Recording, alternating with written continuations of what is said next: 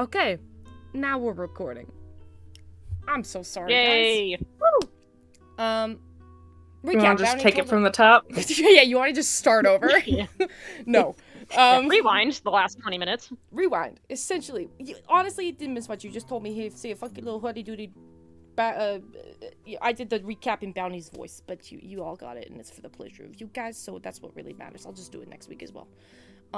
Bounty was telling you guys that you're offering up a memory of your greatest time of loss, and he already knows what it is, because he knows what it is. He's the god of darkness and loss. That's where we were in the tale.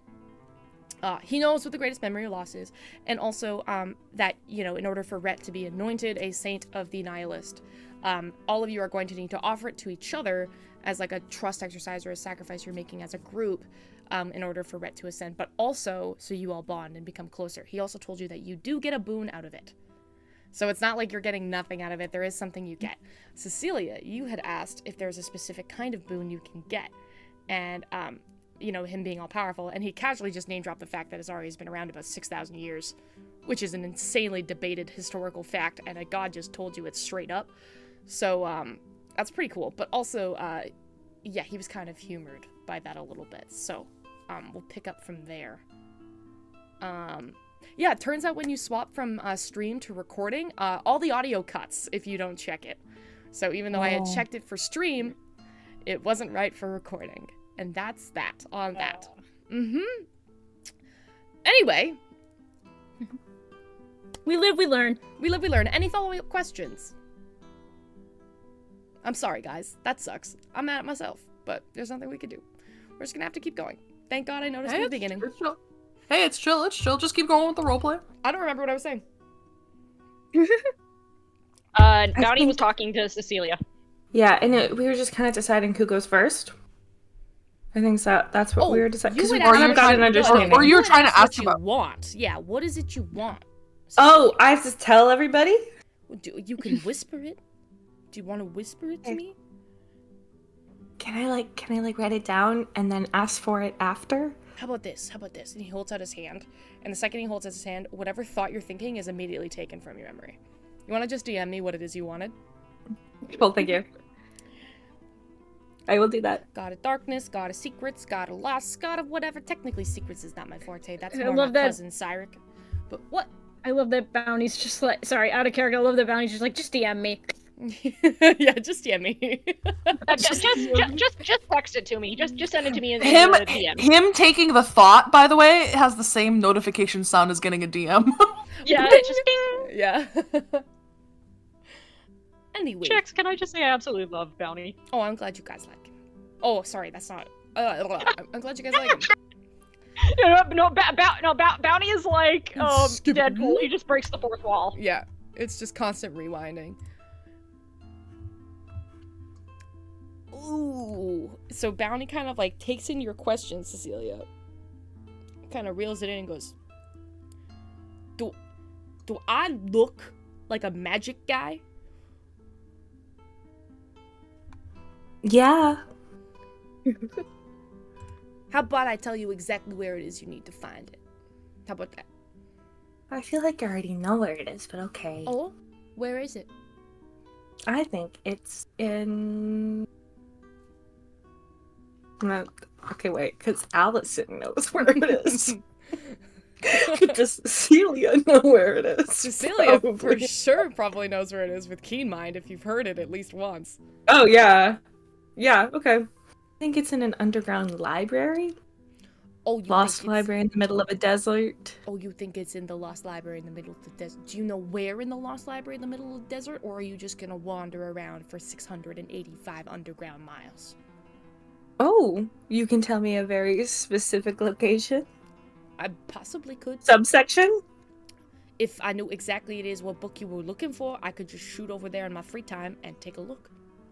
Give Cecilia a GPS. Possess a rat or something and just walk through. Okay. Or just go myself. Or Yes, I could ask my that's my cousin. question, She then. does owe me a favor. I know a guy. I could probably get you what it is you need to know. They're gonna ask a lot of questions though, so you better make it worth my while. Okay. Nothing comes for free.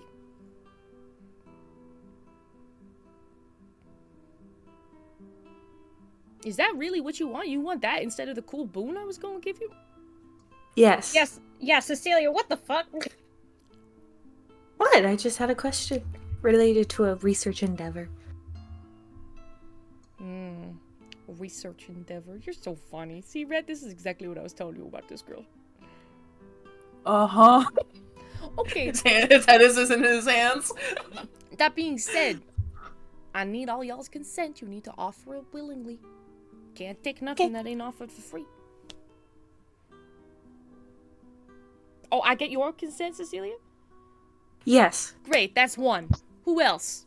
You know have what? mine, Sure. but unfortunately, I do not have my memories. Oh, don't you worry, I got it. It's right here. And he taps to his forehead. It radiates off you. Glorb is gonna look at Rhett and say, "Do you actually want this to happen?" You know, that's a very great question. I don't know. He's like, he's very unsure. I could take my cloak back, you know, Rhett. I could take it back.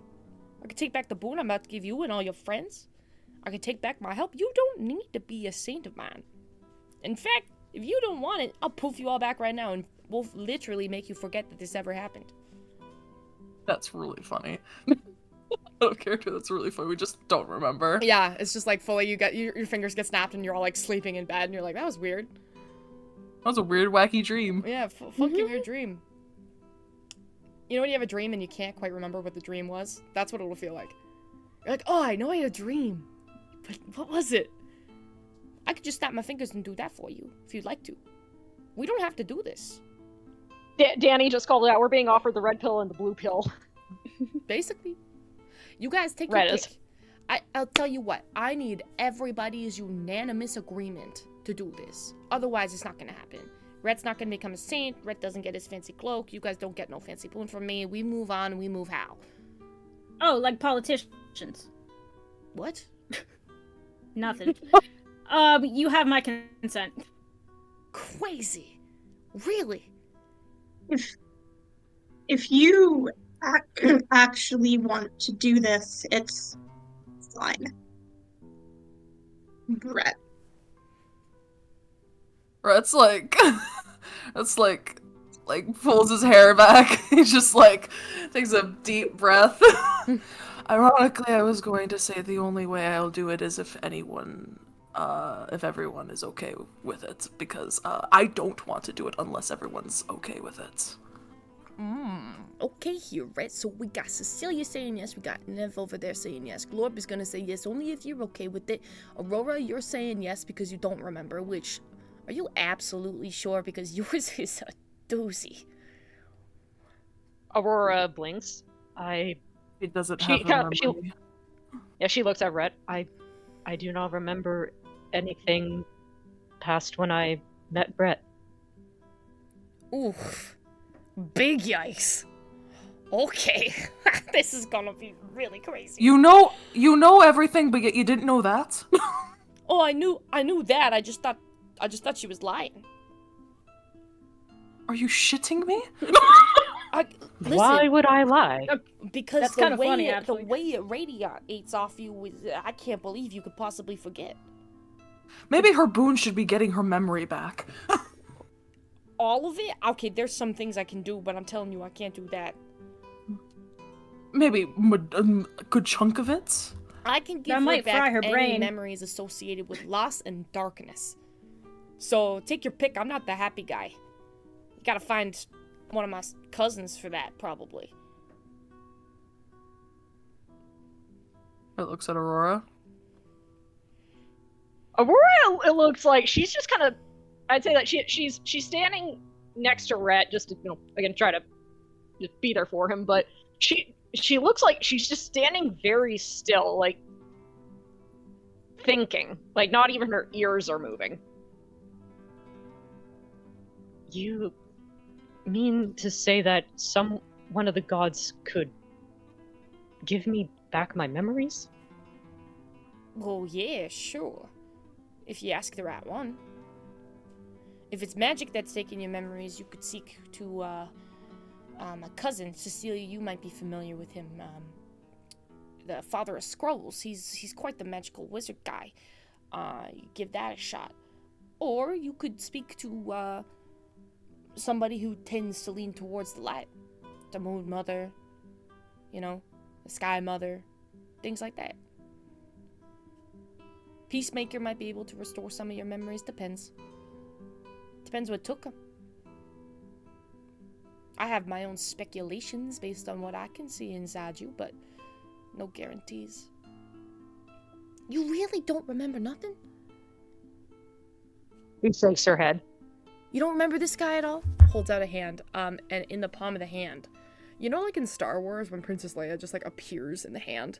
It's like a hologram. Yeah, the hologram. Yeah, you basically see a hologram appear. It's an elf, like you, an astral elf. Very tall, broad-shouldered, dressed in like this sleeveless black tunic, with a series of like straps that hang over the side. There is a like shaved hair on the sides, like this radiantly whitish silver hair that's like shaved on the sides, and then floppy and slicked back over the top. Really, really like sharp, defined jaw, and eyes the color of molten silver, as though you melted it and put it inside the pupil. Nothing ringing a bell? Is anything ringing a bell for me? Make a wisdom saving throw. Okay. Does Rhett see this as well, or is it just all her? of you see this. Yeah. This is a hologram being held out in front of you. Lincoln, don't stand in my dice tray. Rhett raises an eyebrow. Of course. Yeah, that was caucus. Lincoln bumped into me. Okay. Wisdom saving throw. Mhm. Disadvantage or regular? It's disadvantage. Anything associated with Disadvantage, your okay. memories is disadvantage, yeah. Okay, yeah, well, that sucked because that first one was a 16, but the second one was a 5. Neither one is high enough. You look at the memory and nothing. It's like a void. It just looks like a person you haven't met. There's maybe something, like, when you see somebody else and they remind you of somebody you maybe met before, but you can't place who it is that they look like? Maybe that. Okay, Aurora, she stares at this image for a long time and slowly shakes her head, and Rhett, since he's close to her, can see that her ears droop a little. I do not know. They seem familiar, but I'm not sure who or why. They seem familiar. He's so funny, Aurora. Oh my gosh, I get why you keep this one around, Rhett. She's so cute. Okay. Well, He doesn't have her memories. What's cute about that? oh, you'll see. You'll see. You'll see. So, do all you consent to this or not? Otherwise, I'll just snap you all back into your bed and we can forget this ever happened. I need a big, enthusiastic yes. Yes? Great. I mean, you heard me, yeah. 2. Can I get a 3? Yeah. 3. Can I get a 4? Yeah. 5. Can I get a 5? Looks at the other two that haven't said yeah yet. Hello. Well- Assassin Lady and Giant Furbolg. I mean, fine. Fine is not enthusiastic. Takes a deep sigh. Yes. Great. Assassin? I wouldn't be the honest assassin if we didn't get to see what I've already told them, now would I? Oh. Oh, you think they've already seen it? They haven't seen it, assuming that's how this works. I have... Well, you already know I've basically told them my entire life story at this point. Ooh, this is gonna be so fun. Alright, so that's a yes from you? Alright, Mr. Saint. Rhett of the Nihilist. Don't call me Mr. Saint. Saint Rhett Galler. What you say, buddy? Now Rhett's like, fuck. Because you could tell on his face, he didn't think everybody would say yes. He really didn't think everybody would say yes. You can see like, fuck. Bounty kind of like tilts his chin down, and you can see this like wide jack-o'-lantern grin kind of spread across his face. This was happening at some point, kiddo. Okay. Yes. Fantastic. And he claps his hands together. And all of you vanish. You're not gone.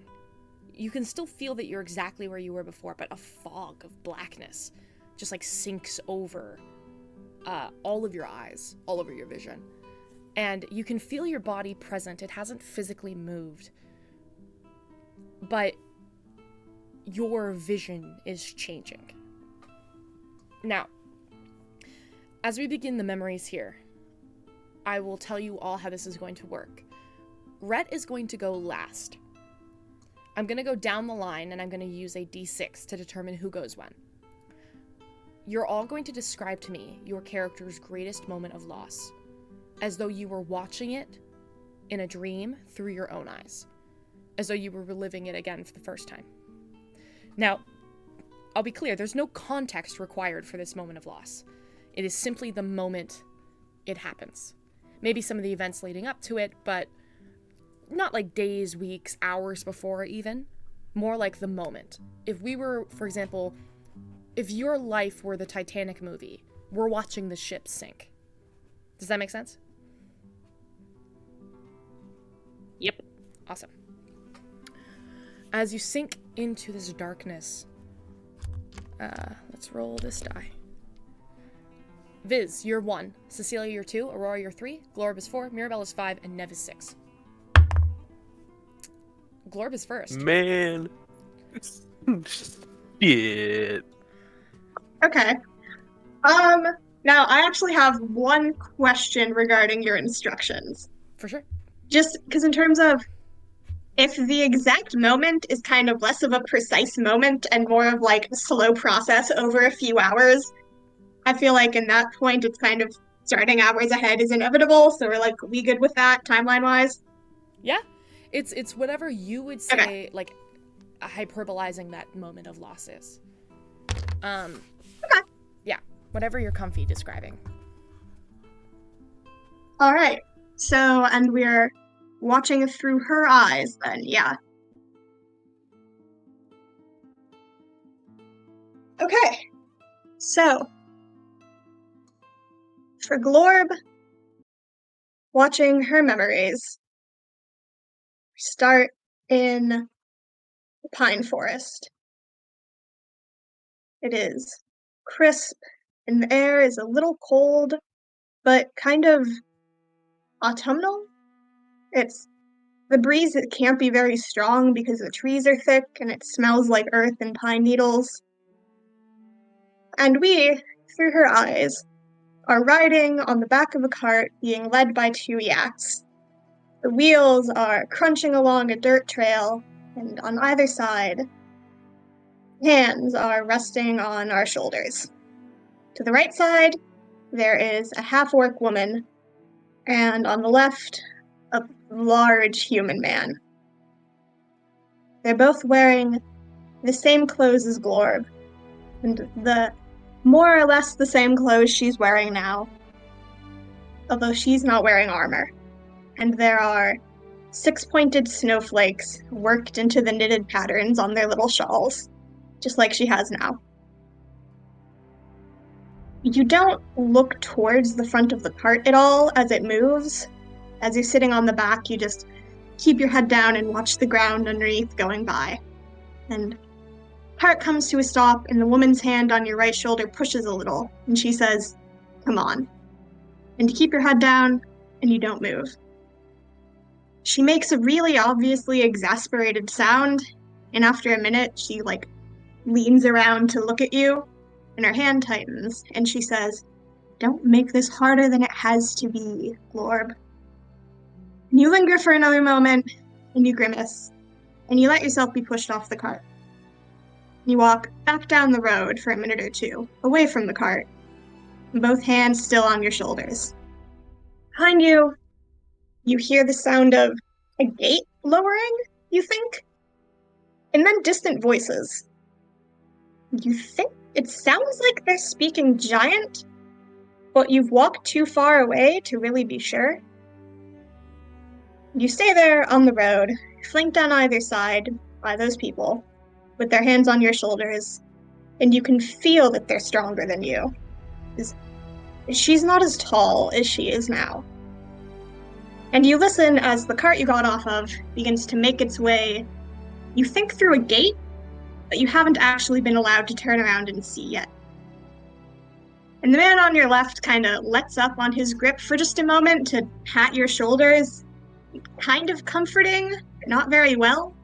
And he says, "I know it sucks, Glorb. Stop running away, and you won't have to do this again. You know that, right?" And you don't answer him.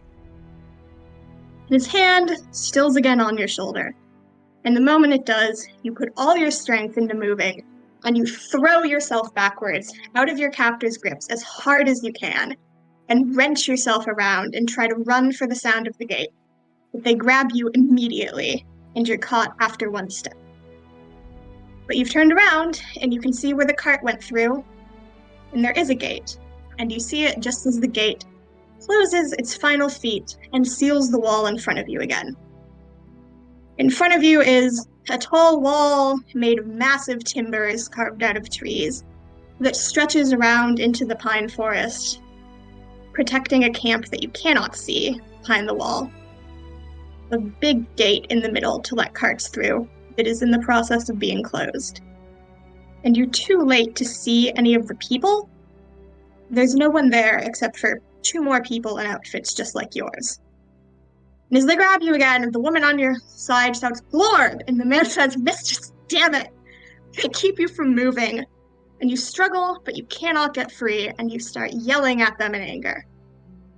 And your captors force you back to standing upright, and they start telling you off for trying to run, talking about duty and accepting punishment, and you don't really listen to any of the words. It takes a long time for you to stop struggling. You do keep struggling for a long time. Eventually, the man and the woman march you back down the path, closer to the gate, and you join the other 2 in uniform, because you're supposed to be keeping guard. One of the women that was waiting near the gate looks down her nose at you in disdain, and you grimace and bare your teeth at her and try to look intimidating. "The wild child act is getting old, Glorb," she says. "You're never getting out." Then on the other side of the wall, someone shouts something. Not scared shouting, just a tone of voice like they're yelling something to a friend standing far away, and you can definitely tell it's a giant this time. And you stop struggling, and you stop scuffing up the dirt and making noise, and you strain your ears to listen. And you can hear more voices through the wall, just barely. These muffled little snatches of daily life, and you hear what sounds like giant and druidic, and 2 more familiar voices speak in common. And it sounds like haggling at a market, maybe? Sounds like people living their lives and talking. You can just barely hear through the wall. And you kind of go limp with that, and let yourself be pulled back to attention. You turn away from the wall, and look out into the forest and play guard duty. And those same 2 hands sit tight on your shoulders, and you listen to the voices of firbolgs across the walls. Most of it is incoherent, way too muffled to parse. But you keep listening, and the weight of their hands on your shoulders feels like it gets heavier and heavier as you stand there. And you stand for hours listening, and your chest aches and your lungs keep heaving like you're about to cry, but you never actually cry. And by the end of the hours, you just feel numb, a little cold. And finally, someone on the other side shouts in common that the gate's coming down, and the hands tighten on your shoulders again, and you're led back down the path, away from the entrance, out of where you can see or hear anything as the ropes come down. And your steps are heavy as you follow your captors, but you don't actually resist. You do not try to turn around. You don't try to look at the people on the other side as the gate creaks down.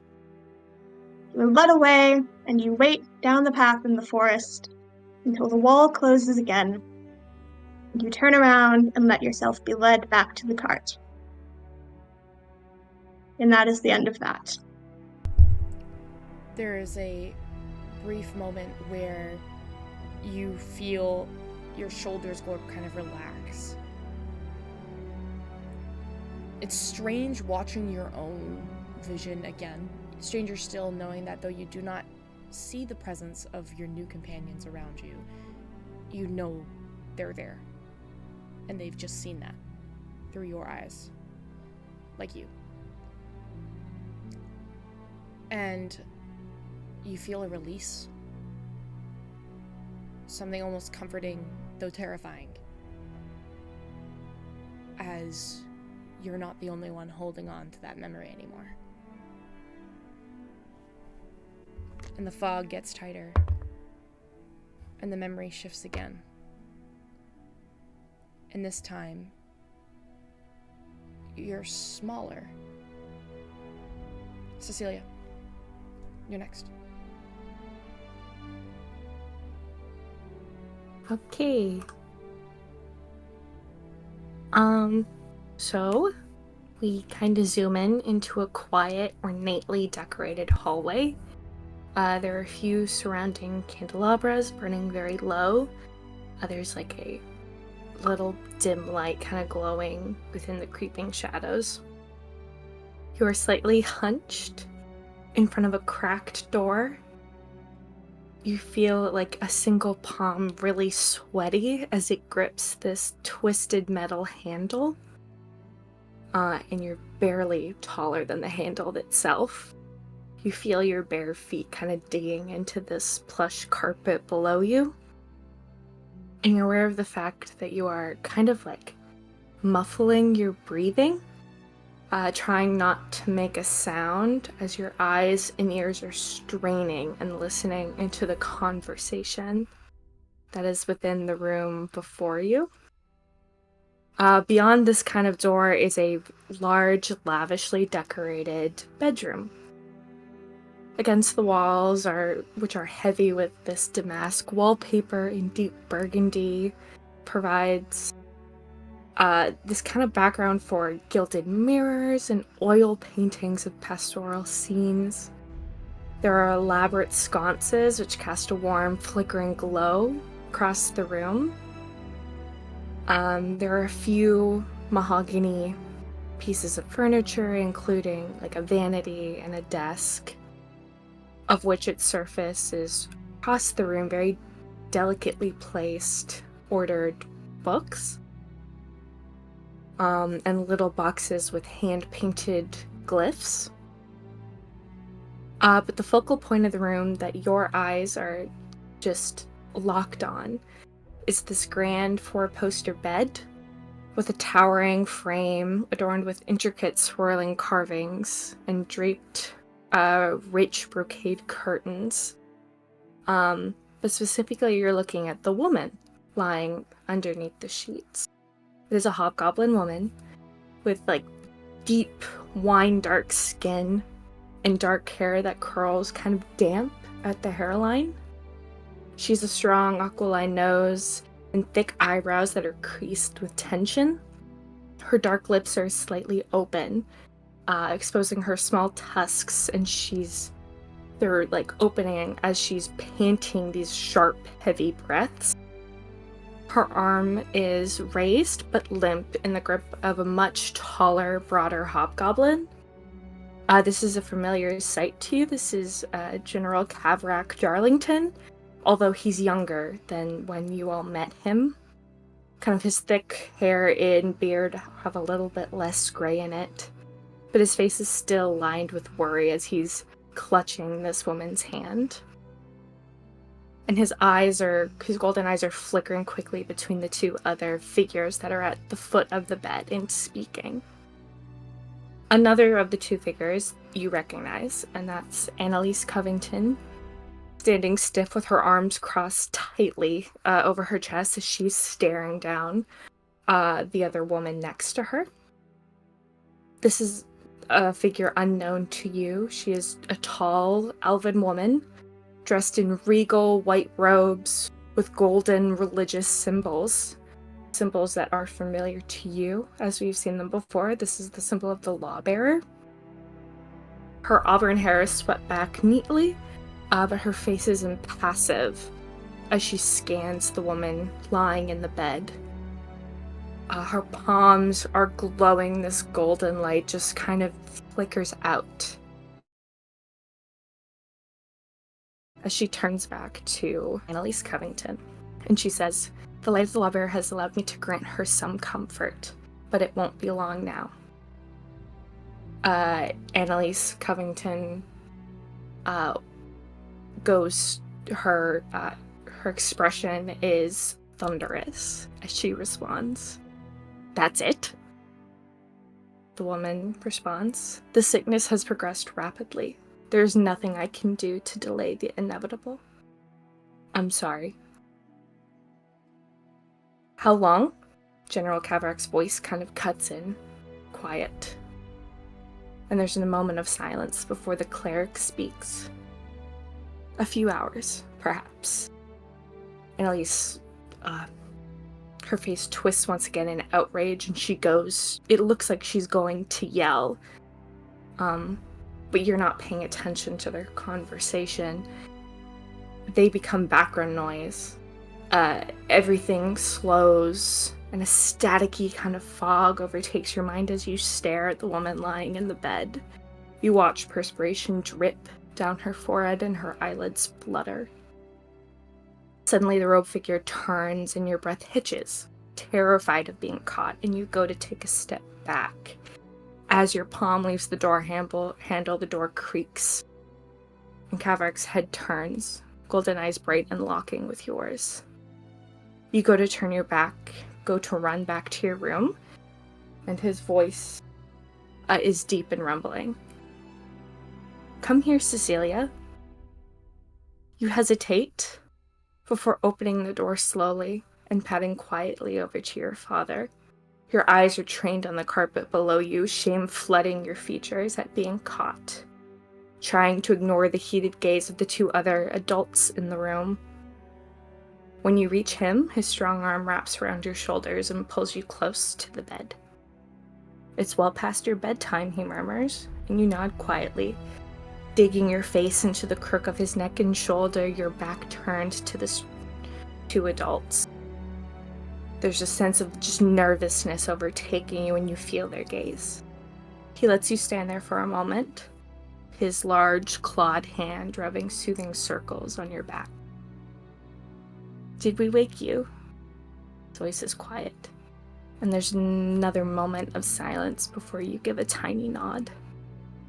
"Oh, I'm sorry, sweetheart." His voice is warmed by your ear. "Would you like me to tuck you back in?" Fear bubbles in your chest, and you just remember the words over and over. "It won't be long. It won't be long." So you shake your head, holding him tighter. There's a quiet sigh, and you hear the quiet shuffling, even quieter shuffling, as the two leave the room and the door shuts. "Would you like to stay with Mama and I?" You pull back slightly, eyes moving to the woman on the bed before you. She looks so frail. And you nod. Your father pulls you into his lap and urges you to take her hand in its stead. It's warm, but damp with sweat, and you grip it tight with your tiny hands. And you stay there, sitting in the quiet, time stretching on and on. The only notice of its passing is the quiet tick, tick, the bedside clock, and finally, just as dawn breaks, her hand goes limp. And that's the memory. Jesus Christ. Okay, so, oh my god. Okay, so, oh my god. As the memory pulls out, and you guys feel your form rise back to standing, it hits you just how small you were for a moment. And you can still hear that ticking over and over and over. Cecilia, as you hear the ticking, you haven't seen your mother in a long time. And when you saw her there, it might not have been your first thought, but something lingers for a moment as you realize how much you look like her, how similar your features are. And you realize it could have been you. And you wonder if for a moment your friends watching that memory thought it was for a moment.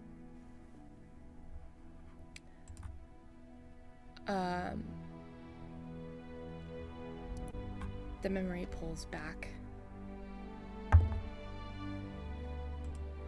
I have to roll again. That's not right. I have to roll a d4 now because we're getting to that point where I'm rolling the same number over and over again. Jesus, Allison, that was nuts. Okay, the next one to go is Mirabelle.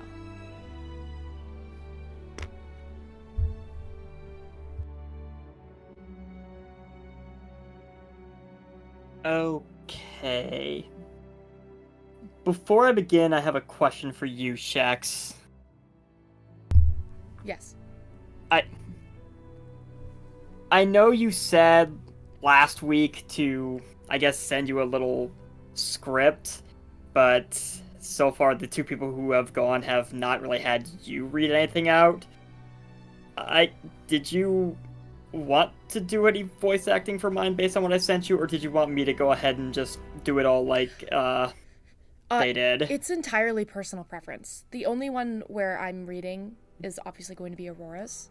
And so there's going to be a little back and forth voice acting. But if you want me to read the lines that aren't Mirabelle's, I'm happy to. I guess in that regard, I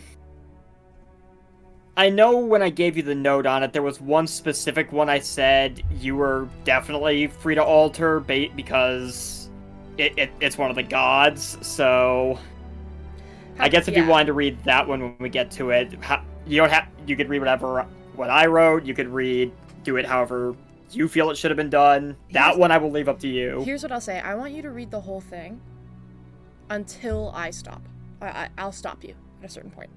But just keep reading, including the line that you want me to read. Just read it, and I will tell you if there's something that's going to get changed. Alrighty.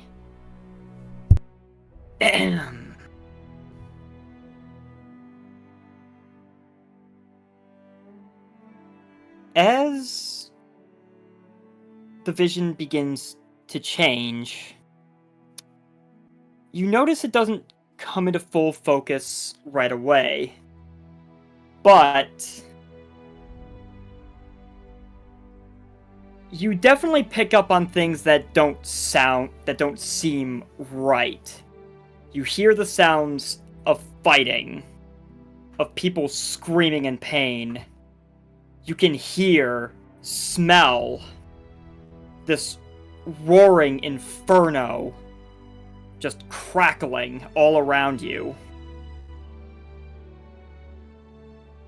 As the vision, through what you can assume is Mirabelle's eyes, begins to slowly come into focus, I believe everyone watching, except for Glorb, might recall this particular moment, as Mirabelle has told you of this before. You see what looks like a tiny little village somewhere. Or at least that's what it was supposed to be. It looks like it was still in the process of being built. And now it's being reduced to ash. Everything on fire. As she starts trying to look around, you realize she's laying flat on her back. From what you can see of her through her own eyes, you realize she's looking really bad right now. A lot of burns, a lot of bullet hole wounds, a lot of blood being lost. As she looks around, you see the fighting going on. You see tons upon tons of figures clad in familiar red and black attire. The people fighting against them, you get a sense you might know these people. Considering this is Mirabelle's point of view. You see a strong, stout, dwarven man, arms completely sleeved out, in imagery of gears and machinery, fighting desperately with a hammer and a shield. A tall, handsome half-elf man, dancing through these foes, trying desperately to fend them off. A tall, warforged, firing at anything wearing red and black, trying to keep them from surrounding him. But one by one, you see the numbers begin to take their toll. It's 3 figures against a veritable army. The odds were never in their favor. You see her try to push herself up, bring herself back to her feet. But the pain is too much. As she sees her companions cut down before her very eyes. It's only then that she hears footsteps in the dirt beneath them. She slowly turns and sees a figure approaching her. A figure that, again, to everyone except for perhaps Glorb, you have all seen before. A familiar woman with skin the color of dying embers, hair in a ponytail made entirely of white-hot fire, clad in an elegant red and black 3-piece suit. You know who this woman is. You recognize the smug grin of the Queenpin of the Allery Syndicate, Severine herself. Seeing her approach, her head turns.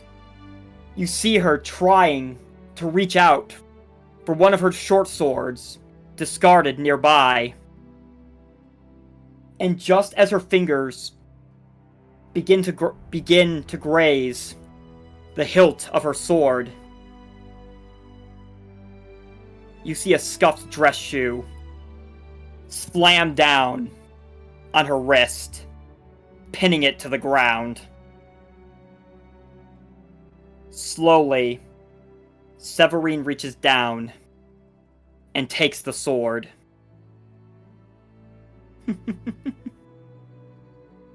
It's a shame that you keep trying to separate yourself from me, Mirabelle. You were always destined to become the greatest assassin this world had ever known. The perfect weapon to be wielded by the most powerful woman in all of Gildmoor. And yet, here we are again, with you having to learn a lesson for trying to spread your wings, when I never told you it was okay to do so.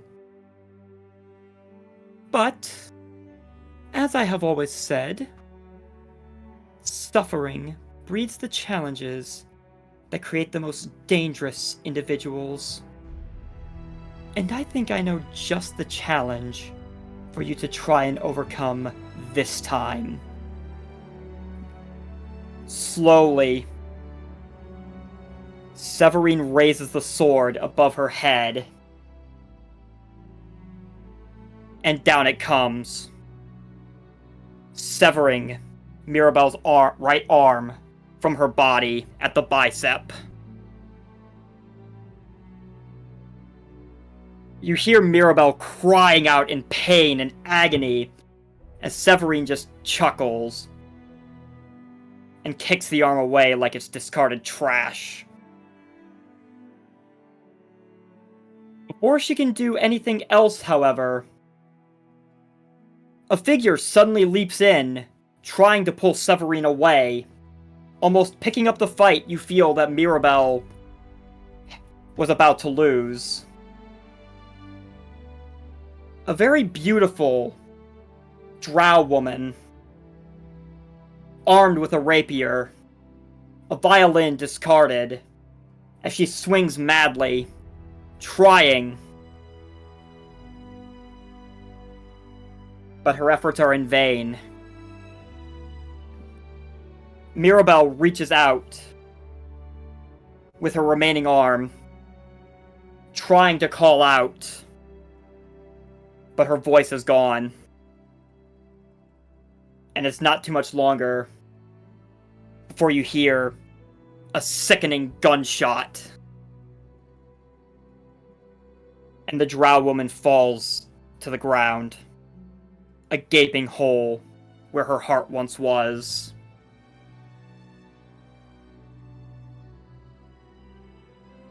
Severine looks annoyed as she turns to look at her assassin. But remember, Mirabelle, what happened here tonight was all because of you. If that realization burns you up inside, then do me the courtesy of surviving this night. If you do, then I have the perfect outlet for you to vent through. Report back to me once you've recovered. I have a new job lined up, and you are the only one I know I can trust to complete it flawlessly. From there, you can hear her calling out to the members of her syndicate that their job is done. But everything at that point becomes muffled as you see Mirabelle's vision start to blacken. The toll of what she's gone through on this night starting to claim her. And yet, just when you think it's over, every so often you'll see her vision flicker back in. And after the first few times, you see a figure who has now appeared on this blood-stained battlefield. A black hooded cloak, hiding who they are.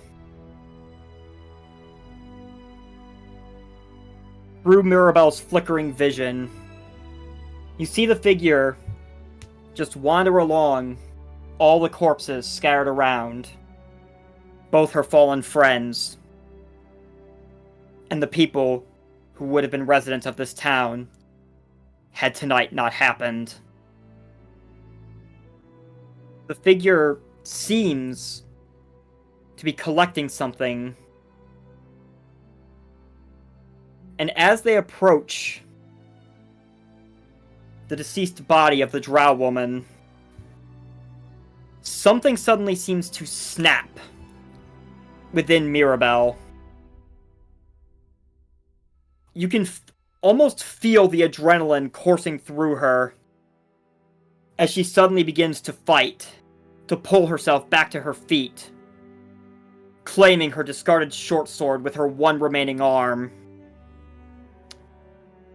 And as she gets back to her feet, the figure about to do to this drow woman what is done to all others. You see Mirabelle's short sword point towards them. Don't you dare take her away from me! She lunges. And for just a split second, as the figure turns towards her, you almost see something beneath the cloaked hood. It almost resembles some sort of face, but the details are very hazy. What you do realize, however, is in that brief moment, Mirabelle's vision goes white. And as it returns, her chest has been carved into. She's standing there, barely on her feet, barely able to register what just happened. As she falls back to the dirt once more, her vision blacking out. And yet, before you feel as though it comes to a close, another voice suddenly cuts through. This is not the end for you, Mirabelle. You will take a different form, and your life will continue. However, you must come to understand what it truly means to live a fulfilling life that is all your own. You guys hear the sound of a literal record scratch. Hey, hold the hell on here. Something's not right with this. What? That's not what my cousin does at all. No. Let's rewind the tape. Let's get the real thing. And you feel a zoom in on the figure with the black hood. Mirabelle, you're kind of like, your body is still for a moment. As you kind of watch your memory get zoomed in on and pried apart, like you're looking at it through a security camera. He goes, no, that's not right. Okay, I think I found it. Damn, she put this behind like 1,000 layers. I can't, come on, lady, this is my domain. Okay, whatever, I think I found it. Roll the tape. And you guys hear the record scratch again. You have that moment where you see the hooded figure leaning over the body of Luna. And you see Mirabelle rushing. And as you do, the figure splits. Like you're looking at it through 3D glasses that have just been put on with no 3D screen. There's like doubles of them. You see a figure with a black hood. And as it looks at you, you can see a face. A bleached white human skull under the hood with eyes glowing green, flashing with rage. And next to it, another woman. A different figure. Gentler, softer, with a cloak made of fallen, decaying leaves. Hands that have been calloused and pressed with what looks like dirt, earth, that come from her hands. Very, very pale skin, but soft, round features. And eyes, pale, blind blue. And as you lunge with your sword, Mirabelle, and the figures split into two. You see the woman's eyes melt with sympathy, as the other one's, that skull flashes with that green fire. Impertinence! And you feel the sword spin around in your hand and go through your gut.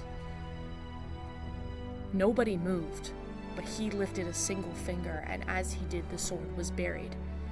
You hear a gasp from the woman. Soul Taker, we don't do that!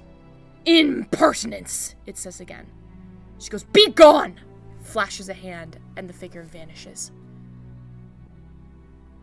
You hit the ground, and she hovers there over you. No, that's not... I'm going to help you. Stay still. And you feel a white light begin to flow over your body. And you blink out for a minute. And then you hear her voice in your ear. I'm sorry, child. I'm sorry, I can't fix this body. I'll find you another one. An arcane law needs to be made right. Divine truth will find its way. And your body burns for a moment around that blade. And you feel something spouting from your head, and your heart around your chest begin to get hot. I can fix this. This one here, she was your friend, was she not? Worry not. She's going somewhere safe. I won't let him have her. Her soul belongs with me. And then you find yourself waking up. That rage, that anger, it's still there. That voice you heard, still just as strong. The woman's cloak of fallen leaves pulls into a black hood that covers her head. We of one domain, I of dead, him of death. One wrong been made right. Divine law kept true.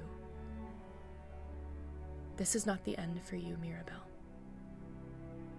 This is a different form, but your life will continue. I hope someday you come to understand what it truly means to live a life that is your own. I will take care of her, I promise. And your vision goes white. That darkness begins to fall over you again. And Mirabelle, you begin, not for the first time, but now for certain, begin to question what it was that really happened to you, and which god it was that you challenged.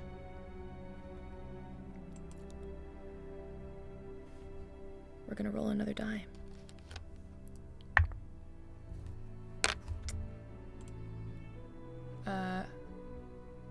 Fizz, you're up next. Okay. Sorry if I stumble, I'm not good at reading sometimes. Darkness greets you. Muffled, familiar voices go into some sort of chamber as you walk into the abyss. The smell of rot and wet stone fills the air as you try not to stumble as you look for someone who has lit a torch. The darkness fades with the torchlight from a person further in the cave. A cave familiar to some of you. The same cave where you and your friends had tracked down the Nithine monster living in the mines. There's a path of corpses, different races and ages scattered along it. Seeing the state of their bodies almost makes you gag. You try to avert your eyes, but you feel like you have to see them. To see what this thing can do to people. To see which families need to know. Finally, as you pass the 4 corpses, you see the path almost ends with a satyr lying still with their back facing you. You immediately recognize the satyr, their brown fur on their body, their roguish attire, their bowl cut. It's Anno, lying lifeless on the cold, damp ground, torn to shreds. You just stare, a collection of familiar voices swirling around. After a second, 2 voices become clearer and louder than the rest. You see yourself in a nice-looking apartment.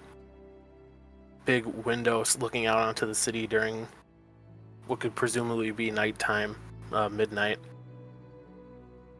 You're sitting at your dining table reading a newspaper of a story you had possibly written, making edits to it as you're reading it. You hear a window creak open. Someone lands on the floor and hooves clatter over to you. You don't look at them. Viz, I've got a scoop for you. Huh? Your face is still buried in the paper. I got a scoop. Ano, I'm really busy. I can't take another. Ano cuts you off. But this is a good one. Viz sighs. Ano, believe me, if it's a good one, I would know. You glance up to see the happy smile of Ano, filled with optimism and excitement. You look back down. You don't know everything. I don't got a lot of info, mostly where it could be, near that Freyford place. I know it's gonna be a good one. You're gonna, Viz sighs again. How about this? You go start the investigation. Send me a letter when you got a good lead. Ooh, a solo mission. This is gonna knock your socks off. You're gonna freak. You're gonna explode when I get this info for you. I won't let you down, Viz. Running can be heard as Ano leaves. Climbing through the window, closing it as he leaves. Assumingly. Sure thing. You keep reading your paper. Not moving. Your vision fades back, looking at the lifeless body. You've just been staring at the corpse, motionless and numb. This last conversation you had with Ano echoing throughout your mind. When all of a sudden, you feel a hand on your shoulder, and someone saying Viz's name. You see Nev looking at Viz, having a letter in her hands addressed to you. And that's it. It was short and sweet. As the fog begins to cover, and all of you remember the body of that satyr beyond lifeless by the time you had found it, you realize how long Viz must have been harboring this guilt. A feeling like he might have sentenced Ano to death. Feeling like he might have done it without a second thought. It's just another case. It's just another story. And Viz, you regret everything so much.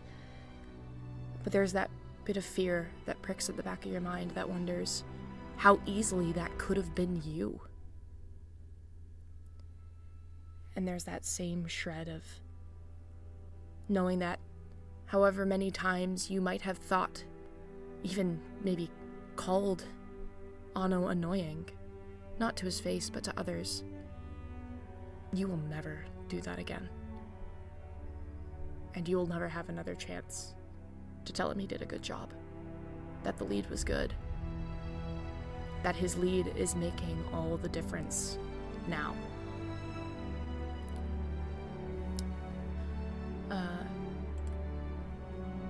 The fog pulls back again. Nev, you're up. Aurora's going last, looks like, but Nev, you're up. Okay. Your eyes adjust to the blinding white light as you sit in a cot in a white room, looking down at your hands. A gray, wrinkly hand injecting a syringe into your wrist.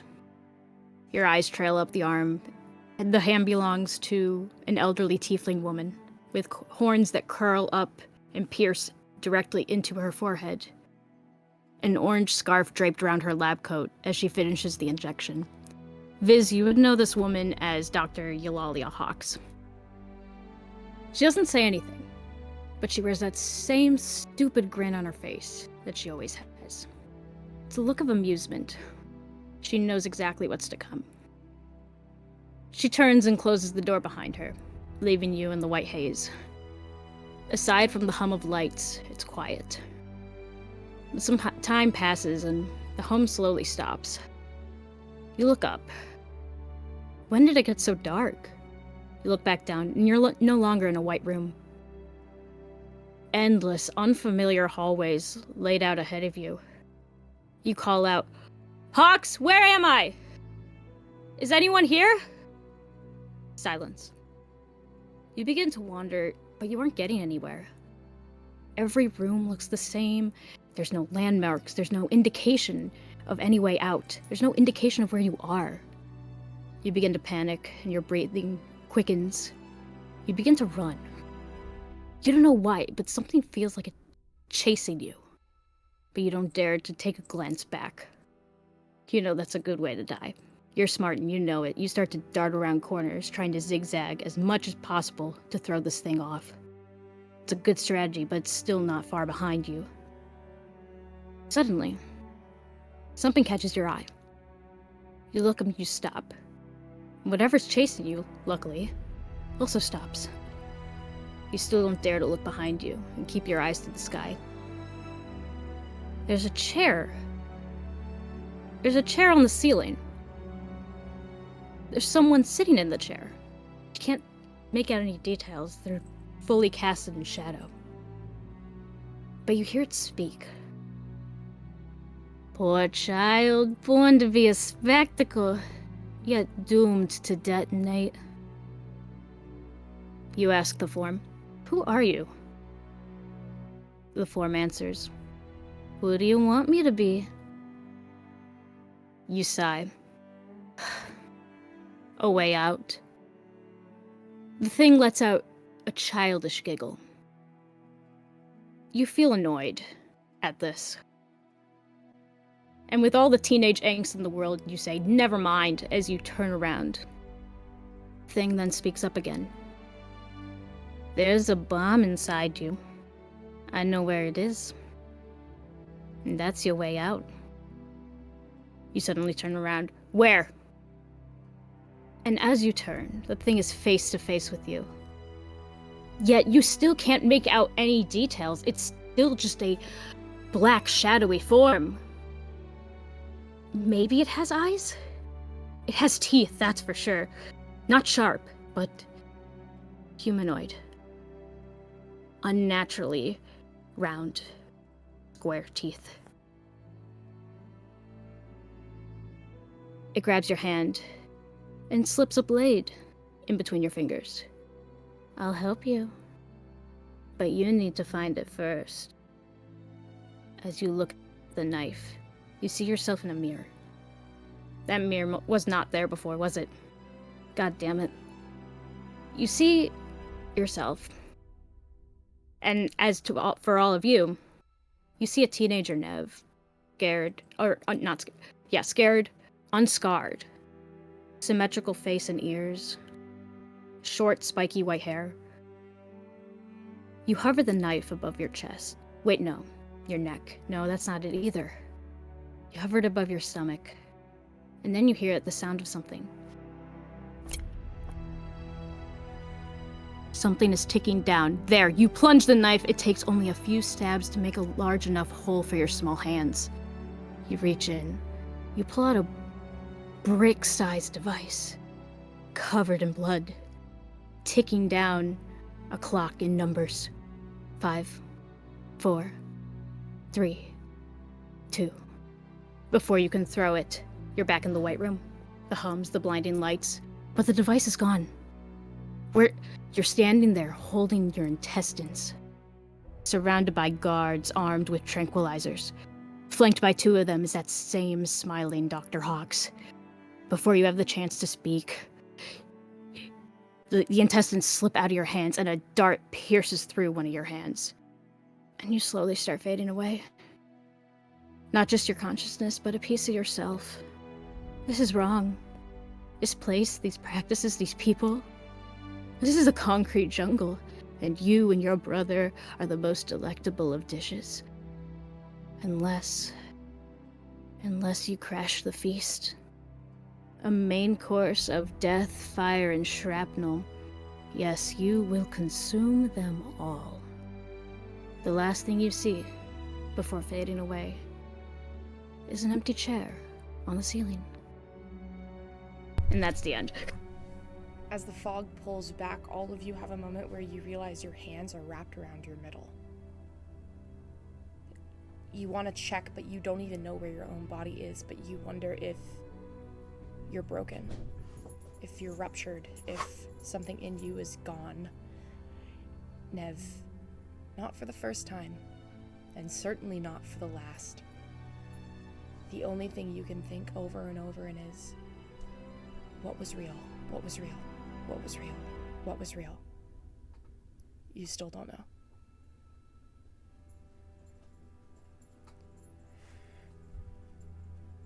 Aurora, you've been sitting here watching the memories of your friends for a while. Unlike everybody else who knows what to expect, yours has been almost anticipatory. Whatever you see, you know you can't unsee because you didn't know it to begin with. It'll be fresh. And you get ready, you brace yourself. You're not sure what you expect. Do you expect talking? Do you expect yelling? Do you expect crying? And all of you double over and your ears start to ring as an explosion ruptures all around you. Your ears ring and ring and ring, and suddenly you're clutching something in your arms and kneeling against the ground trying to get your bearings. And through that ringing, through that shaking, you feel something shaking you hard. Up! Up! We need to keep going! You stand, something still clutched in your arms, and you look around.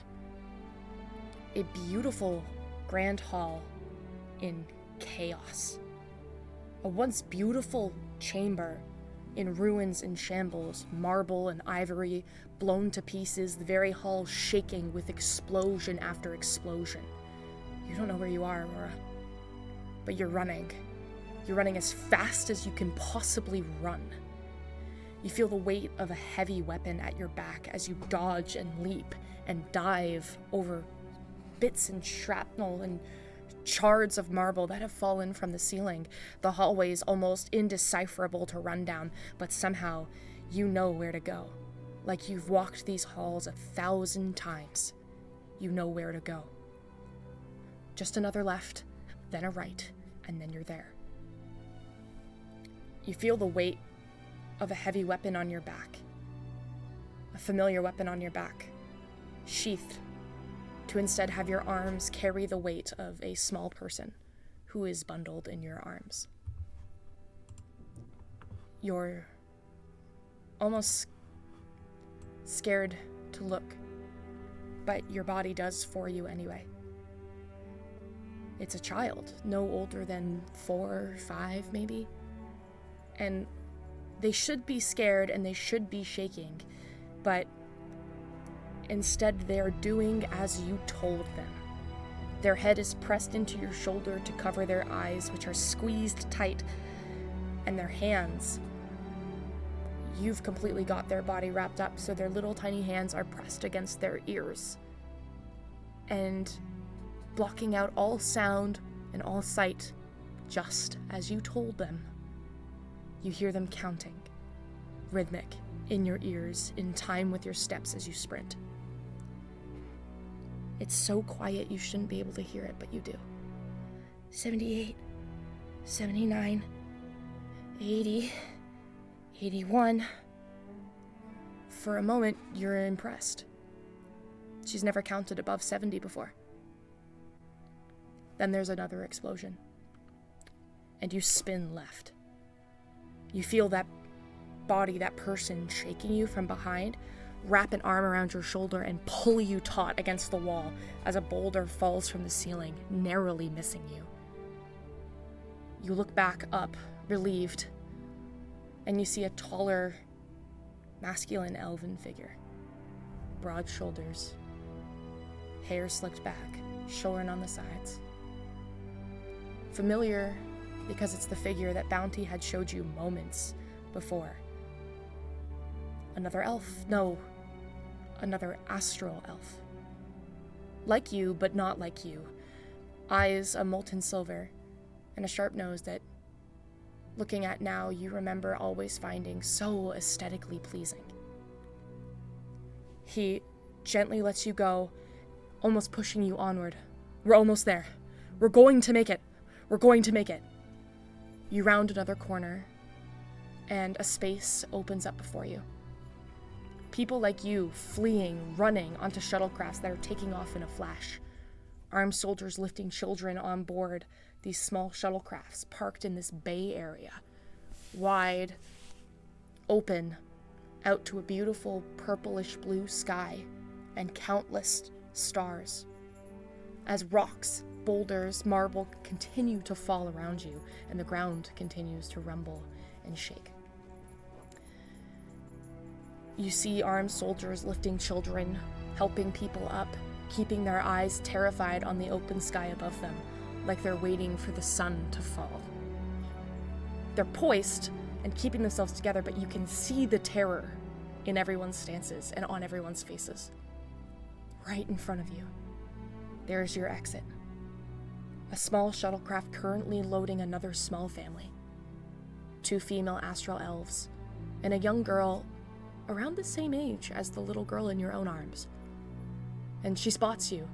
The little girl whips her head around so fast you see long pigtails holding her hair in place as it bounces, the same molten silver as the man's behind you.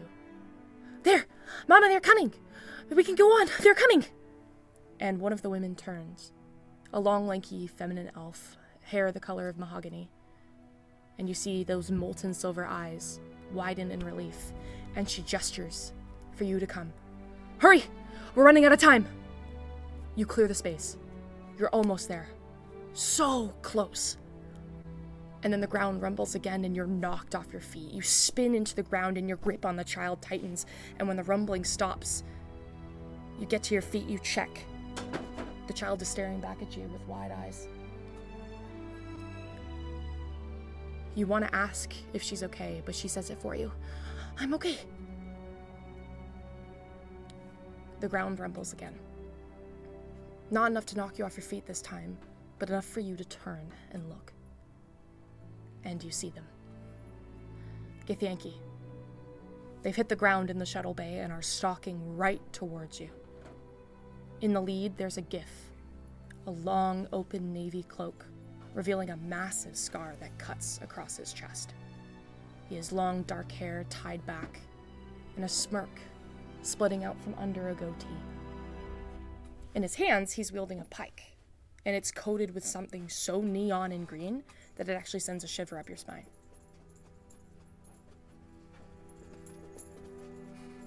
One second. Sorry. I'm gonna have to hold there for a second.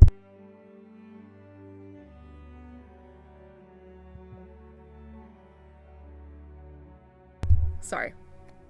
One sec. I just had to say something to my dad. Next to you, sorry, the pike, coated with something so neon and green, it sends a shiver up your spine. Next to you, the elven man curses. Sharlak, Vishbundai, Aurora, get Ferris to the ship, I'll hold them off. And you hear your own voice back. Aurora? You won't do it alone. Don't be rash, Erevan. Just buy us a few moments. They look at you, tilt their head. When have I ever been rash, my dear? And while the voice is tinted with humor, you swear you see what looks like regret in those molten eyes. Then they spin, a beautiful ornate staff, and turn. A familiar quarterstaff. You get the sense you've seen it your whole life. As you turn, you hear the sound of chanting and spellcasting, and you keep running to where the woman is holding out her hand to pull you onto the shuttlecraft, already poised to take off. Instead of taking her hand, you grab the child in your hands and reach out with her, holding her towards the woman's arms, and the elven woman takes her immediately. She looks at you, terrified. Aurora, what are you doing?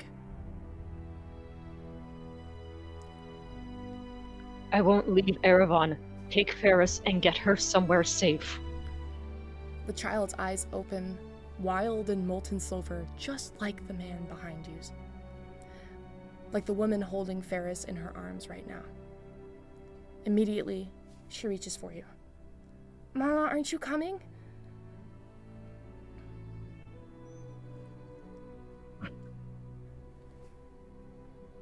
Aurora leans forward and kisses the little girl's forehead.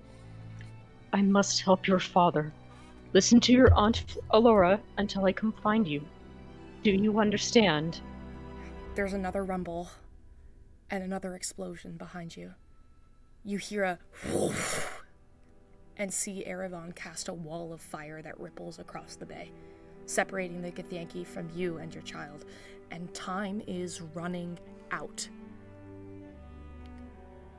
You turn back to your child. I will find you. I promise. Now, go! The cavern rumbles again, and your heart tears in two, but you turn.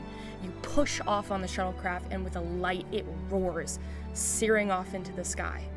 And as you turn, letting the shuttle begin its flight behind you, you reach onto your back and draw your glaive. You begin to rush towards Erevan, who is spinning his staff wildly as the Githyanki begin to surround him. One is blown to bits from a single touch spell he sends, and another is sent reeling off the edge of a bay cliff as Erevan sends a gust of wind that shoots him backwards.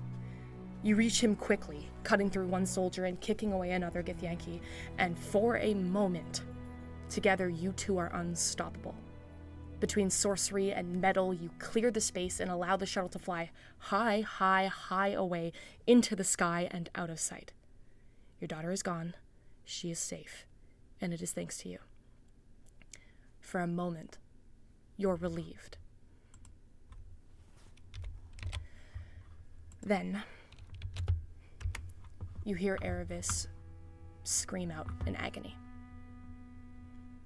You spin as fast as you can and see the Githyanki with the long coat and the neon green pike has rushed in, slashed with the lance across his chest with a ferocity. The wound shouldn't be fatal, but the neon green tinge it leaves behind sends spider webs of the substance rushing through his body. You see Erevis recoil and try to cast a spell, and for a moment the magic flickers in his hand and he doubles over, clutching at his chest in terror and agony. What have you done to me? The Githyanki stalks forward, slowly. Just testing out a new little experiment, Agent Lyran. You're a sorcerer, are you not? All that magic rippling through your body. What would happen if it disappeared, I wonder? I think we're about to find out. You try to get to him. You slash and you cut, but you're surrounded. It's taking everything in you to fight them off, let alone get to Erevis. You turn, and his whole body racks with tremors. His eyes look up at you. That molten silver. And then the left eye, for a moment, goes a glowing neon green. Aurora, run! Go! The ground shakes again, and in his hands, you see a ball. A red ball. It's taking everything in his hands to pull and pull and pull. The magic coming out of his body in a wave that he cannot control. And for a moment, you see the Gith step back. And in a moment, Tule goes, "Get back!" You know what's happening. You've seen this spell before. And though your heart wrenches to do so, you turn and begin to dive in the other direction. You turn and look, and in a moment, his figure's form is taken in a bright light as a fireball ruptures through the space and through him. And the fog comes back, swirling over. And you're alone, in the dark, watching the memory of a person that you suddenly remember. Erevis, your mate, the father of your daughter. Somewhere she's still out in space waiting.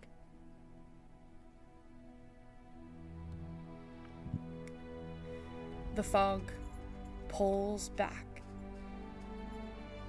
and all of a sudden the only thing you can see is Bounty, standing with his hands on the shoulders of Rhett.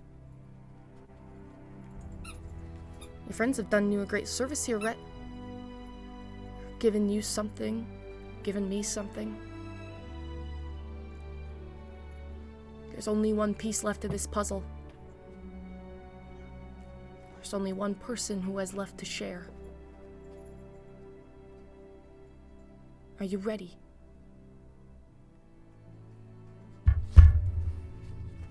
Out of character, I'm supposed to top that? Are you shitting me? Out of character, I'm supposed to top all of that? Are you shitting balls? Okay. Holy shit, give me a second. How about this? The fog begins to rupture from Brett's ears and begin to take over his body again. And as it does, we're gonna go to break. Oh shit. It's like fucking. Oh my god. Hey, Swolf? Yes. What the fuck? Oh man. I'm here to show you guys that I'm fucking crying. Oh my god.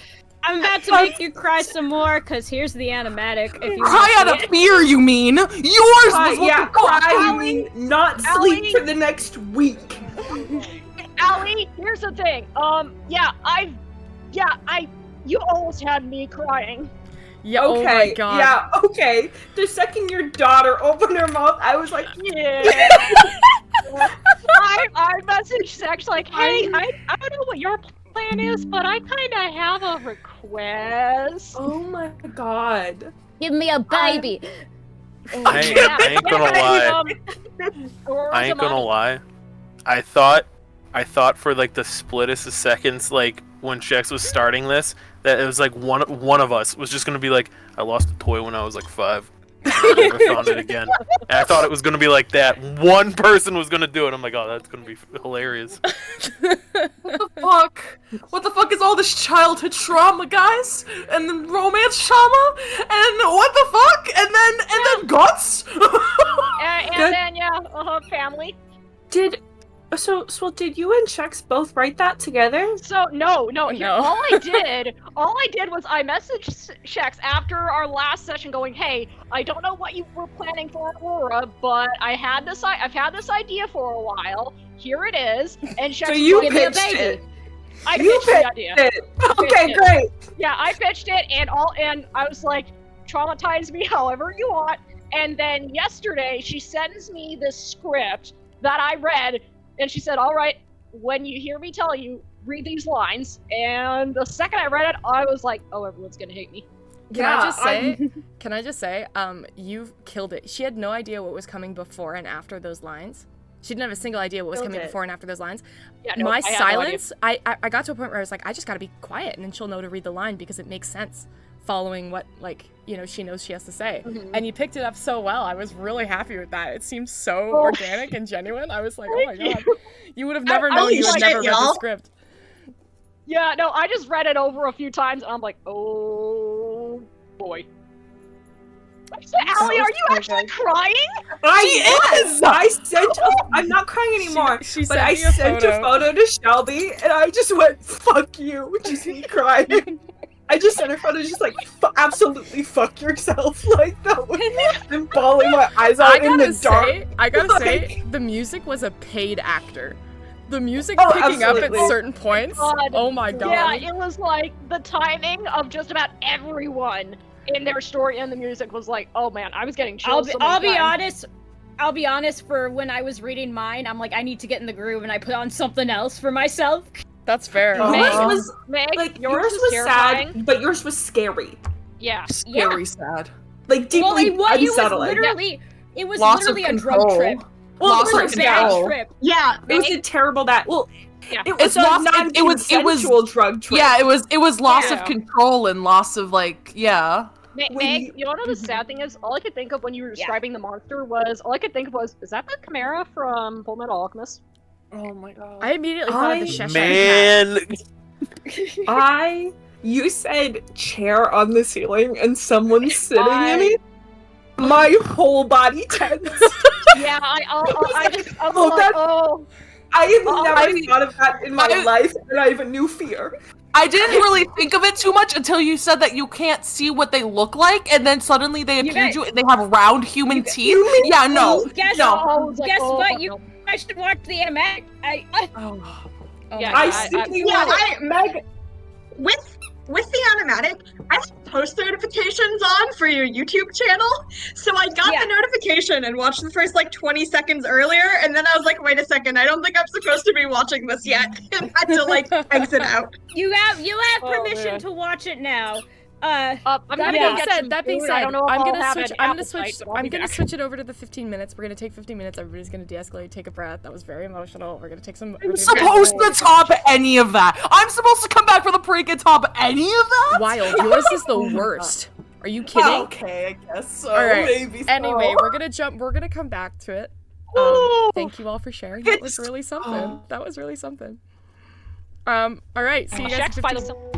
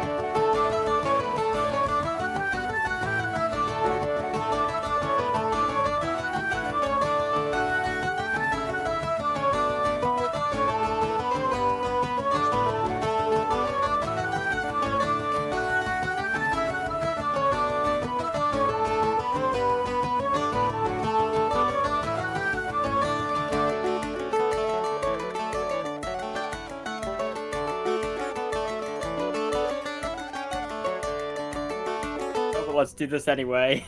No. Welcome back, everybody. Rhett. Bounty's hands are on your shoulder. All of you around Rhett, like in a circle, watch as Rhett's eyes, they'd always been pupilless and pure green. In this moment, as Bounty puts his hands on Rhett's shoulders, you see them glow purple. And as they do, they're the last thing that you can just see in that darkness before you're seeing through them. Rhett, what do they see? Okay. At first, it's still completely dark. And it's dark for a little bit, and you're kind of wondering what's happening. And then there's flashes. They almost scare you how fast they suddenly happen and how fast they're going. It's as if you're almost seeing multiple moments I've lost, but you can barely make out the details, and it's like pinpointing exactly when it happens. And they're foggy, but you can make out some visuals. One moment, you're holding a Genasi teenager in your arms who's bleeding. Before he can speak, another flash. You're running down a hallway. Cells, jail cells, all around you. And when you look up, you see there's body parts. There's amputated arms, legs. They're hanging from chains on the ceiling. And there's people in those cells screaming towards you as you're running from something. Another flash. You see a missing persons paper.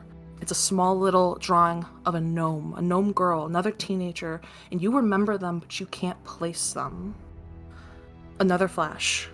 You're fighting someone with a sword. It's the Genasi again, but you don't want to hit them. Another flash. And then suddenly you're really tiny. You're looking out a window, and it's raining, and you see a human woman on the ground. She's getting into a carriage, and she has bags. She has tan skin, blue eyes, and short brown hair, and sharp features just like Rhett. And she looks up at you. And then suddenly, a gunshot rings through the air and breaks everything, and then there's another final flash. You're standing, taller now. Your gun is drawn over two bodies in an office with a large glass window shining the moonlight in. Your hand is trembling as you're holding this gun. You see these bodies are both tieflings. You can tell based on the horns, and their outfits are not too dissimilar to one a priest would wear. And they're obviously older, but the faces are completely blurred. You can't visualize them, but you can see the blood pooling around them, and you can feel hatred for them. You breathe a sigh of relief, but then suddenly, a slow whisper grows louder in your head. The word revenge is being repeated, but you don't know where it's coming from. You look around, you're confused. And then suddenly you flinch in pain. You're grabbing at your face because you feel the pain. It's piercing. One of your eyes is getting darker slowly. And it's like your vision's fading from the outer corner of your eye going towards the inner one. And it's sharp. You're seizing in pain. And you lean on the window. And then that's when you look at your reflection in horror. Hold on. Sorry. I'm so sorry. Wild, I think you're talking away from your microphone because it's a little muffled. Oh no, I'm sorry. No, I'm it talking. just happened. It just happened. Okay. Last two sentences. Now you're good. Okay, sorry. No, it's okay. Just wanted to make sure. But yet, you lean against the window in pain, and you look at the reflection in horror. You see Rhett, who's also horrified. But he's much younger. Maybe also a teenager, maybe just about to turn 18. Feminine features. He doesn't have his beard or anything. It's very feminine. His hair is long still, though, and it's loosely tied into a ponytail, but it's also disheveled. His horns are barely curling over as if they have not yet grown into that same ram shape as they do now. and his eyes have bags under them, but that's the moment when you see those bags under his eyes, that's when you notice what's causing him pain. There is black, ink-like stitches piercing through his skin, sewing his eyes shut. Similar ones are along his cheeks, sewing his mouth into a smile. They're not coming from anywhere, but they're just forming. And the word revenge is getting louder. And now there's maniacal laughter. And you see Rhett is panicking. He's trying to stop it, trying to rip the stitches out, but his fingers just go right through it. And before long, everything goes black as you see the final form, as the last visual you see of Rhett is with stitched closed eyes and a creepy stitched smile. You hear the sounds of bones cracking, your neck cracking, your legs and joints cracking as you move, and then silence again. And then the maniacal laughter starts again. It's quiet at first and then it gets louder, but it's different than before because you realize it's Rhett laughing. And then there's screams and shouting. You can't see anything though, it's still dark. There's gunshots that ring through the air, but they're never louder than Rhett's laugh, and it just keeps getting louder. And then suddenly, you hear a voice. Persephone, snap out of it, please! A flash. And suddenly you see again. You're in a courtyard of a church you know. A church you grew up in. The buildings of the church from your left and your right are on fire, and you look at the ground in horror as you see a massacre. Bodies of tieflings litter the ground, and you can see Rhett's vision is blurry with tears. Everyone that you see on the ground is a tiefling, but you can't see their face. It's been too long. They're covered in gunshot wounds, and blood is scattered across the grass. Rhett looks down at one final body that is at his feet. The face blurred again, but you don't see any gunshot wounds. There is a giant hole in this tiefling's chest, as if they were blasted with some form of beam.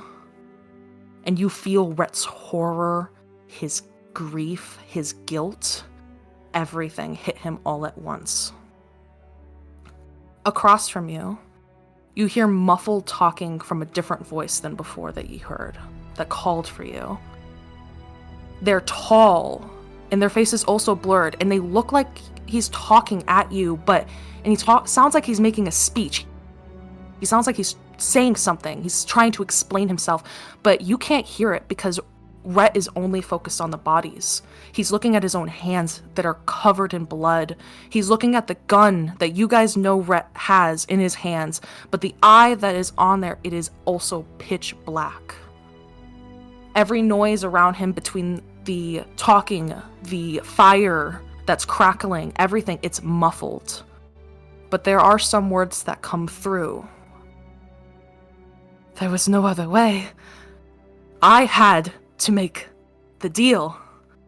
Purify our blood. Exterminate. No one is innocent. A sacrifice. The mad prophets promised. That last line rings louder than the rest that you hear as Rhett finally looks up straight at the figure, and you feel his fury, his anger. He raises the gun again and shoots towards the figure. If that figure had not moved, it would have gone right through his skull, but instead, it pierces his ear as the figure screams in pain. He suddenly turns and sends 2 blasts of energy towards you, knocking you prone. Your vision blurry for a second, and you try and sit up quickly, but you can't stand. And then you look in horror. You can't get up because one of those blasts has nearly destroyed your knee. It's twisted and mangled in a way that you can't even fathom. You try and scream in agony, but all you hear is gurgled sounds as you realize that second blast hit you right in the throat. You can't scream, you can't speak. All you can do is choke on your own blood. And then slowly that figure grows closer. At first the face stays blurry, but then it starts to fade and you start to visualize what the face looks like. It's a pale, tall man, porcelain white skin. He's a tiefling just like Rhett, and his eyes are solid just like Rhett, but they're solid blue, and he has long, dark hair. And he resembles Rhett a lot with his features, only he's bigger and he's stronger. In his hands, he's forming this dark energy in his hands once again, and there's a looming shadow behind him before he speaks again, aiming the energy directly at you. Your sacrifice won't be in vain, sister. Thank you. He shoots the blast and then everything goes dark, and you can't even hear the crackling of the fire anymore. All you can hear is that one blast, silence, and then a following 3 more blasts that hit your body. And then there's nothing. And that's it. That scene pulls back, caught up in the memory of what happened to your family, what your brother did to you. The things that you saw, the things that once upon a time Adonis might not have done. As it pulls away, you're sitting back around the table. All of you on one side, facing Rhett, who sits on the other. In front of you is a purple, black, trimmed cake with a single candle glowing with a purple flame. Bounty stands behind you, shockingly solemn. He looks at the 6 of you on one side of the table, then back at Rhett as he puts a small hand on your shoulder. It's not comforting, but it's accepting. With the other, he gestures down to the cake. Happy Saints' Day, Rhett.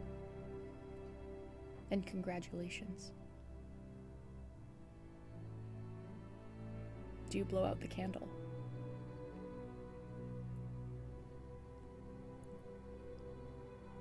Rhett's like shaking. He's trembling. And he's like trying to control his breath before he does blow out the candle. The second you blow out the candle,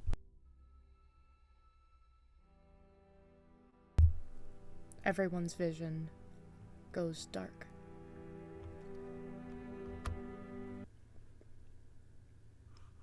And you all fall into a dreamless, dark sleep. You all get a long rest. Thank goodness for that. Congratulations. You all get a long rest. That was the boon. The boon was a long rest. Yeah, that's exactly what the boon was. Long rests for everybody. Holy shit, Wild. What? That being said, when you all wake up the next morning, you find yourselves in a soft, comfy sleeping arrangements in Shore Whisper Tower.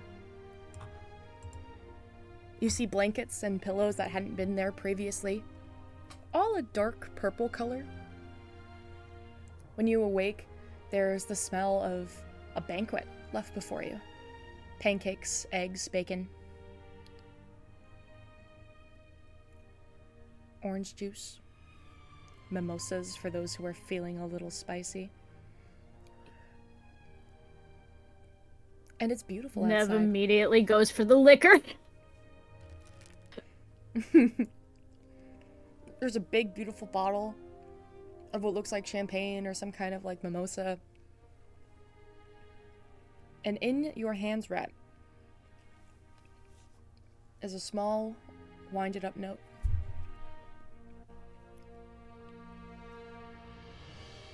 What does it say? You unravel it, and it just says, "Congrats. Talk soon. B." You are all feeling wonderfully rejuvenated and No way. stronger than you've ever felt in your whole life. For the next week, everybody's wisdom goes up by 2 to a maximum of 22. Oh my god! Sorry, that is a lot for me. How do we add everybody's that? Wisdom, you can just modify your actual setting on D&D Beyond. You can just like modify the number. I will say the rest of the boon here right now. All of your wisdom goes up by 2 for the next week. You gain advantage on any deception checks and insight checks that you make for the next week. Ooh. Week. Yes, I know. And when all of you are standing within the radius of one another, you all get a +1 to your armor class. All 7 of you need to be standing within the same vicinity, up to a total of 30 feet. Okay, run that by me one more time so we You're gonna have get. to write. Yeah, you're gonna have to write that all respectfully, down. I am not Write going to that remember a down. single thing of that. You're gonna have to write respectfully. that. Don't worry, I'll write Holy- it down.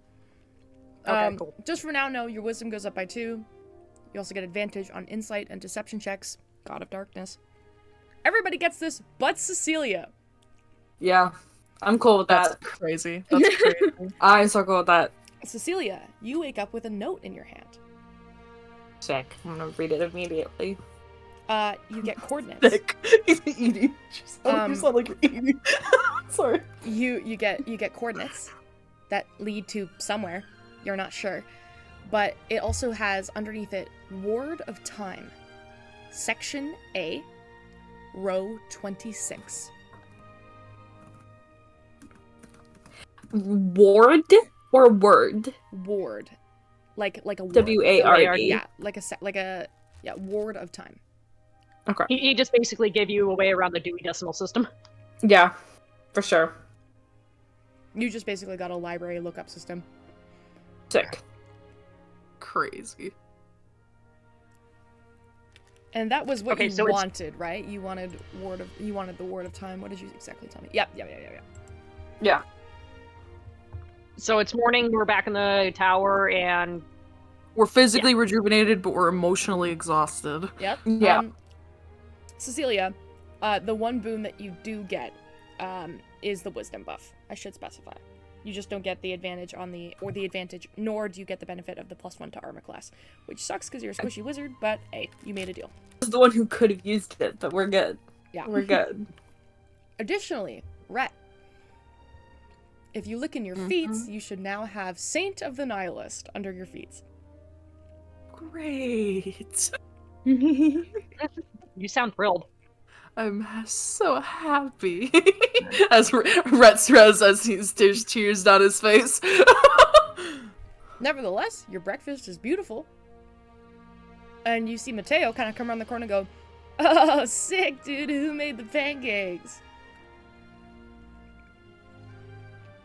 He just gets resounding silence from us. We're all too shell-shocked to speak. Nev just goes, "Oh, we manifested it into the universe." I don't fucking know. Oh, hell yeah, I dated a witch once. So cool, bruh. Well, let me know if you need anything. I'm gonna skedaddle and go cliff jumping for a bit. See ya. And he walks out the door. Yup. Out of game. this all I the- forgot we were here. Same. I think What were we gonna do next? Were we going to? Isn't Bishop supposed to contact us? Yes, what were I you think saying, we were Myrtle? supposed to Well, to answer Meg's question first, I think we were supposed to contact him because I don't think he has a message. He was No, he was- going to contact us the next day. That was his thing. He's like, Yeah. "Oh, I'll let you know tomorrow," kind of thing. So that's why we stayed. Gotcha. What did you But, guys ask him again? Sorry, what did you guys We were- ask, Bishop? We wanted to know if he had a way of getting contact with the wizard lady who had the ultra Nethine. That's right. And if we, because if he does, and we could get there, if we go there, we'll go talk. We'll be able to talk to her. We'll go there then, and then hope to God she's there. She knows a teleportation circle, and we could go to West. We can go pick up Ginny and. Yeah. No, weren't we going to go check in Silverborn? No, we weren't, because Sketch didn't want us to ruin her parade. Yeah. She wanted to seem cool in Well, front of maybe her I new wanna run friends. Her parade. We know it's for the ship, but yeah. Sounds like there's gonna be 2 teleportation circles. Maybe. No, we're not splitting the party. Nap and No. Glorb side field trip. Oh, Yeah, God. That'd be funny.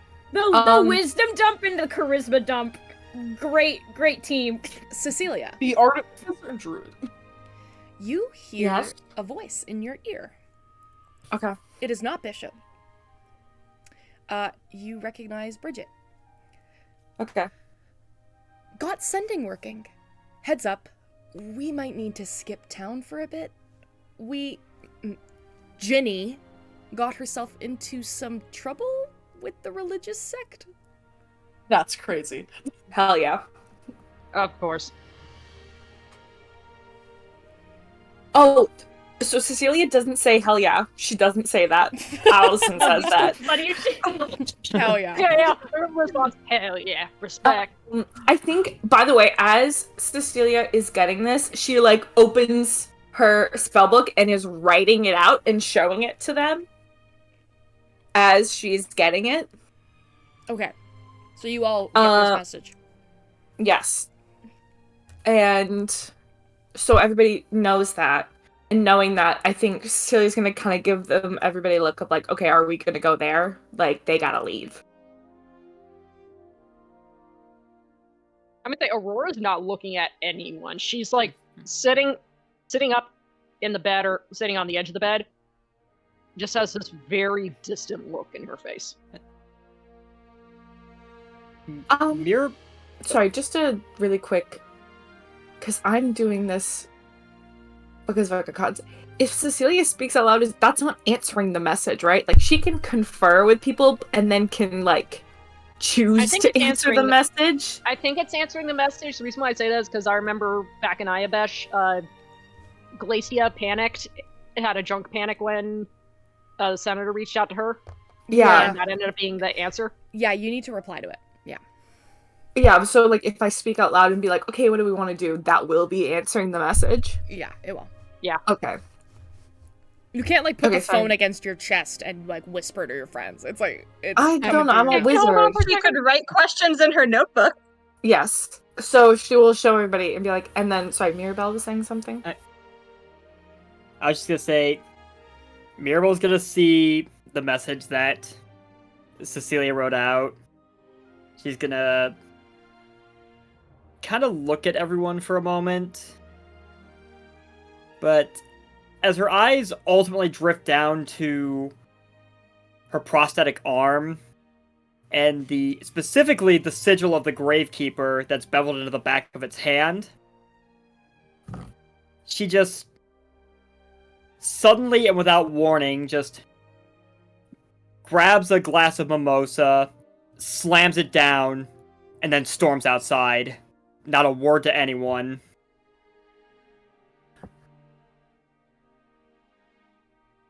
I think Cecilia does have like a cool that doesn't answer my question kind of face of like just like a little bit of like her eye just twitches a little. I'm As good she's with trying going. desperately to hold like concentration on this sending. Okay, I think Cecilia will say back to Bridget.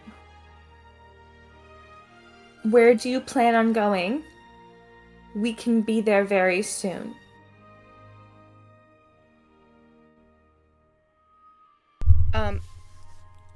After a moment, you get a message back going, anywhere but here. We don't touch that! Are worried about the, state of things right now. If you can meet us, great. If not, no worries. I love that you gave us a time limit on them now. Yeah, last session you were like, oh, there's no time limit, you know, and now it's like, actually. I thought about the realities of Ginny living in Westover for a week. I gotta be honest. You That's reassured us and then you took it back, though. God. Yeah. I think it's important that we need this. We need time limits. Ugh. Not if they're all conflicting, though. And and Bishop has not gotten back to us yet. Not at the moment, though. He said he would get Not back yet. to you this morning. Okay. Can Cecilia maybe like she's gonna write down and show to Biz like call Bishop ?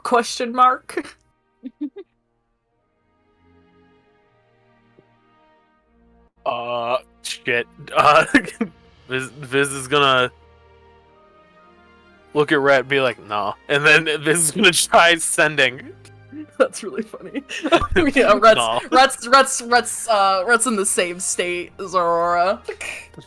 No. Alright. And then I didn't expect to do this, man. I guess I don't know. It's like, hey, Viz, any update on whatever you and Rhett talked about?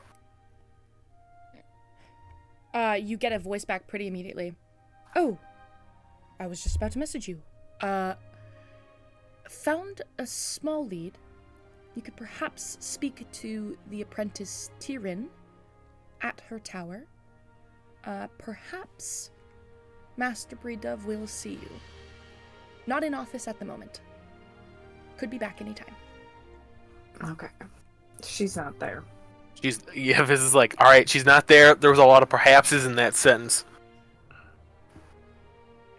Do we want to go to Westover? I will Okay, remind Cecilia's you- writing this. I will remind Cecilia's you. You all know that. I will remind you. You all know that Master Dove is a wizard and could probably pop in and out of that bitch anytime. So just because she's not there right now doesn't mean she will never be there. So that doesn't necessarily limit your Yeah. options. I just want to make sure you guys know that every option is a good option should you choose to take it. Yeah. Reminder. I'm just thinking, like, if Okay, she's good to not know. there currently, Could she Bridget- teleport us? Like, yeah. yeah, Mhm. because so, and just so I'm clear, Bridget and Ginny will go to this place. What they want is a party to go with them to the library, right? That's what they need. It's not like we're basically they meant to could be their get to the bodyguards. city, but they could get to the city. Well, there's a lot no. of desert in between Yeah, that. there's They a lot can't of get desert there. between. That's Yeah, not it's, safe for it's them like to travel. we're meant to be their escort the entire time. Okay. Okay. So Cecilia will be writing this in her notebook, right? Like, Bridget and Jenny seem urgent. Master Dove can teleport in and out. Maybe we should go to Westover and then catch up with Dove when we're back. The other thing is, like, Master Dove is a wizard expert in this field, but maybe going to get this prophecy / adventuring book first might be the better move, and then showing her that kind of prophecy book might be more helpful. And she'll show that specifically to Aurora. Like, she'll put her notebook right, like her spell book right in front of Aurora's face. Okay. Aurora, who's just kind of like hasn't really moved much aside from just the sitting up. Like her one eye just like kind of she slowly lowers her head just enough to like read the book, and Cecilia can just see like her one eye reading the words, and then she doesn't move her head, but her eye kind of moves up to look to meet Cecilia's gaze, and then you just see a very small nod. Okay. She will turn to Rhett with the same thing. Because those are the two that really wanted to go to Ashedonia.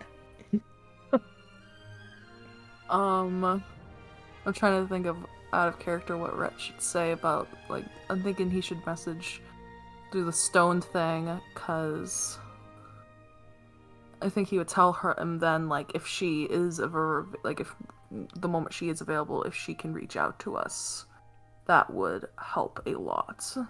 I think Cecilia... Does Rhett say that? Yeah, he'll say that, but in his own way, yeah. Yeah, well, Cecilia will write down, like, in the notebook, like, Bishop has pictures of me. Portraits of me. If she can see my face, she can message me. Brett will, like, quietly nod and then pull out the sending stone, and talk into it. It's Rhett's. Thank you for checking in on that. Let us know if he can contact us. It would be greatly appreciated. You get a response back pretty quickly. Rhett. Hello again. We'll keep you in the loop. We'll instruct Master Bredov to message you if needed. Side note, Apprentice Spire was asking about you? Perhaps you should talk to him. There's like a strain on Rhett's forehead. He's just gonna put the stone back in his pocket. Okay. Does everybody... Cecilia's gonna, like, hold up her book and do, like, a thumbs up to be like, does everybody agree? Does everybody agree?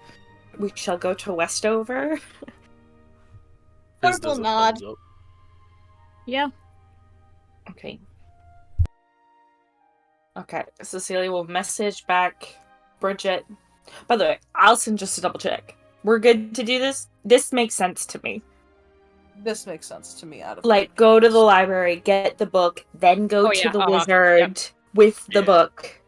And then whenever, like, keep kind of like contacting Sketch to be like, if anything ever pops off there, we'll try and get there as fast as possible. Mm-hmm. Does that kind of make sense? Yep. Okay. She will message back Bridget and basically say, we will be at Fizzle's apartment imminently. Prepare to leave. Are the animals all right? By animals, you mean... a lobster. The lobster lobster and Jeff. and the catbird. Yeah, and I'm a Jeff. Okay, you want Bridget to use another sending spell? No, she doesn't have to. She'll reframe to be like, make sure the animals are okay. Okay. Alright. You send that message, you feel confident the response goes through. Who would like to go chat with Mirabelle? Celia will Jesus say that Christ. out loud. Ooh. That's crazy. That's crazy. Because That's I'm crazy. gonna be so honest, I don't think it should be me. Rhett, I'm not gonna lie to you, it shouldn't be me. Rhett, like fully, like, puts the bridge of his nose between his fingers, like, fucking gods. I will say, All for having context, an I am definitely not volunteering to go talk to Mirabelle, but I will say, Lorb is not a particularly emotive person. Like, she doesn't show emotions on her face very much. She looks, since y'all have woken up, a little bit angry. Just kind of upset about something, but not in, like, the sad, shell-shocked way. More in, like, the she's a little bit mad at someone. Oh, can Cecilia roll an insight check of who? Cecilia's immediately gonna see if Glorb is mad at her. Allie's looking for the tea. Allie's looking for the tea. Glor, make a Well, deception check. Oh wait, she does it with advantage! Yes, she does. But you make your... Oh, no, you don't make your insight check with advantage. I'd say you make your insight check with advantage, but you don't. No, I don't. I just roll my little plus... Deception. Oh god, I rolled a 1! Oh. I would like to roll... You rolled a 1? I want to roll an insight. Cecilia, you rolled a 1? Okay. Yeah, I did. Glorb is so mad at you. Glorb is so Oh my mad god. at you. I will roll an insight, because I have advantage now, and that is a 14. Okay, I rolled a 16 for my deception. God damn it! Oh, wait, hold on. No, I lied. No, sorry, I had to do mental. No, it's 16. I lost track of my own math. It's 16. It's all good. Okay. You guys have Yeah. a reckoning to deal with this morning, but you also have a job to be done. So I will let you guys decide how long we will take processing the events of last night before finding Mateo. Chat amongst Yeah, because yourselves. Mateo's like fucking cliff diving. We can't even teleport right now. He said you can find me whenever. You get the sense that a guy who can manipulate water can just levitate himself back up to the top of the cliff. He's chilling. Yeah, you can probably. find him at any time. He also cliff dives out of his tower. We just gotta walk up. So I think Cecilia will kind of like settle in. She's rethinking the fact that she's never had a one-on-one conversation with Glorb, and is like, oh my god, she hates me. Glorb hates me. That's why we've never spoken. But she's gonna settle in with her spell book, and she's just gonna be kind of looking as the periphery at Glorb. And she's just kind of waiting for everybody else to like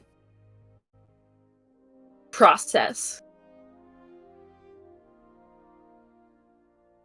Rhett is gonna stand up and he's going to go over to Aurora. He's gonna put a hand on her shoulder. And he's kind of got the lost, distant look, and he's not really looking at anyone in the eye, even though you can barely ever tell, even if he is, because he doesn't have pupils to see.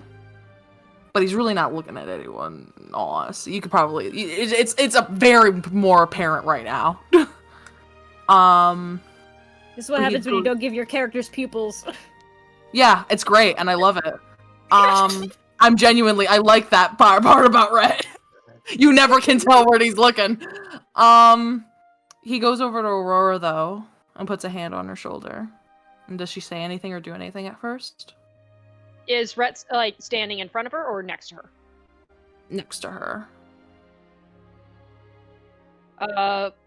Rhett has always known that Aurora tends to be like, she's kind of like Glorb in that she usually doesn't really show much emotion, and she's always pretty good at kind of standing still, and just remaining still. She is still. After like, I'd say about, I don't know how long Rhett just stands there, because she's still sitting on the edge of her bed. Her hand just like slowly moves up and kind of like covers his hand, and she's strong. You can feel like kind of you know how that sense of where you know that if you shake someone's hand, you can feel that they're not going to squeeze your hand, but there is that sort of strength that they could. Mm-hmm. Like, it's there. And does Rhett look at her face, or you're just standing next to her?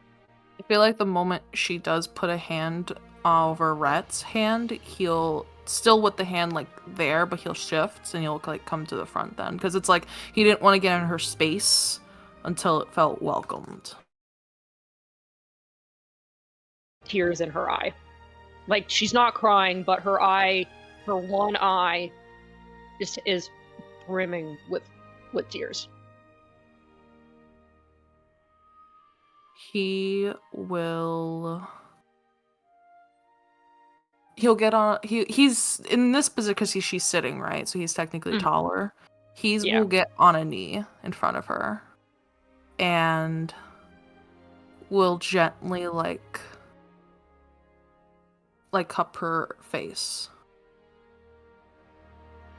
and her ears flick, and he'll kiss her forehead before leaning his forehead against hers.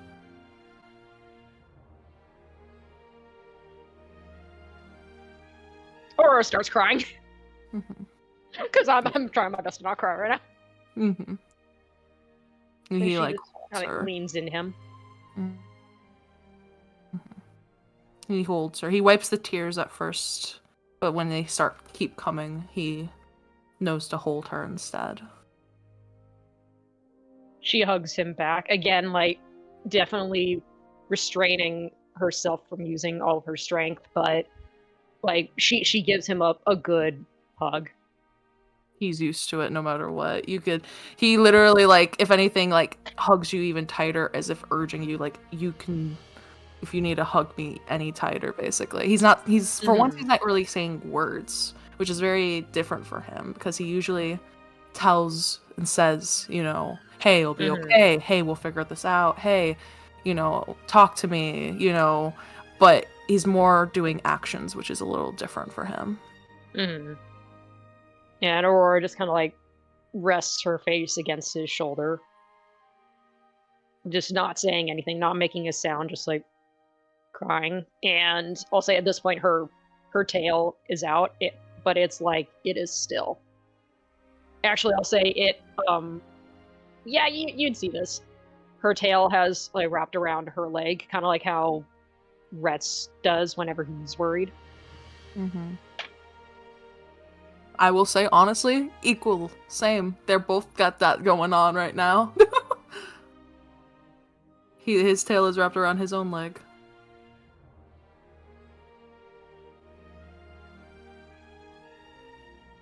Yeah. Yep. He'll stay there as long as she needs him to. If that conversation's over, Nev is gonna go over to Glorb. Nev is gonna go over to Glorb and be like, hey, so what's your deal?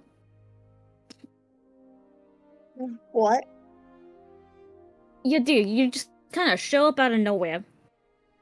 And now you're kind of roped into all of our business. What's going on? Huh?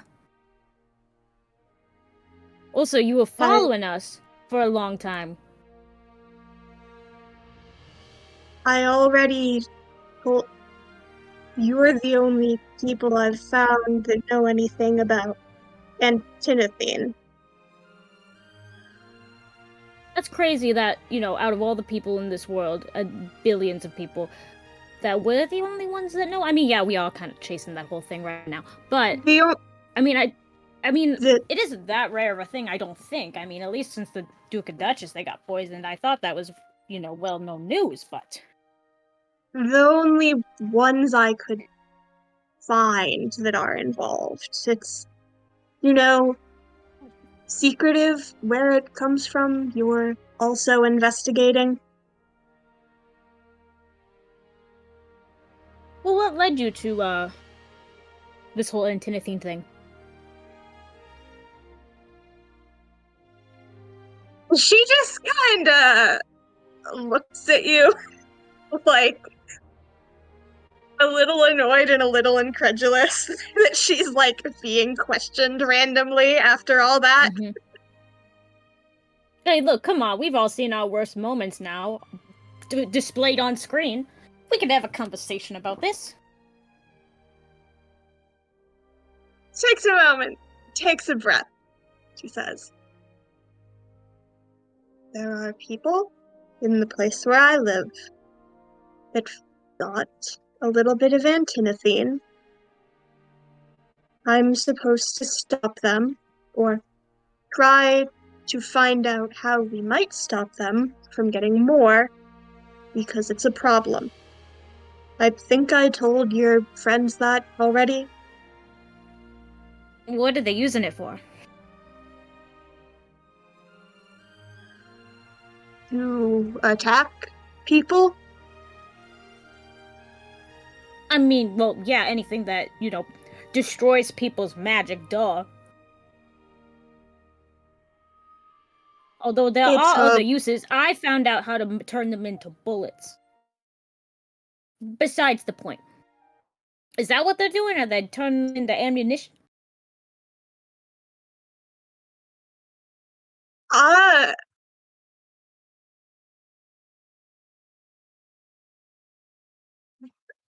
I don't know.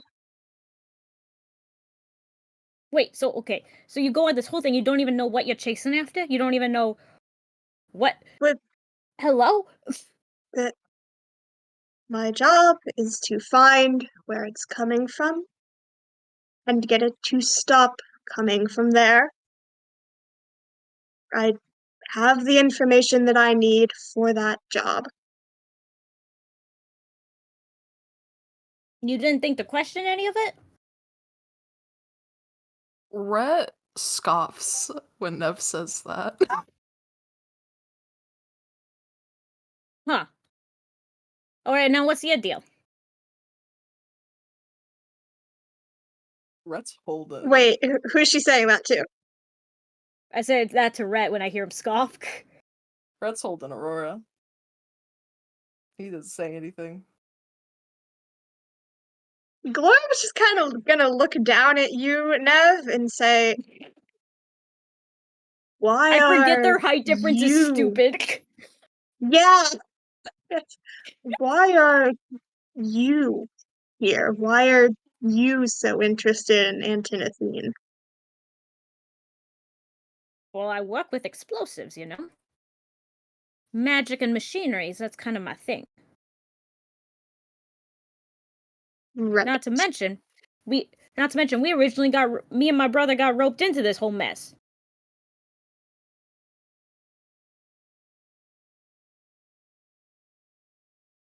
So, do you have more questions, or can I eat breakfast?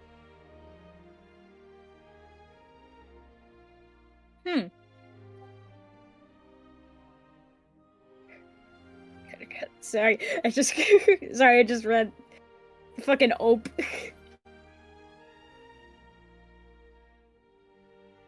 I'm trying to think what else Nev could really ask.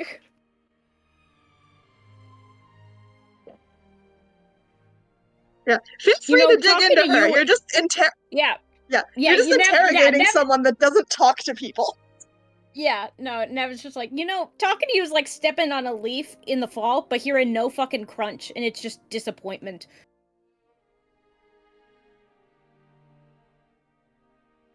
Are you fucking serious? That same kind of. I'm He being doesn't look serious. offended, just kind of baffled.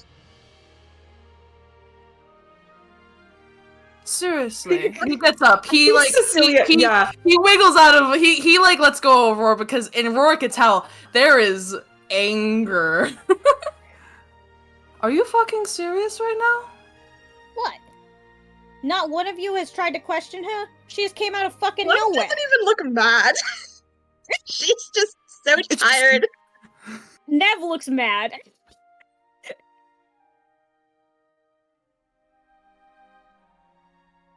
We should be more so questioning why you keep getting us wrapped up into a lot of bullshit with your guns. But we don't.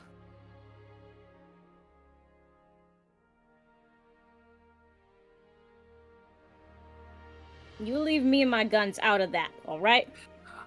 I would if they wouldn't get us in fucking danger, darling. I mean, hey, it's okay if you don't like me. Not everyone has good taste. But I don't trust people who come out of fucking nowhere. We all came out of nowhere and kind of got wrapped into this. Deal with it. Cecilia, for once, is gonna just kind of step in between. Just like kind of spellbook first, just like, okay, I think we're all a little on edge.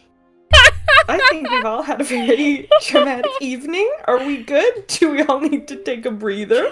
Oh yeah, we had a Just- traumatic evening, alright, because of your friend there, Rhett. Cecilia will just, like, give Nev, like, just the look of, like, shut up, stop talking. Look, I have the right to remain silent, but not the ability. I know that about myself. I can give you that ability. Just, Please like, she's, do. like, there's a pleading tone. Lauren is gonna slowly, like, non-threateningly, but kind of like gestures like she would put a hand on Nev's shoulder, but she can't really do that without like bending down awkwardly. So she just kind of gestures in the air. She says, "Don't antagonize him for religious ceremony, probably."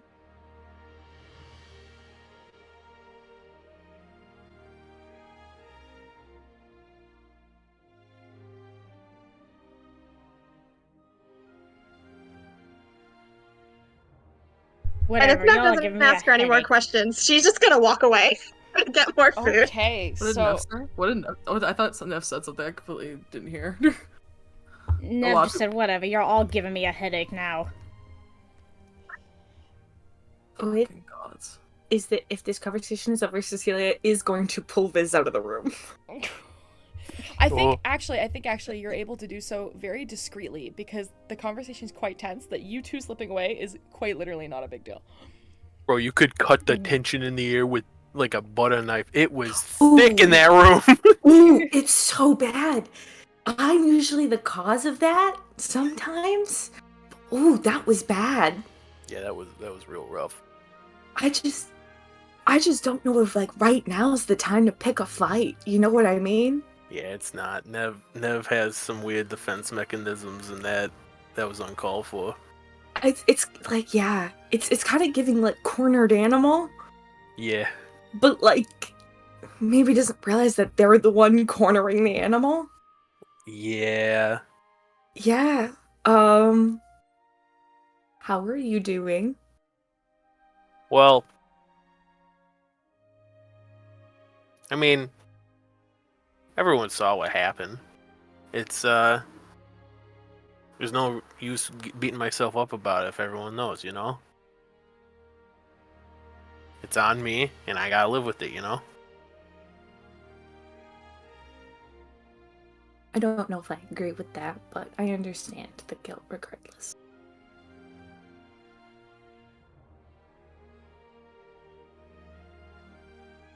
How are you doing with what happened? It's fine. I relive that moment all the time. I think it's the presence of everybody else knowing about it. I'm really trying not to think about it. I think that's my game plan going forward. You know? Yeah, that's fair. I mean, you know, I guess Bounty's right. It brings us closer together, but yeah, I think we're gonna need a bit to you know, gotta be on the same page again, especially after that, especially after Nev. Yeah, yours were quite different. Yeah, it's a difference, seeing it than hearing it. You know what I mean?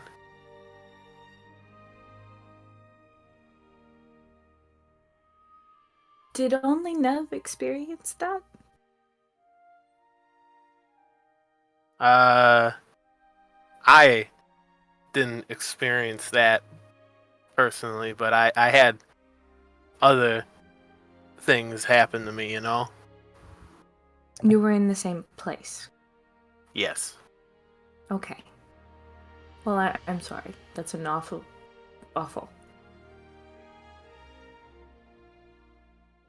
It's over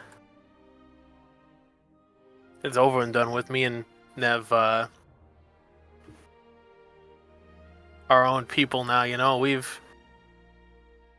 It's just a part of us, and we just gotta learn to live with it. And I mean, we got out of there. That's the thing. We don't gotta worry about being there anymore, and it's gone. So we won't worry about them ever finding us or anyone else dealing with it again. Okay.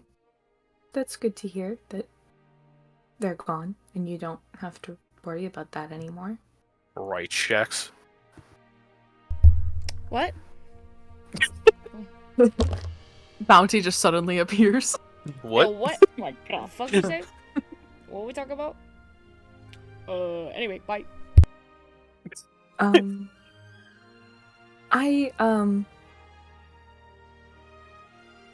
I don't know. I thought I would feel much weirder about everybody else knowing the greatest moment of loss, but everybody else seemed much more traumatic than mine, and so I don't know how to not that it's a comparison, but it does feel a bit like, ooh, yeah, you know, I'm sad, but like, ooh, there was some. Yeah, There not was that some- kind of sad. What kind of sorrow Yeah, they got going on? What happened with Rhett? That's so scary. Yeah, that's it was fucked up. Yeah, Yeah, and Aurora's a mom? I gotta tell you, I would if I'm a gambling man, which I am, I would never have gotten that. I would have never in a million years. I mean, kind of with how Aurora acts, but yeah, never in a million years would I ever guess that. That was yeah.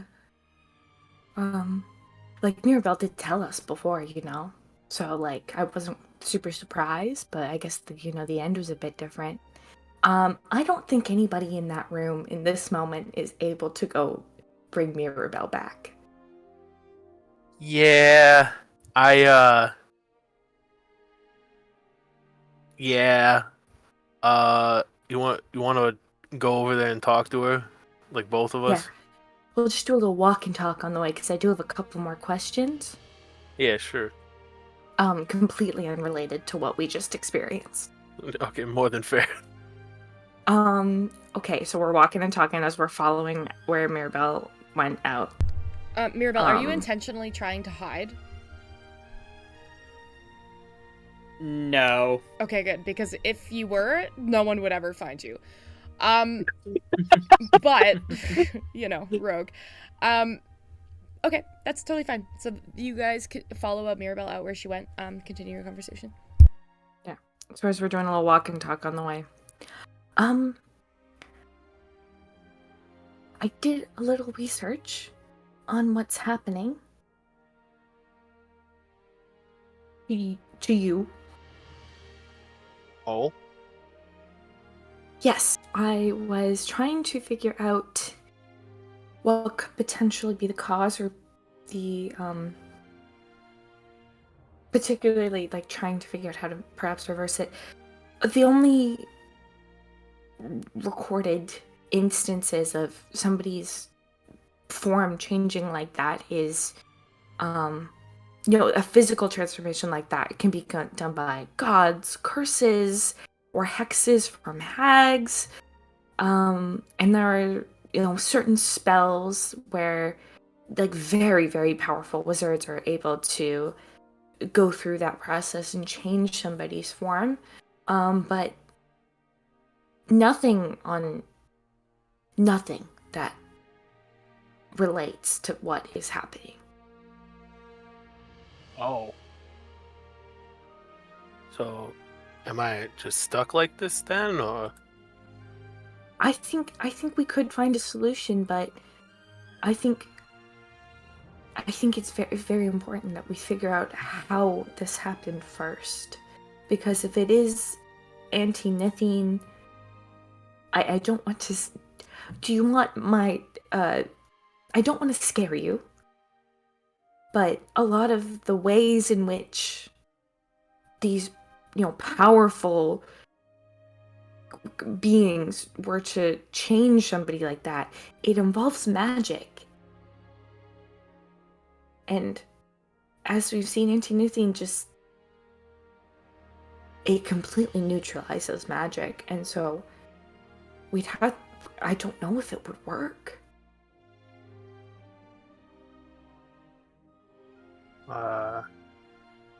Well, I guess I'm willing to give it a try,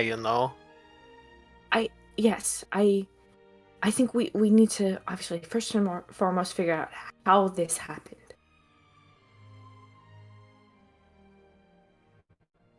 I don't know how to do that yet, but I will think about it and maybe come up with some hypothesis that we can test. As you say hypothesis, we can test. You stop because you actually almost walk, like, right out towards where Mirabelle is. Mirabelle, where did you go? Mirabelle basically headed towards the edge of the cliff and is just sitting there. She's kind of made sure she's far enough away from the tower that if Mateo were to come back up, he wouldn't mistake it as, oh hey, someone's come to get me, I guess we're leaving now. Right. Cecilia, you're very smart. along your way, you assume that this was likely the case of where Mirabelle was going. So as you begin to walk, you actually have to kind of cut yourself off because you're about 40 feet from where Mirabelle is kind of just like standing along the edge of the cliff.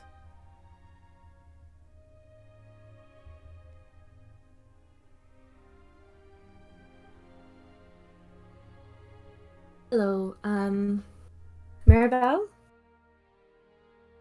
I believe we are heading to Westover.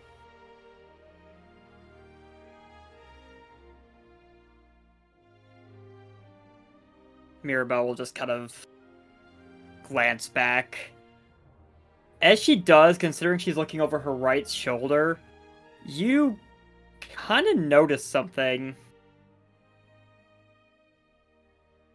For perhaps the first time since you've known her, especially knowing that her right arm this whole time has been a prosthetic since you've known her, you don't see that arm anywhere. You just see the stump of what used to be her right arm.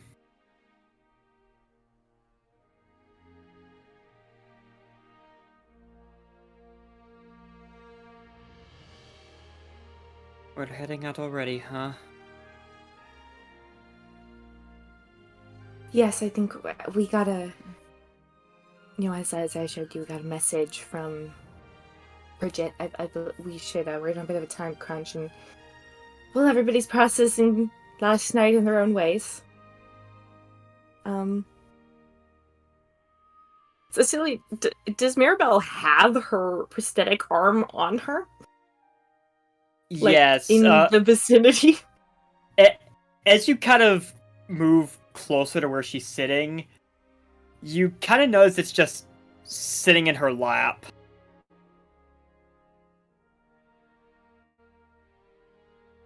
No, Wild, she didn't throw it over the cliff.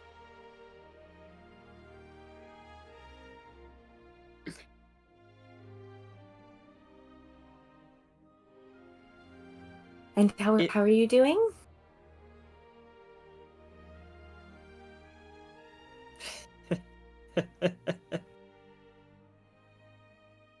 I could be better, honestly. You know something?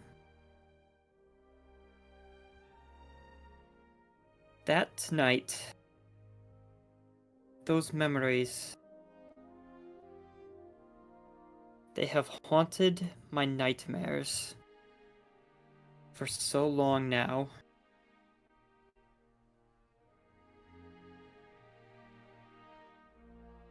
I started questioning them after talking with Bridget when we were on the airship. That obelisk gave me a little more insight.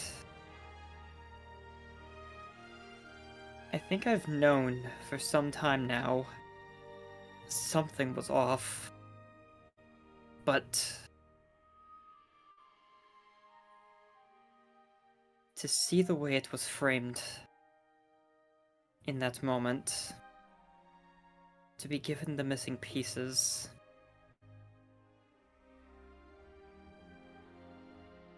just have more questions.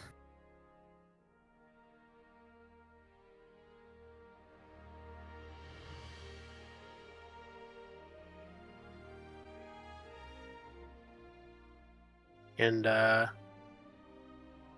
what are some of your questions?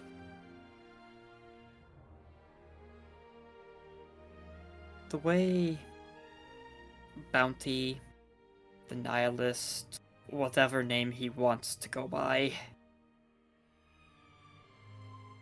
the way he made it sound,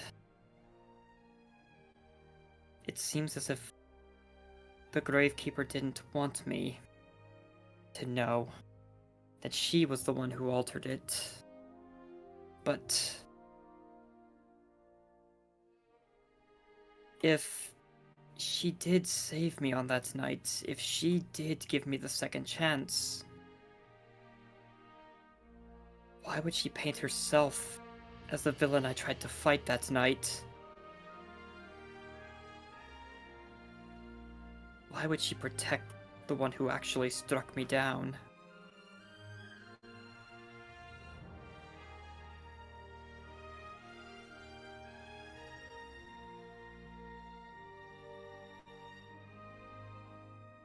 It's yeah, that is a kind of a hard question to answer, you know.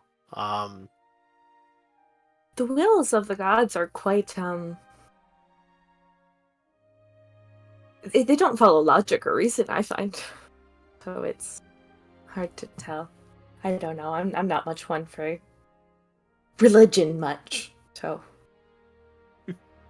Sorry, I'm usually much better at giving answers, but... No, you're quite alright. Truth be told,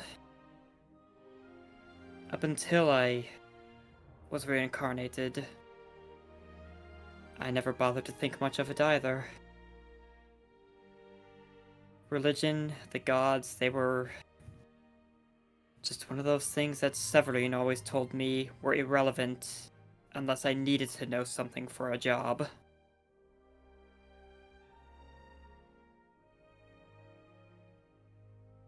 Then again, that woman has been a plague on my life since the moment I first started it. Well, we are going to the oldest library that exists. Perhaps there are some answers there. Perhaps. And as Mirabel kind of thinks for a moment, remembering that Cecilia confirmed, I think we're heading to Westover to reunite with Bridget and Ginny now.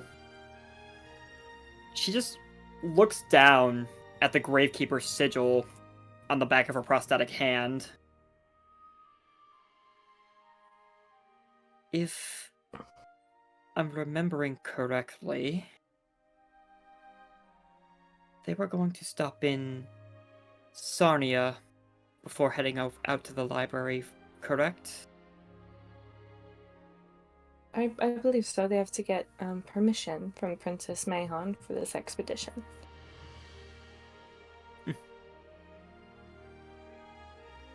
I suppose it'll be good to see her again. But I believe it was also said there was a temple in Sarnia devoted to the Gravekeeper. Maybe I could get some answers there. Makes sense. Yeah. We should probably go make sure they haven't killed each other. Yeah, it was. You missed a lot of tension. It was pretty Yeah. rough in there. All right. As we begin, Can I say something Yeah. before? Sorry. No, you're Can okay. I say something when everyone does come back? If everyone does come back, Yeah, before we you get all- short whisper. Yeah, You I all think regroup? Cecilia. Cecilia doesn't mean that we have to like leave right away. She's just making sure everybody's in the same room. Yeah, I'll say that you guys have all regrouped together back inside Short Whisper Tower. I will also just say quick, when Mirabel, as she kind of returns back with Cecilia and Viz, she will have reattached her arm at this point. Okay. So, before, like, yeah, when we all, like, reconvene and stuff, Rhett will, like, because Rhett had went back to Aurora, but then Rhett will, like, as, like, maybe, like, the hug, like, kind of, like, gets looser, he'll, like, get up. And before anyone goes to go get Shore Whisper, he'll, like, try and stop him. I want to say something to you all before we go absolutely anywhere. I think I remember where we're going, but it's kind of a blur this morning. Before we go, and you'll like kind of look over at everyone, I want to apologize. That night I was trying to absorb information I learned of Bounty and get answers to questions I had. And things kind of happened very quickly, and I didn't really plan for all of that to happen last night. And it puts you all in quite a strange position that I feared of happening before, which I tried to prevent before, but it kind of happened very quickly. I know many of you did what you did and agreed because of something to gain out of it, as Bounty promised boons or made promises. And I hope that you got them, and I hope everything was okay with that. But it was still a very intense thing to happen, and I'm still sorry that it happened. Rhett, your gun kind of like twitches a little bit in its holster, and you hear the voice go, "Fuck you, dude. This was all for the best. Fuck off." And the voice just like fades. Rhett like softly taps his gun. He's not like, trying to shut him up. He's like, I know, I still feel bad. It's like kind of like if he could read his thoughts, he'd be like, I know, Bounty, but I still feel bad. Behind all of your friends, you see Bounty giving you 2 middle fingers. None of you can see this. Okay. Laura was just going to look at Rhett, like, fairly unemotional and just deadpan and say, like, you get the power of a god, and we get a little sad. It's fine. Aurora finally stands up from her bed, looks at Rhett, and goes, I gained something that I didn't know I had lost. Honestly, I want to say thank you. That's more like it. You don't hear this. None of you hear this but Rhett. Loss is growth, bitch! I would This like fucking to, guy. Yeah. I would like to echo the sentiments of Aurora and Glor, but also mention that Bounty at one point said he said something about me, and I will be asking about that later. Okay. But not now. Of course, I have Narcissist questions. Wizard Girl has some questions. What else is new? None of you can hear this, just Rhett. Rhett is trying so hard to control himself. Also, half of you, if you got poor insight, half of you are like, is he gonna cry? But then another half of you is just like, I don't know what's going on with him. And he's trying to hold it together very strong of just be like, Bounty, I fucking swear to God. Bounty's just doing the Macarena behind you. Blowing in your friend's ears.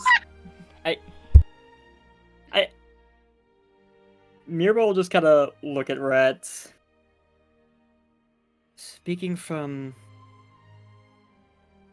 whatever experience I'm still trying to figure out, the gods do work in mysterious ways. But even though almost all of you knew what was coming from me, it feels odd. In a sort of good way, I guess, to have some clarity at last. Although, perhaps if Bounty ever feels up to it, he could fill in a few gaps for me. Who's gonna tell this girl all the gaps are right there? Rhett, can you tell this girl all the gaps are right there?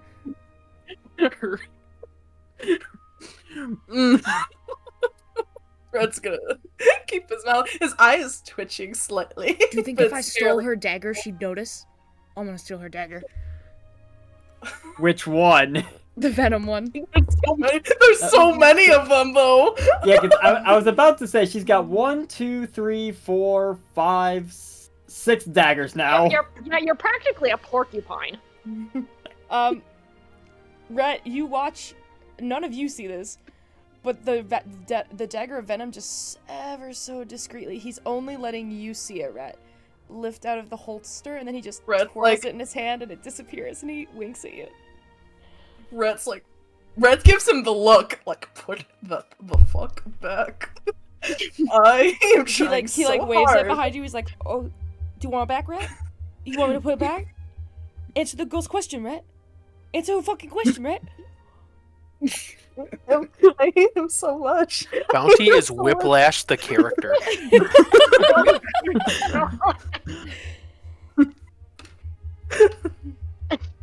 Bounty is just everyone's older brother. No, Bounty is Deadpool. Bounty is the Deadpool who became a god. I think Bounty has an answer. Maybe we could talk about that later. Cop out. Cop out. All of you see a dagger. Red is trying so hard. He's so hard to be like, I am sorry, you know, just be discreet, just quick, sincere. formal, sincere, you know, and Bounty makes it so hard to just, like, be charismatic. All of you watch a dagger spin at what looks like 1,000 miles an hour, whiz past Rhett's ear, cut a little bit of his hair off, and pin to the back of the wall, and go, like, pin like an arrow. We're going to ignore. No one's going to mention that. We're going to completely ignore that. Anyway, continue. Yeah, perhaps I should be a little less nice if I want to inquire about the answers I'm looking for. He's not the god I want, no, need to talk to. But I suppose if he doesn't want to tell me anything I need to know about the Soul Taker, I suppose I can save those for another time. The person I really need to talk to. And then Mirabelle just kind of walks over and retrieves her dagger. Tell her I ain't no snitch without no cause! And then Bounty just disappears. I think Cecilia will just, like, now that everybody's kind of around, just, alright, does anybody have anybody else to say to anybody in this room? Just gonna look at Glorb.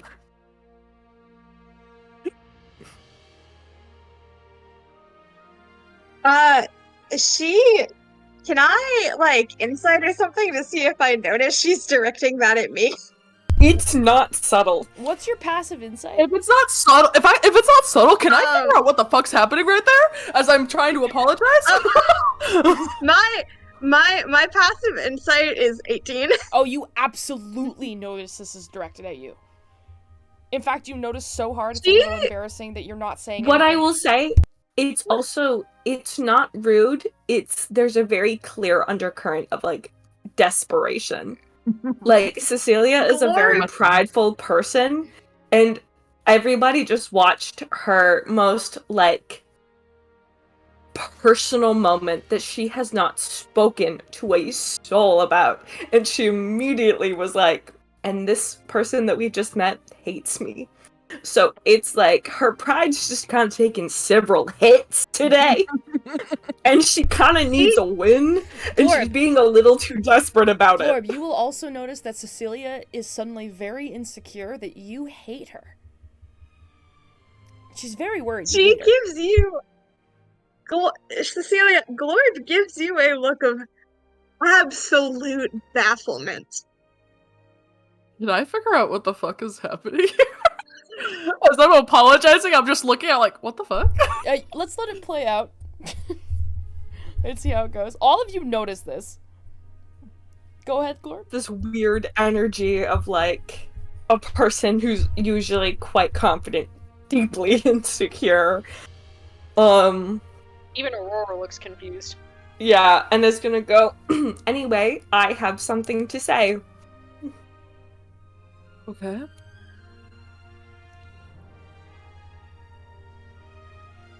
I think we could talk about it now.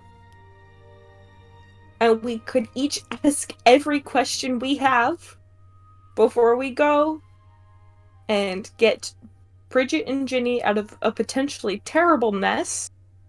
Or we can continue to think about it and longer and longer. And I just want to say, if anybody has any question for me, they can ask me. I just imagine Cecilia looking at Glorb. So funny. Yeah, it's actually not. It's not totally like pinpointed on Glorb. I think it's open to everybody. Of just like, I am an open book. You can ask me any question you would like. But I also have several questions. And I have several questions, and I am unsure if it is appropriate to ask them. Ask him anyway. Okay. I feel like I kind of put you all in this position, so... Still in this expression of absolute bafflement.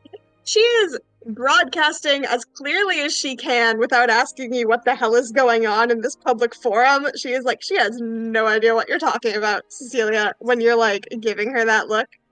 She says, if you have questions, it's fine. I mean, alright. I have not, believe it or not, had a lot of social interaction in my life. It's always been in very competitive academic environments. And so we just all learned some very personal information about each other, and I am unsure of whether or not it is appropriate to ask questions about it. Please raise your hand if you would not like to speak about it right now. And she's gonna wait for anybody who wants to raise their hand. No, nope. Ruffy likes he does have a... Oh, sorry. Nev just kind of tucks her arms underneath, her hands underneath her arms, like crossing them.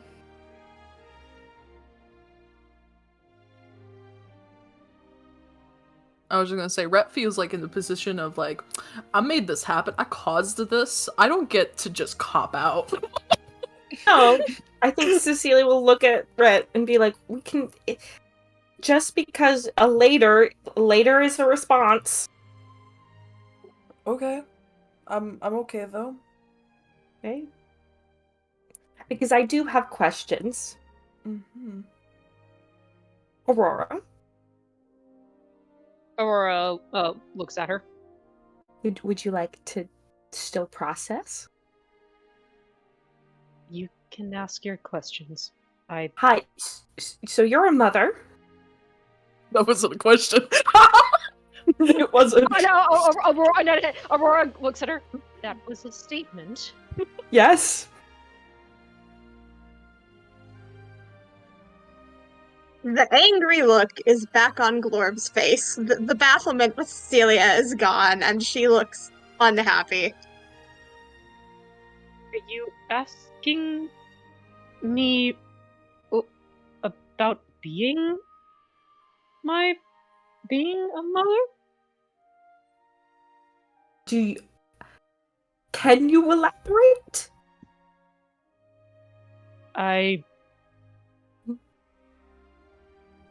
Her ears kind of droop again. Well, it was as big of a surprise to the rest of you as it was to me.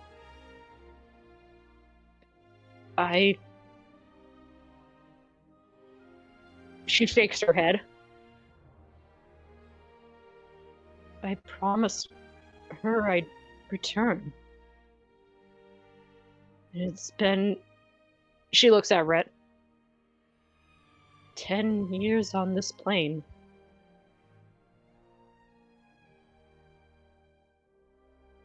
Saying that, does Cecilia know if time in the astral plane works differently? Make a history check. Do I get advantage because it's related to time, which is my specialty? Yeah, sure. I think Chronomancer. I feel like she would know this. I feel like this is the equivalent to like when you're a little kid and you know a lot about sharks and it just kind of sticks with you forever. Yeah, no. So I'll allow it. Oh my god. At least the kid that knew which every time zone the countries were in. You know what I mean? She knew all the time zones. Yeah, fair. Okay, go ahead. 21. 21. Yeah. You would know that not really, depending on how fast you're moving.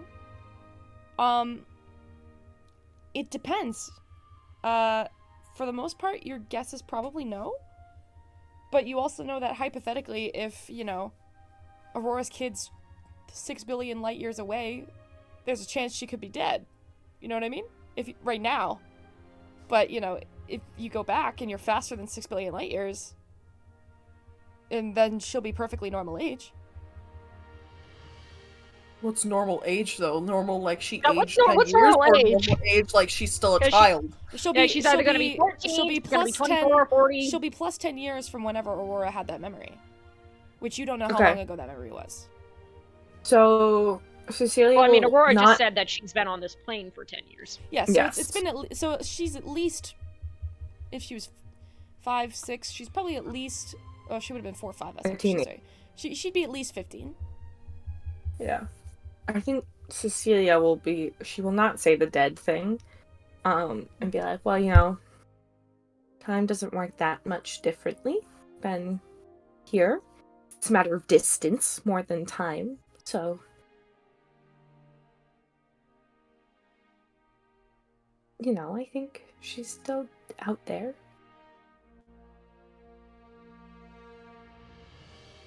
Aurora nods. Does that answer your statement, your question? I'm a little unsure of what you were looking for there. I'm just kind of giving everybody a moment to maybe elaborate to the group. And Well, you didn't remember the however long you've been gone, you didn't know about her. Aurora sighs. The first memory that I have of this world, this plane, was the ground. I woke up surrounded by fire and trees. I blacked out, and then the first true memory I have was she looks over at Rhett, was of this young tiefling who apparently I scared the living daylights out of. You were in a coma for weeks, and I was about to take a shower. It was terrifying. Yes, I woke up barely remembering my name. There was a cleric, a warforged named Toast. They and Rhett found me and brought me back to their temple to heal me. But all I could remember was my name. They were the ones who told me that I was an astral elf, not the Eladrin that I claimed to be. I was told to not reveal that out of safety. But no, I did not remember the fact I had a mate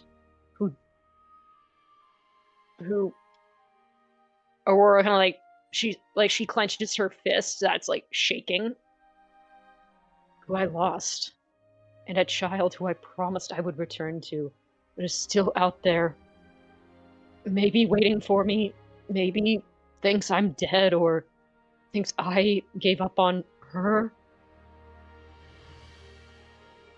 When you say that, Glorb, she doesn't look angry at you, but she's very clearly upset and like trying to hold it back and not doing a great job.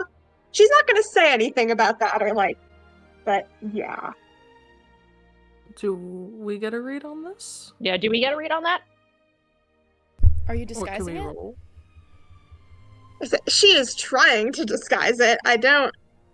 Not her strong suit. We'll see. Deception with disadvantage. And like, do we need to Are we do a doing an passive- insight? I'll or- say everybody's passive insight because Aurora is in the middle of a story. This is not like Okay. you're not necessarily looking at somebody else. Even with disadvantage, that's 17. I So, rolled this damn it. well. Anybody with a high enough passive insight can see this. Nope. Yeah, nope, I got 16. Okay, Alright, so that's Well- just for the player's benefit then and not the characters. that's Yeah, fine. I got a 16. Sucks. Okay.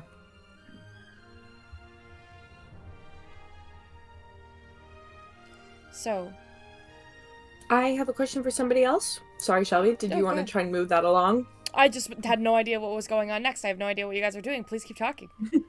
Yeah, Aurora at that point, she was kind of done, so she just kind of shakes her head and says, "Unfortunately, right now, that's all I have." All right, I have another question for somebody else. Rhett. Immediate tension as he's just like,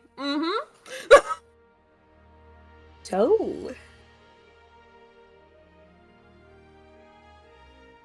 the Mad Prophet. That's a statement, not a It is a question. statement? Okay, let me rephrase that. The Mad Prophet. Elaborate? Question mark.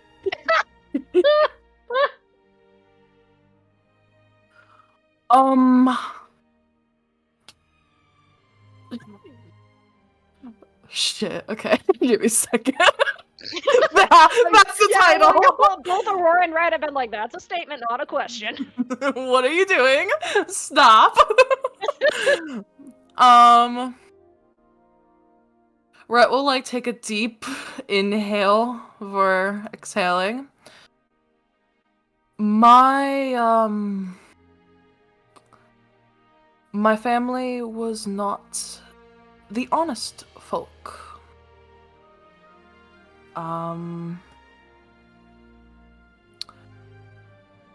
They were religious, and I grew up believing that we worshipped the plated general. And I learned when I got older that we did not.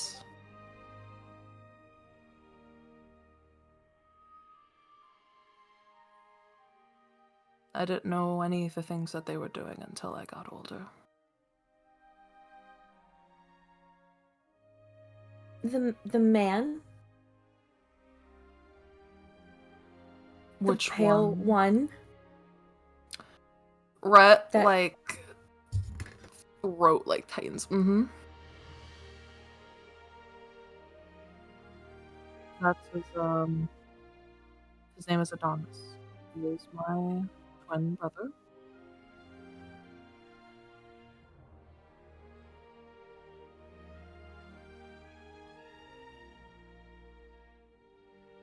Is he... Do you believe him to be related to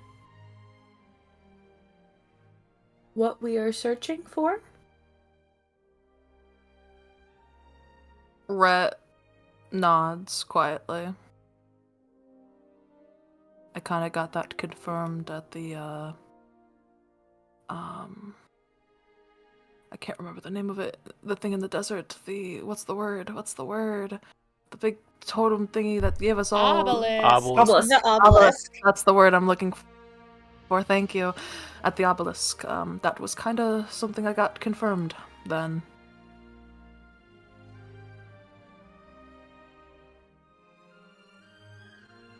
He is,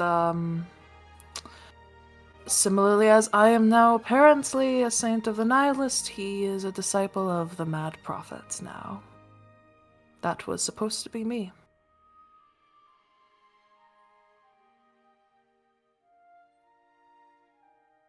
What do you plan to do when you find him? Assuming that is what you are trying to do.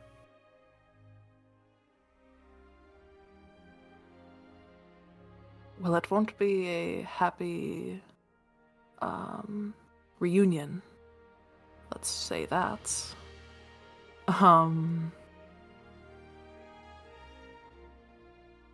He's gone. It's not my brother anymore.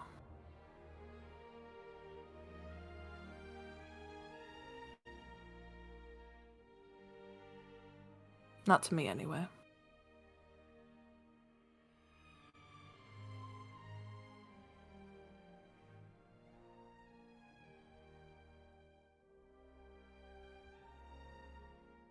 I have another question. This time it's actually a question.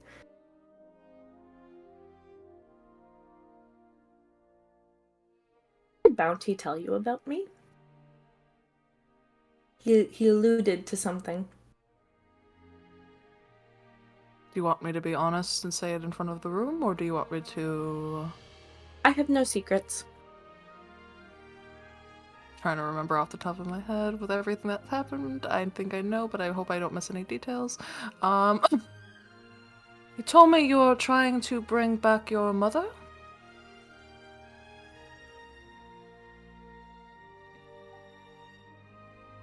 That's a bit of an overstatement. Bit of a...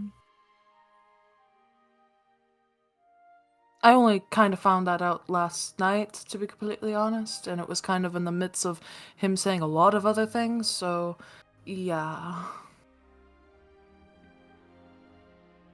That may be his interpretation, but I'm not trying to resurrect my mother. I'm not a necromancer. Mm-hmm.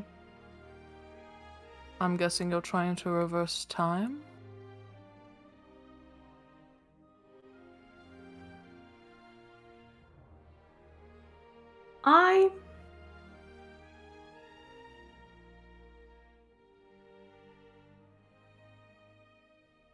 I think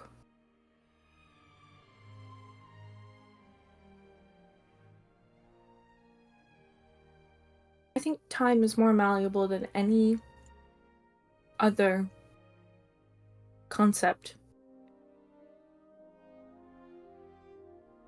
I think, as we have seen through multiple of your backstories, the gods do it all the time.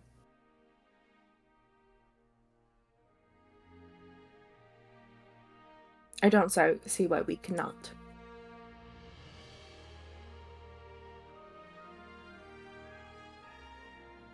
And I'm trying to learn more.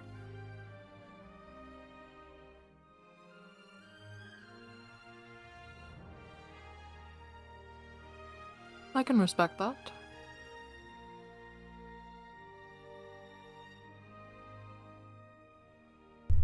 Okay. Respectfully, what the fuck is going on right now?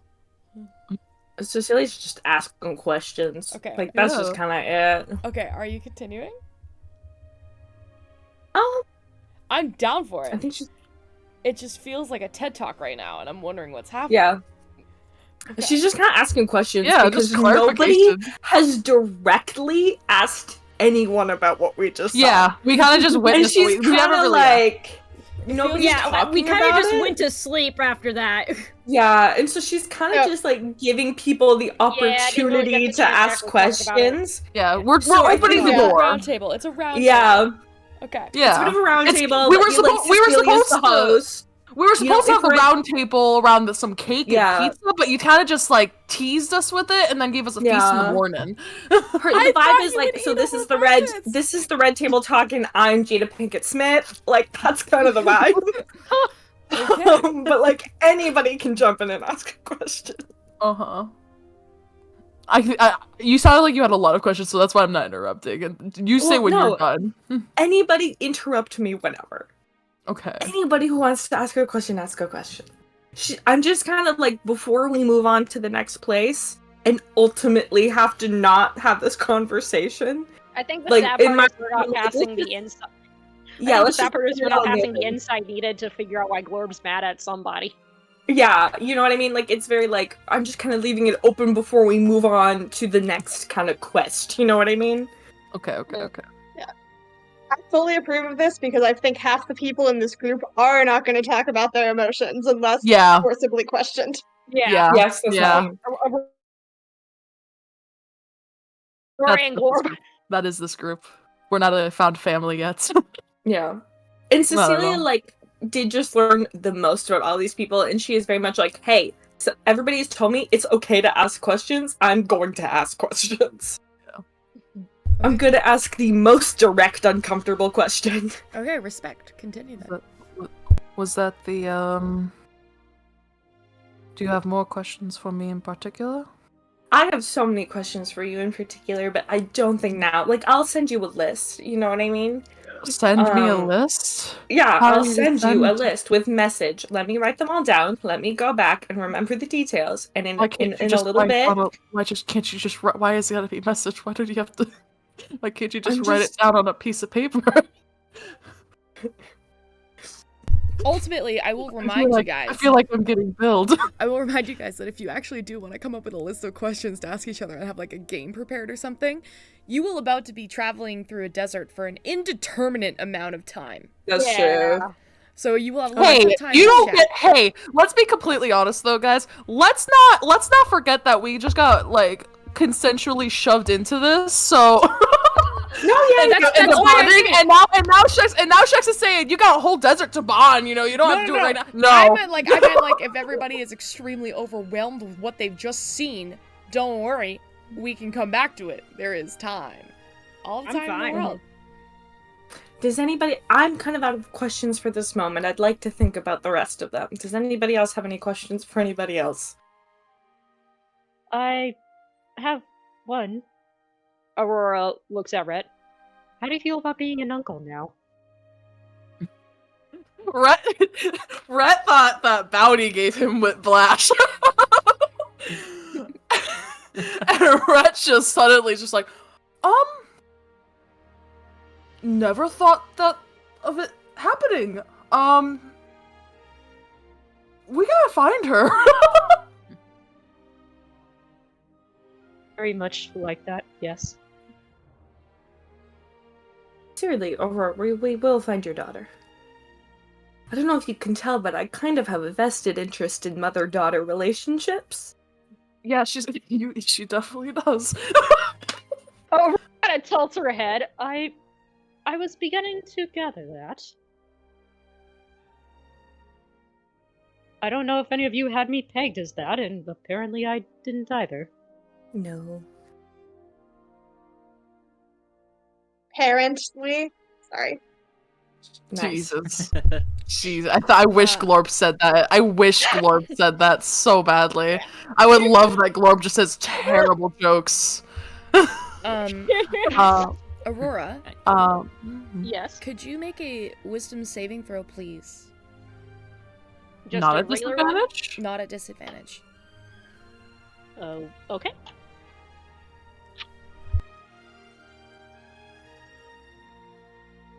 Oh, 15.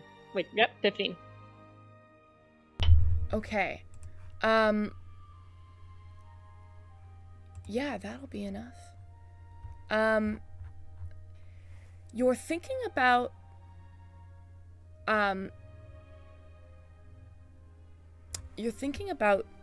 the girl you saw. Your kid.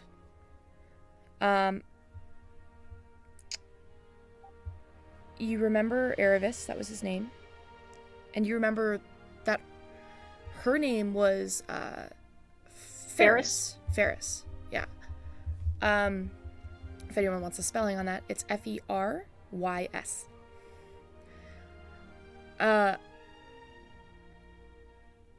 You remember a full name. Okay. And there's a middle name and a surname. And because you remember the surname, it was probably Erevis's name as well. And it was probably Alora's name, the woman that you saw, the aunt of your daughter. Her full name was Ferris Aloran Ilrana. Ilrana? I will type it out for you. Thank you. And it's comforting to hold on to the memory of knowing the name. You have her name. And it's a name you gave her. Oh. Aurora, again, someone who normally doesn't really show much emotion. You guys just see kind of like a sad but genuine smile on her face.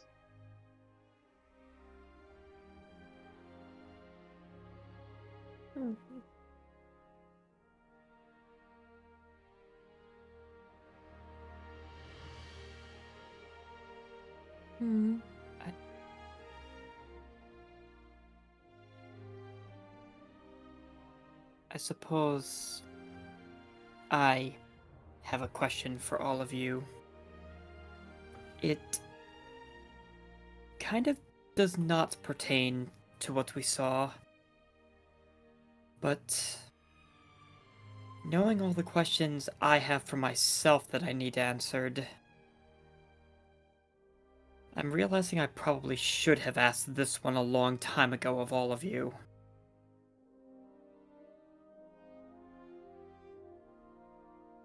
I need honesty here.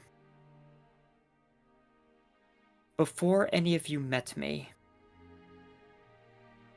have any of you had any sort of run-ins or issues with the Allery Syndicate?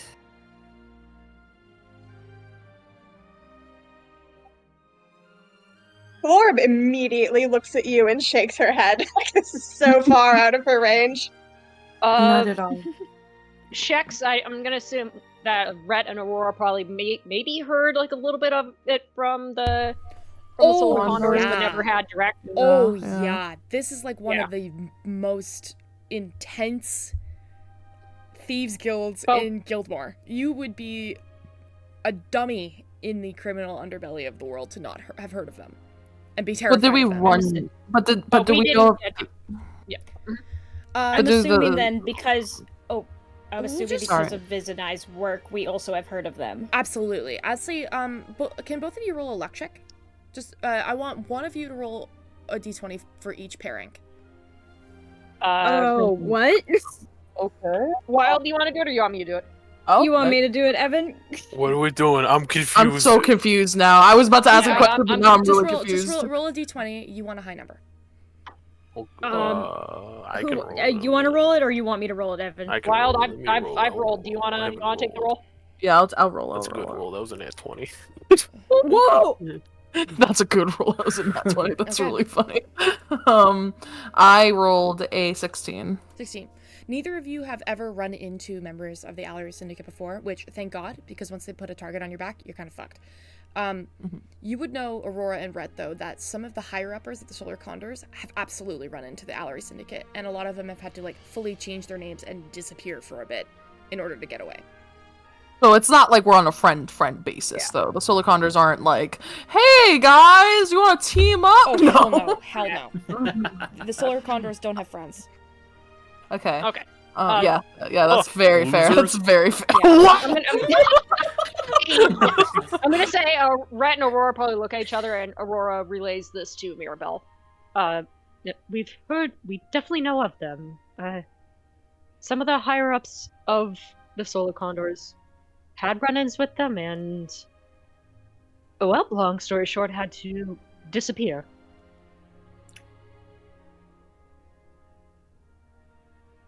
I think at hearing that no one here has had a direct confrontation with them before meeting Mirabelle, she kind of lets out a bit of a sigh of relief.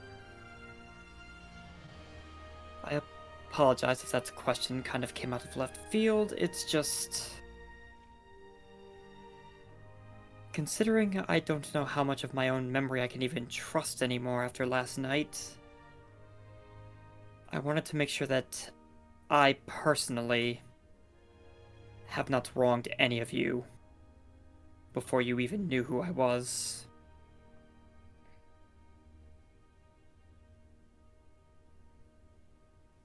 Because Oh, sorry. I think if what I've already told you and what you saw last night didn't make it clear, Severine used to hold me in very high regard. And I have hurt a lot of people.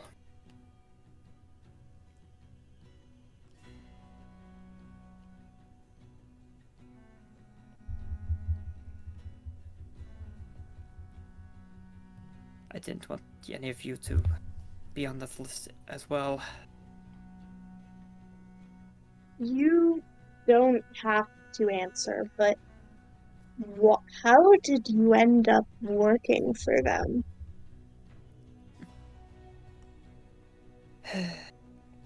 Right, I forgot you were not with us the first time I told the story of my life. Assuming none of this has been tampered with, and I don't believe I have any reason to assume so at this point. Before I was even born, my father kind of took out a loan from them, hoping to secure my future, get my family in a better spot for when I was born. He could never pay them back, and Severine paid us a visit and personally took both my parents from me. She manipulated everything, leaving me alive and leaving one of her subordinates, her more trusted ones, to mentor me in the ways of the assassin. Until ultimately, I was brought to work for her. At that point, I pretty much had no way out.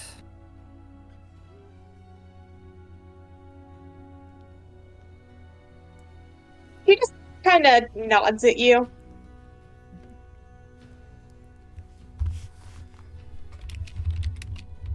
Alright, well, if nobody has any more questions, I suggest I can go get Mateo. Are we ready to leave? Bridget did seem urgent. Oh, then let's not delay. Yes. Alrighty, Cecilia will go get Mateo. Okay, you go and get Mateo. He's not difficult to find. You rush to the top of the tower where you see he's getting ready to like swan dive off the top again, in like board shorts and a puka shell necklace, and he kind of goes, "Oh, hey, Cecilia, what's up? You gonna jump off with me or?" No, Okay. I don't have Featherfall prepared today, so no. No, you. I'm sorry, just real quick. How you dive in the ocean, dog. You want me to teach you? Why would I want to jump into the water? I'm dressed for the day. Why would I jump into the ocean? I guess I don't know how to answer that. I think we're just two different wizards. Oh, okay. Speaking of being different wizards, I actually found something for you. Yes? I noticed when you were perusing the shelves a little while ago that, like, some of the romance novels were kind of just, like, plucked in and out. Mm-hmm. Sorry. I don't know if you were looking for anything in particular, but I'm always looking for a fan of romance novels because they are the best. I figured we could, like, start a little book club if you want. This is my favorite, and it's pretty not well known, so I thought I'd pass it along. Okay. What is it? You look at the cover, and it is not a romance novel that you have read before. It's called The Mermaid of the Sea. Oh my god. It is super juvenile. You could tell just by looking at it, but it's also probably the trashiest and tropiest of books, and you're a little enthusiastic. Absolutely. I'm gonna give him one. Oh, which one do you give him? I'm going to give him... it's called The Howler's Theory. Okay. He, like... Were you gonna explain the book? Yeah. Okay. I'm gonna give him that one. The synopsis that I've written for this is Dira is a research assistant for the Sorcerer's Academy, needs a fake boyfriend when her two best friends get together to prove she's not lonely. Enter Feluare Llewellyn, what a name, on track to conjure professor and well-known douchebag. Suddenly their experiment feels dangerously close to combustion and discovers the one thing more complicated than the Howler's Theory is love. Okay, hold on. That's so iconic. I now need to give you a description of this book. Did you come up with that yourself? I stole it from an actual romance book that you can get at a bookstore. Oh my That is gosh. fucking genius. I love it. Yeah, if anybody's read that book called The Love Hypothesis, which was originally Oh. like Star Wars fan Oh fiction, my god. that is in fact the Oh plot. god. Oh my god. Allie! Okay, now that I know we're going that deep, I did write a synopsis on the back of this book, and I do want to share it. Oh yeah. Okay. Yeah. So, Guys, so I you commit hand, to the bed. So you hand him this book. He looks so excited the second it touches his hands. You flip your book over, and it's called The Mermaid of the Sea, which is basically like saying the human of the land, which is objectively hilarious. Yeah. And it says, from the depths of the ocean, where secrets are as plentiful as the waves, lies a forbidden love that defies all odds. Marina, a captivating mermaid princess with a wild streak and a heart full of longing, saves the life of a handsome human sailor, Dylan, during a stormy night at sea, and she never expects to fall head over tail for him. But as their love blossoms, they must navigate the treacherous waters filled with mermaid rivalries, human prejudices, and a dark conspiracy threatening to tear them apart. With the help of their eccentric friends, a wise old sea turtle, a mischievous dolphin, and a love-struck crab, Marina and Dylan must fight for their love against all odds. Will their passion withstand the tides of fate, or will they be swept away by forces beyond their control? I'm so excited. Yeah, Cecilia will trade books, and say, you know, Liz is also quite the fan of romance novels. Oh, are you for so real? I think if we were to start a book club, I think he should join. Oh my god, amazing. Should I give you a second book? Yes, you should. Okay, let me take a round. Can you wait 5 minutes? Why don't you go tell Sure, Liz? I'll give. Go tell Liz. Would I'll you find want another me- book. Yeah. Bring it down because we are ready to go. Oh, okay. So okay, maybe okay. like, bring it down when you're like ready to teleport. Okay, us. I'll be down in like 2 Thank you minutes. so much. Thank you so much. And Cecilia will go back down and immediately pull Liz to the side. Whoa. Just and have like a. She's not hiding it, but like this, it is a conversation. It's just gonna just shove the book in Viz's face and be like, "Look what Mateo just gave me." Remember, he's muffling the title. Remember, see? Yo, is this a romance novel? Yeah. Oh shit! This dude He got wants some to start- taste. He wants to start a book club. Can I join? I said that you should join. Thank you for vouching for me. Of course. Mateo comes Always. charging down the steps. Hey, he sees all of you standing there except the two of you and goes, this. And like, Biz will shamble over. just kind of shoves a book in your hands. Do you look at it? Yeah, Biz looks at it. Okay. You look at it, and the title is The Whispers of Atlantis, not Atlantis, Atlantis. Okay. And you flip it over, and it says, in the submerged city of Atlantis, where ancient magic and technology coexist, a young archaeologist named Mara stumbles upon a hidden artifact that holds the key to unlocking the city's greatest secrets. But when Mara's discovery inadvertently triggers a series of catastrophic events, she finds herself thrust into a world of intrigue, danger, and hidden romance.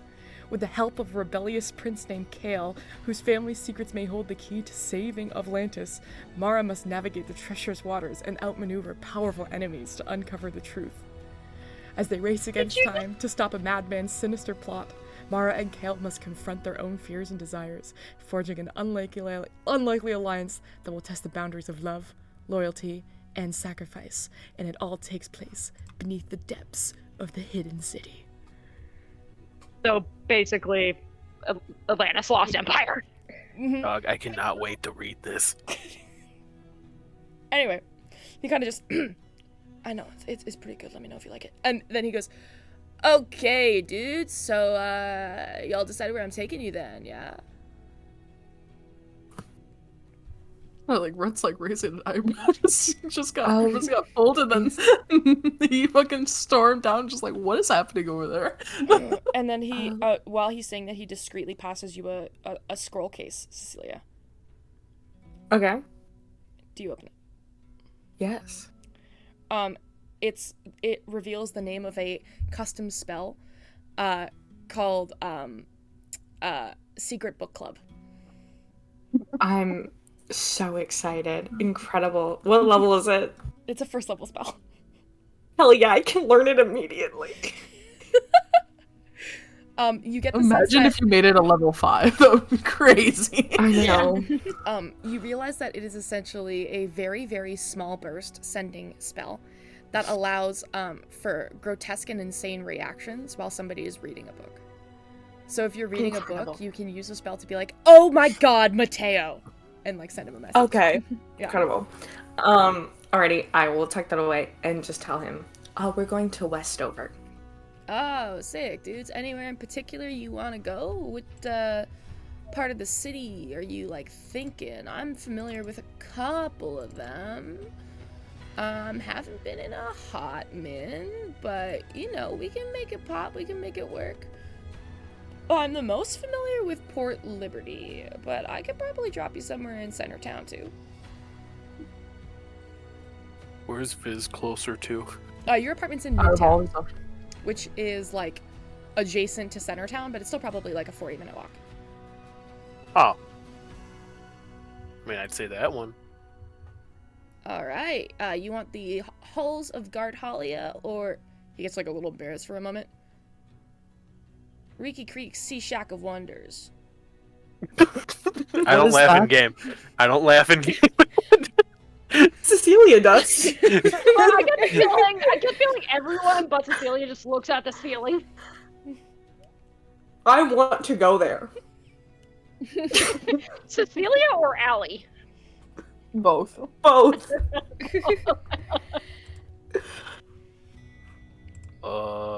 Does Viz know of either of these places? Well, the Halls of Gardhalia are like the halls where the Tome of Gold take office. It is like the big tourist spot in Westover. It's where like everything takes place, all the action happens. It's where all the bureaucracy stuff goes on. But it's also just like a really pretty courtyard. You've never heard of Reeky Creeks before. That's super new. What is this Reeky Creeks place? You know, it's like a sea shop. They got like spell components for me and like little boats in glass bottles. In jars? Yeah. It's run by an old pirate named Petey Boy. So we're going there, right? I gotta be honest, that sold me when I heard Petey Boy. Gotta go. We're going there, correct? That's the correct option, right? All right, Reeky Creeks it is. Hop on in, boys. Get ready to get your socks knocked off. Please keep your hands and feet inside the teleportation circle at all times. And you see he kind of like holds his hands and actually like water rises up from the ground. And you realize in the main living area where like you guys have been like doing all the like where all the shop works and stuff are, things like slide back and hang on the walls, and the whole like essential sigil on the middle of the shop floor kind of like glows blue and water rises up from it. He goes, "Last chance. You sure you want to go to Reeky Creeks?" Are we just? Didn't we have horses? Are we just leaving them with Mateo? All right. Oh, that is such a good. Thank you, Glorb. Yeah, Thank somebody go you, get Glorb. the horses. You and up to 8 willing creatures. Horses are not willing. Can Viz and Nev count as Damn. one Horses creature? are willing! No, I would like you to go ahead and name. We could do an one animal horse, taming. One horse that would willingly Animal step handling. onto a teleportation circle. Glowing Animal with handling. water. Animal handling. Okay. A seahorse. Bam. What? Okay. Nev and Viz count as one person. What horse do you want to bring? Oh, why we got Oh. shoes? That's On the fucked flip up. side, Come on! Mateo will take care of them for you if you would prefer to give them to him. He'd probably turn them into actual seahorses. I hate No, how he you wouldn't. handle pets. You make pets seem so replaceable. They Could are. I roll to get Mateo to bring the horses to what was it called? Reeky Creeks. Okay, Shack. Reeky Creeks. Sea shack? Okay. Now that I'm thinking about it, 2 courses in a shack. Yeah, maybe we don't that's want to bring the true. horses. Maybe we don't want to bring the horses. Okay. All right, Shax, you win this round. Only this round. Okay. The water rises. He goes, all right. It was sick getting to know you guys. You ever passing this way again, you pop on into Old Shore Whisper and give him a hey yo. Sound Gucci? What's Gucci? It was Sure. Gucci. I don't know, rad, bro. All right, nice seeing you. Good luck on your quest and stuff, and I hope you. And he is continuing to talk after he claps his hands together, so you just can't hear him anymore. And the water rushes up into your nose and out your guys' ears, Oh. and then all of a sudden you Ugh. are standing in the middle of the streets of Westover. A lot of people Are we like soaked? actually jump out of the way to like get away from you. No, surprisingly you're dry. Oh. But a lot of people are like Oh, jumping out of the way. They like see you. A woman like grabs her like little boy and goes like, "Oh my goodness!" and just keeps walking as you all just randomly appear in the street in like the middle of the day, mind you, like early morning. Whoa. You are in the middle of Centertown, in quite a big marketplace. You guys have been here before. It's a very, very large marketplace. Very easy to get lost. But you're standing in front of a building that looks like a house tucked into a glass bottle. As though the good house God. itself is a glass ship inside a glass ship. Oh my gosh. This Yeah. is incredible. And there's a little This sign that is hangs amazing. outside that says Ricky Peaks Sea Shack. Ricky Creek Sea Shack. God, say that 10 times Say fast. that 5 times fast. Ricky Creek Sea Shack. Rinky Creek Sea Shack. So, okay, are we gonna go in or are we going to go find Bridget and I get the Jenny? feeling we have to go in. Oh my Yes. We god. really need to find Ginny and Bridget, I guys. know. As much as I want to go in this place, I now know where it is. Another time. Another We time, can another visit time. it later. Okay, let's go find Bridget and Jenny. Viz, you're on Cobble Court, which is a street you're actually familiar with. And you know, from where you are, it's actually a lot closer than the halls of Guardhalia would be to your apartment. So you're only about a 15-minute walk away. This is like the Yeah, Oh, northwest yeah, we chose end, the right one. We gambled right. which is objectively super funny. But you walk down Cobble Court, and did I call it Cobble Court? Did I just change it? I didn't just change it, did I? You're the DM. You can have it be whatever you Fuck. want. Okay, whatever. Cobble Street, Cobble Court. I say Cobble Court. You walk You down say Cobble Court, Cobble. and Come court. it's the name of the street. And you pass through the rest of the market. You guys, for those of you who have never been to Westover, Glorb, this is a massive floating city. It is the biggest city you have not just ever seen, could ever possibly comprehend. There is 5 layers to the city that float on different levels. The one you're currently on, Centertown, being the top one, and you're actually gonna have to like move down through these like series of like floating platforms that take you to different spaces within the city. And you're probably about 5,000 feet above ground right now. There's some like glass holes where you can like look through at the bottom, like at the CN Tower when there's like the viewing points that you can look underneath.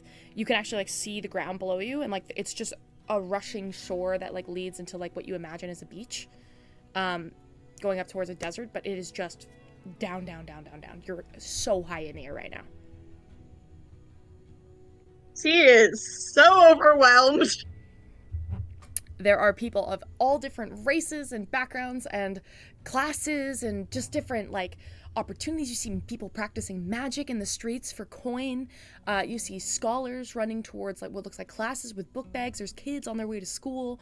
It is just an absolute cacophony of people and massive multi-story buildings. The smallest like mid-rise buildings being up to 4 stories tall, and the tallest ones being up to 16. There is it is just tall, and massive towers of all different kinds of like archaeological design, going from like medieval and fantastical to almost like modern. It's really off-putting. They're testing out a lot of stuff in this city. It's weirdly disgusting and weirdly beautiful all at the same time. And Viz, you are just hit with the feeling of being home. Yeah. You guys move through the streets. Never mind. You sure? I was gonna have Aurora say something to Gorb unless you wanted to say something. No, go for it then, Aurora. Like, are you visibly uncomfortable, or are you trying to hide it? I will say, she is trying to hide it. Aurora's gonna kind of fall in step with Glorb and go, "Are you all right? I know we were in a bit of a quieter place, and you've suddenly been dropped into basically the heart of innovation." Can I do a deception to try and keep her from seeing the emotions that I'm having? Sure. Both of you get advantage on your Okay. deception and insight rolls. Ooh. Okay.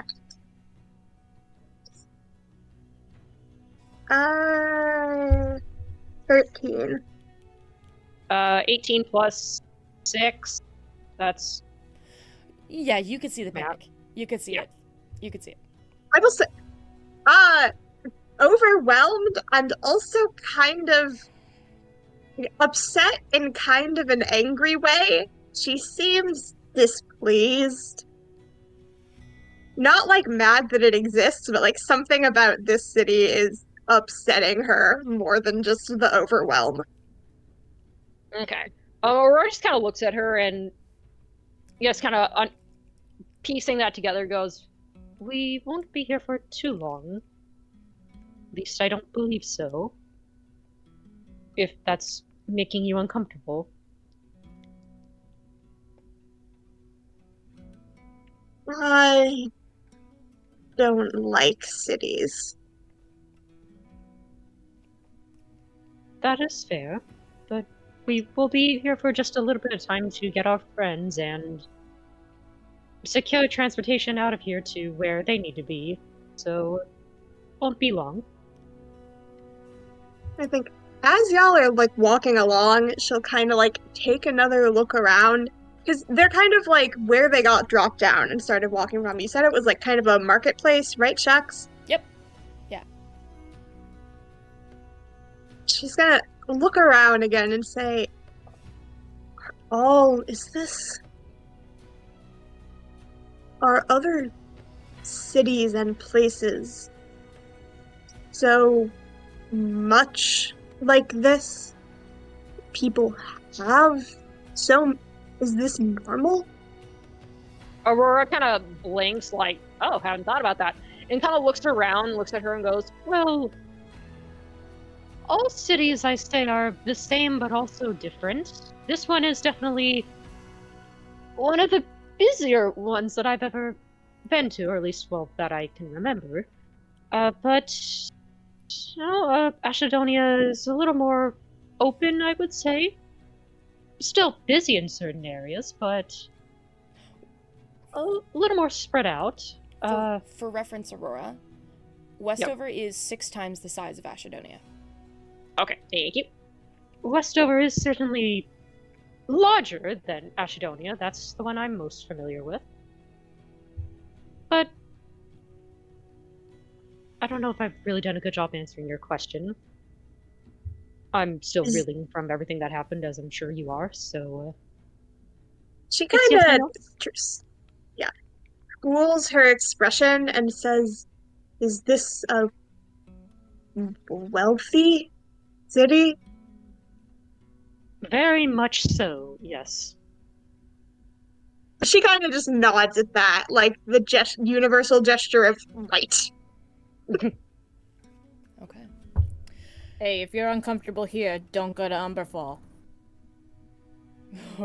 way more crowded, way worse. You continue onward towards Viz's apartment, which is in Midtown. As you pass from Centertown to Midtown, you see the absence of markets and much more the presence of businesses. Rather than like people selling things, these seem to be places of work and occupation. You pass Viz's journalism office, and then down the street from that is where Viz's apartment is. You head inside, you go up the floating elevator that takes you to the top floor penthouse where Viz occupies. And as you approach the door, Viz, and you're kind of like grabbing for your key, you see a note on the door. Oh no. Uh-oh. What's the note say? In a very elegant, very rushed, cursive text, you see a note that just says, headed to Cathedral Crescent. Go to 69. I'm sorry. Ginny is the worst. Bridget. Where is that? Where the fuck?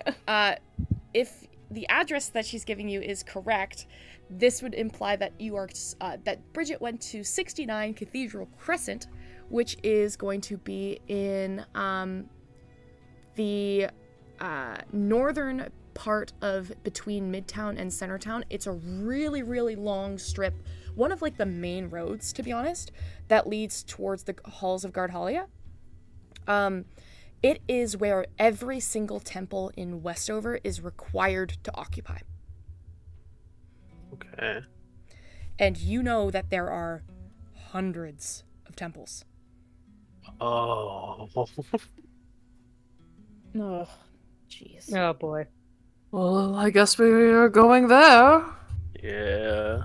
Hold on, Did I you gotta say check on what I gotta check on my temple? boys. Hold on, I gotta check on my boys. Oh. If he opens the door. You open the door. Everyone talk about that. I'm gonna check on my boys. There was door. a 6 and a 9. Viz, as you open the door, your lobster is doing so great. The tank is immaculately clean. He looks extremely well fed. You don't see Jeff anywhere. They might have taken Jeff. Yeah, they probably took Jeff. Jeff. Viz, I think they took Jeff. Well, I just got calm. Jeff. The apartment is in various states of cleanliness and various states of disarray. To put it like plainly, you see like just a pile of undergarments in a corner that look like they were hastily kicked with anger and rage. But otherwise, everything else is perfectly tidy and clean. All right. Okay, let's go get him. All right. And I it look said, over to my did it say buddy. that it didn't say the cathedral, it just said the street 69? The address is 69 Cathedral Crescent. Okay. So we go there. All right. You begin to head back We down. go. You begin to head back down towards Centertown, down to like Cathedral Crescent, which is a very, very long, very, very wide street.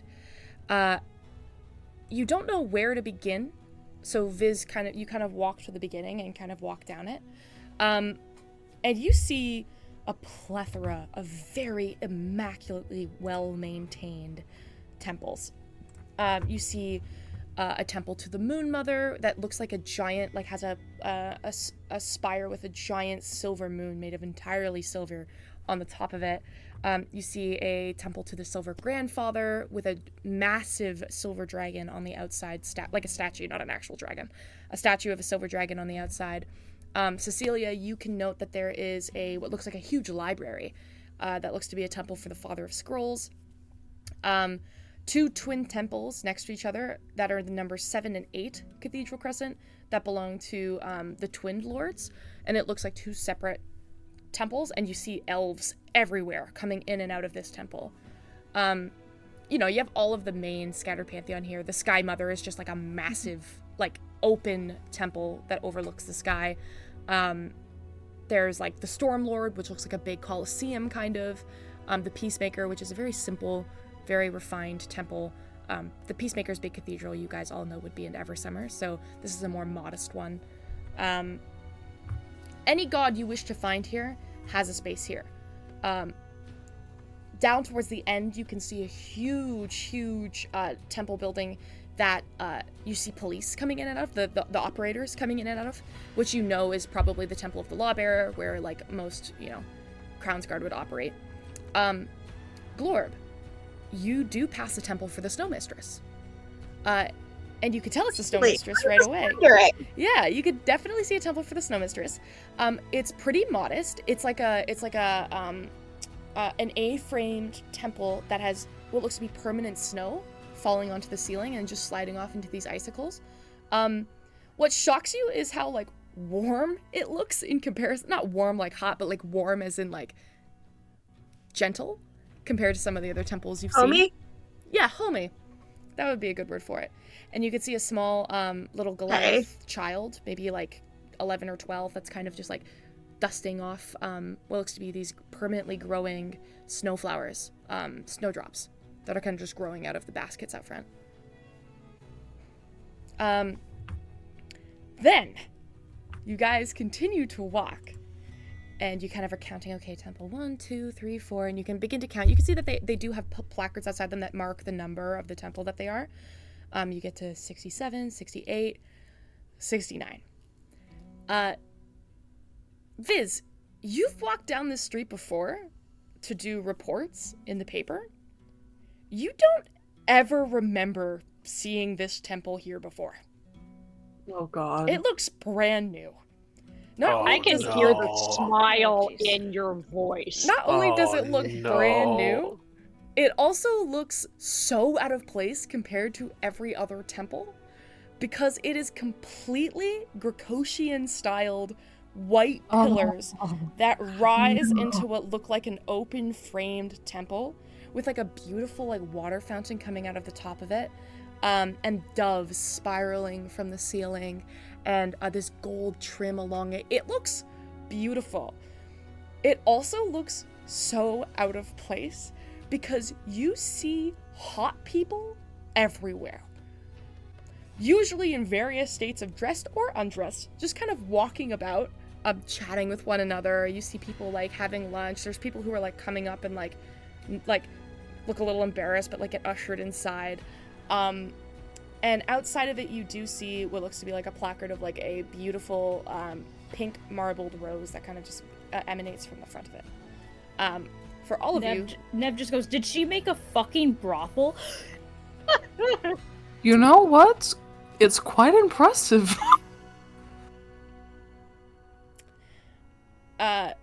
Would you all like to go inside? I do gotta give her that. Do we have a choice? I think we have to. You could wait I'm going outside. in. Oh, okay. Okay. All right.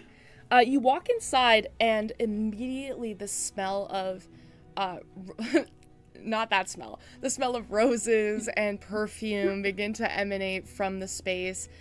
You see like a beautiful fountain that's like trickling with rose petals all like lined on the inside of it. You see rose petals like quite literally everywhere.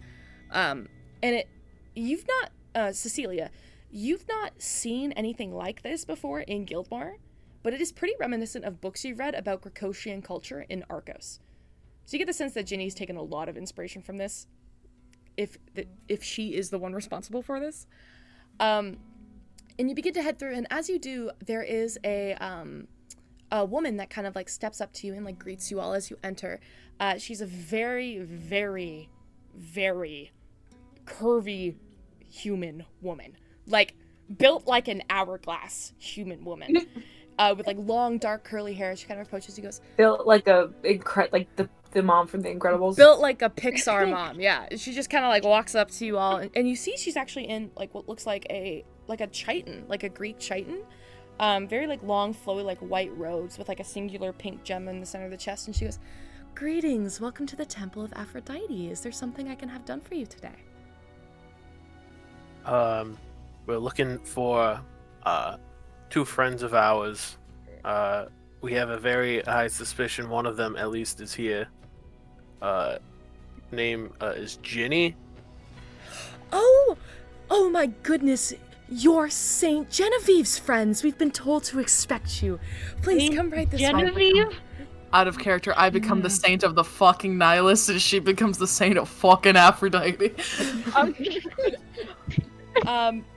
So she begins to escort you onwards. You guys are immediately, like, grapes and wine are, like, thrust upon you by other people in this temple. They're like, "Would you like a grape? Would you like some wine?" Like, people are, like, passing you guys things. I'm gonna say Aurora has this look of like, please don't touch me, please don't touch me, please don't touch me. Brett holds. Nev gladly takes a glass of wine.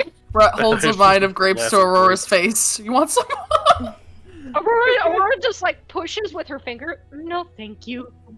Brett eats some. Nev grabs 2 glasses of wine for herself. You guys are ushered through, and it's a big, wide open temple, and you see that at the top of the space, there's actually what looks to be like a raised platform, like almost like with like these beautiful like dark pink curtains that kind of like cascade across the top. It looks very much like an open like stage or like seating area, like an open place that somebody might preach or speak. On your left and right sides, there's a set of staircases that go like upstairs, and you do see people coming in and out of them that immediately make you a little suspicious. Maybe they look a little flustered going out, not so much coming in, things like that, you know? But you do kind of are like escorted over, and you see that the space with the stage is kind of ushered with these pink cushions and rose petals all over the floor, and she goes, take a seat. She has one more sermon before the end of today, and then she, I believe, is all yours. Rhett raises an eyebrow at sermon. I think even Aurora raises an eyebrow. I think Cecilia has never looked more uncomfortable in her life. I think her skin is like dark wine. It is like so dark burgundy. She is trying. She's like looking at the ceiling because she doesn't know where to look. Rhett gives her a glass of wine. Trust me, if you just keep looking at the wine, it's gonna be a lot easier. She's gonna like just push it away of like, no thank you, I don't want to touch anything here. I think Aurora and Cecilia are sharing the same brain cell right now. After a few moments, you see people begin to gather and sit among the cushions next to you all. You see them chattering excitedly amongst themselves. Are any of you listening to any of this conversation, or are you just blocking it all out and waiting for this to be over? Rhett is listening. I'll listen. Curious. Sure, listen. Group perception check, sure. please. What the hell, why not? Please tell me we did. I'm really scared about what this sermon is if there's more people here. I'm a little alarmed. That's a 16 from me. Holy shit. That's an 18 from me. Okay. 17. Okay. It was insight, right? Perception. Or just perception. That is a 21. Oh my goodness. Okay. Callie, please tell me you're doing this. So...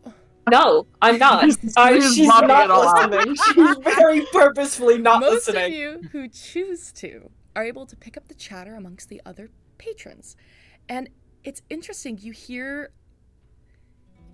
a genuine excitement, something that you haven't really heard from like cathedral work or temple work in a very long time.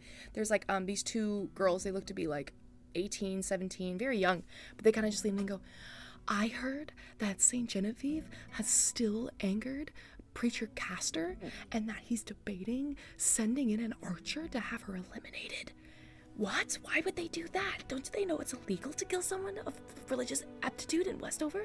Yeah, that's the point. They're not gonna show off that he did it. They just want to because he's not liking the view from his temple. And then you hear a couple people down the side of the back being like, Lady Genevieve has never, ever brought as much production and like a new way of religious thinking. This is just so revolutionary. It's so exciting to have something like this in Westover. And then you kind of pass through. There's definitely an air of curiosity and intense gossip. Oh. After a few moments, the curtain draws back, and you hear a collective gasping as people kind of like sit up and lean forward. There's a puff of what looks like pink powdered smoke that kind of like wafts around the area. And after a moment, you see a figure stepping forward with her hands out in a sword, her sword in her hand, her shield in the other. And behind the shield, you see a beautiful long pink rose that kind of emanates from her hand. It is Lady Ginny. She is not armored. Instead, she is wearing like a long, deep V-neck, almost like a vest-style chiton. It's very masculine compared to what she usually wears. And these like long, flowy white pants and sandals. Very Gregorian in nature.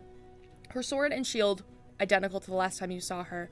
And she's going a little lighter on the makeup this time, but still has like that signature pink lipstick that you always remember her wearing.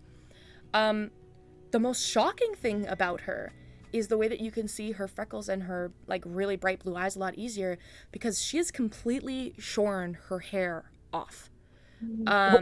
It's like very like almost like a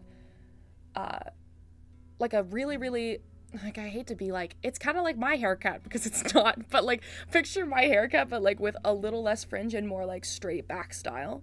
Like short, sticking out, like kind of like spiky and like loose and like wavy flowing around like the hair, but much more like crafted and styled and intentionally sleek rather than like, you know, shaggy on purpose. Looks very like well cut and intentional. Can I just say Aurora leans over to Rhett and goes, "Did she do something with her hair?" But she says in like a joking manner. For those of you who remember, this is cutting off quite a significant amount of her hair. Last time you remember, her hair came down to like about her ribs, so it was quite long. This is very different. And she kind of steps forward and takes a few paces, and people begin to like clap and cheer. And she kind of goes, all right, none of that is necessary. I speak here from a place of peace and love and kindness. For those of you who don't know, or this may be your first time attending the Temple of Aphrodite, my name is Genevieve Aston. I hail from Tyrosa, and I come bringing the good word of Aphrodite all the way across to this wonderful city in Gildmoor. It is a pleasure to meet you all. And you hear like more cheering from this. Like, it's actually shocked you how many people have like come in and like flooded to listen to her talk. Like there's a good 85 people just in this space right now, which for a sermon is kind of nuts considering these are all people who aren't working in the temple already. There's probably about 100 people in the temple right now in total. My work as a patron lady of Aphrodite is to simply bring about an oath of love, passion, and kindness to the people. While other religions might sit there and tell you that you need to behave or act a certain way in order to be treated with love and light from their gods, I remind each and every one of you that the only thing Lady Aphrodite requires is your love and your passion. There is nothing else required of you besides spreading this good word and good faith to as many as you can. That is why I welcome you with love to this church and offer you all a space where you can love freely and without fear of judgment or fear of being told you are doing something wrong. So welcome. And then you hear like another like round of cheering, and like there's like fully a little boy, like not a little boy, he's like 18 in the corner, he's like fully sobbing. This is just so nice and welcoming. Like it's really, really off-putting. Like you have no idea what's going on right now. That being said, I am here if you ever want to talk or if there's ever something I can do for you. Because not only am I a being who preaches love and passion, but I am a great person to come to if you need to slay someone with a sword, because I am really good at what I do in every facet of my being. Oh my god. Where the fuck did that come from? Where are we talking about killing people? What the fuck? Because I love and kind, but I can also kill people. I am no cleric. I am a paladin. And as a paladin, I swore an oath to end those who despise the action of love and spit on it in the face of integrity. So, that being said, what can I do for you all today? And immediately, people flood to the stage. Yes. Cool. Where is Bridget? Yeah, where's Bridget? Make a perception check. Nev just leans over to Viz, and this is why I don't fuck with religion. I think you can say liberal, so I was like, whoa! Whoa, Nev! I just got a nat 20 on perception. Incredible, because I got a nat 1, which is my second nat 1 of this game. Which is crazy because you've only rolled like twice. Yeah. Alright. Sorry, Evan, your comment just made me think of the hi liberal, nice haircut. Did you get your haircut at the liberal store? Aurora, you spot Bridget immediately because her hand is just against her face. Her whole body is tense. You can see curls have fallen around her face, and Jeff is just like sitting on her shoulder, and she's fully covering her face, and she's behind the curtain in the stage, and you can see that she's waving her hand, and she's the one responsible for this like pink powder that's kind of just like flowing through the space. That's and giving it the scent amazing. Amazing. Aurora's She's going forced to help. I guess Aurora's probably sitting. I don't know if we decided who's sitting where, but I'm gonna assume that Aurora is sitting between Cecilia and Rhett. And she just kind of like nudges the both of them with her elbows and just kind of like does a nod towards Bridget. Cool. Cecilia's gonna immediately stand up and go in that direction because she wants to get as far away from this as possible. Aurora too. On a somewhat similar but somewhat separate note, considering those who I guess were doing it were, because I did roll for Mirabelle, but I didn't get a chance to say it. But since there was discussion, I guess, among the crowd before the sermon began about an archer potentially being hired or something to attack, can Mirabelle, I guess, assassin instincts kicking in, can she kind of glance around to see if there's anyone who might potentially be shady or fit that description? Anyone who looks like they might want to do that? Absolutely. That's kind of lingering around? Make a perception check.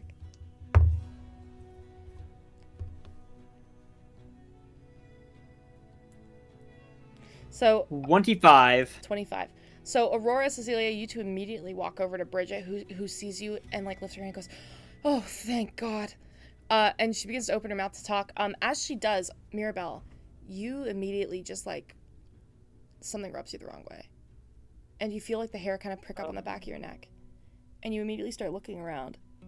And on the second story, with an arrow drawn and a hood over their head, What? you see somebody standing there with a knocked arrow.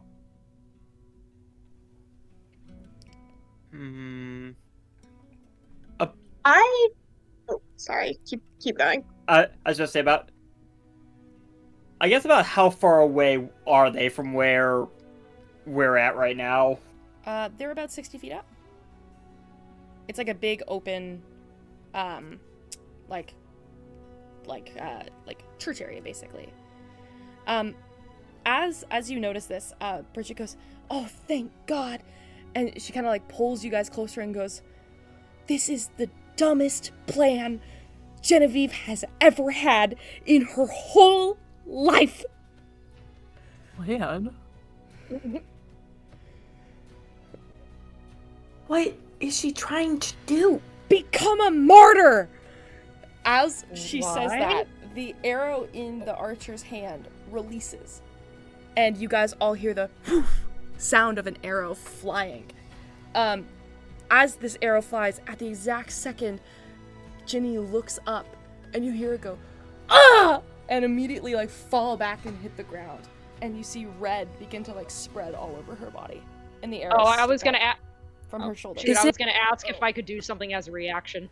I was gonna ask for an insight check on Ginny. Did she actually get hit?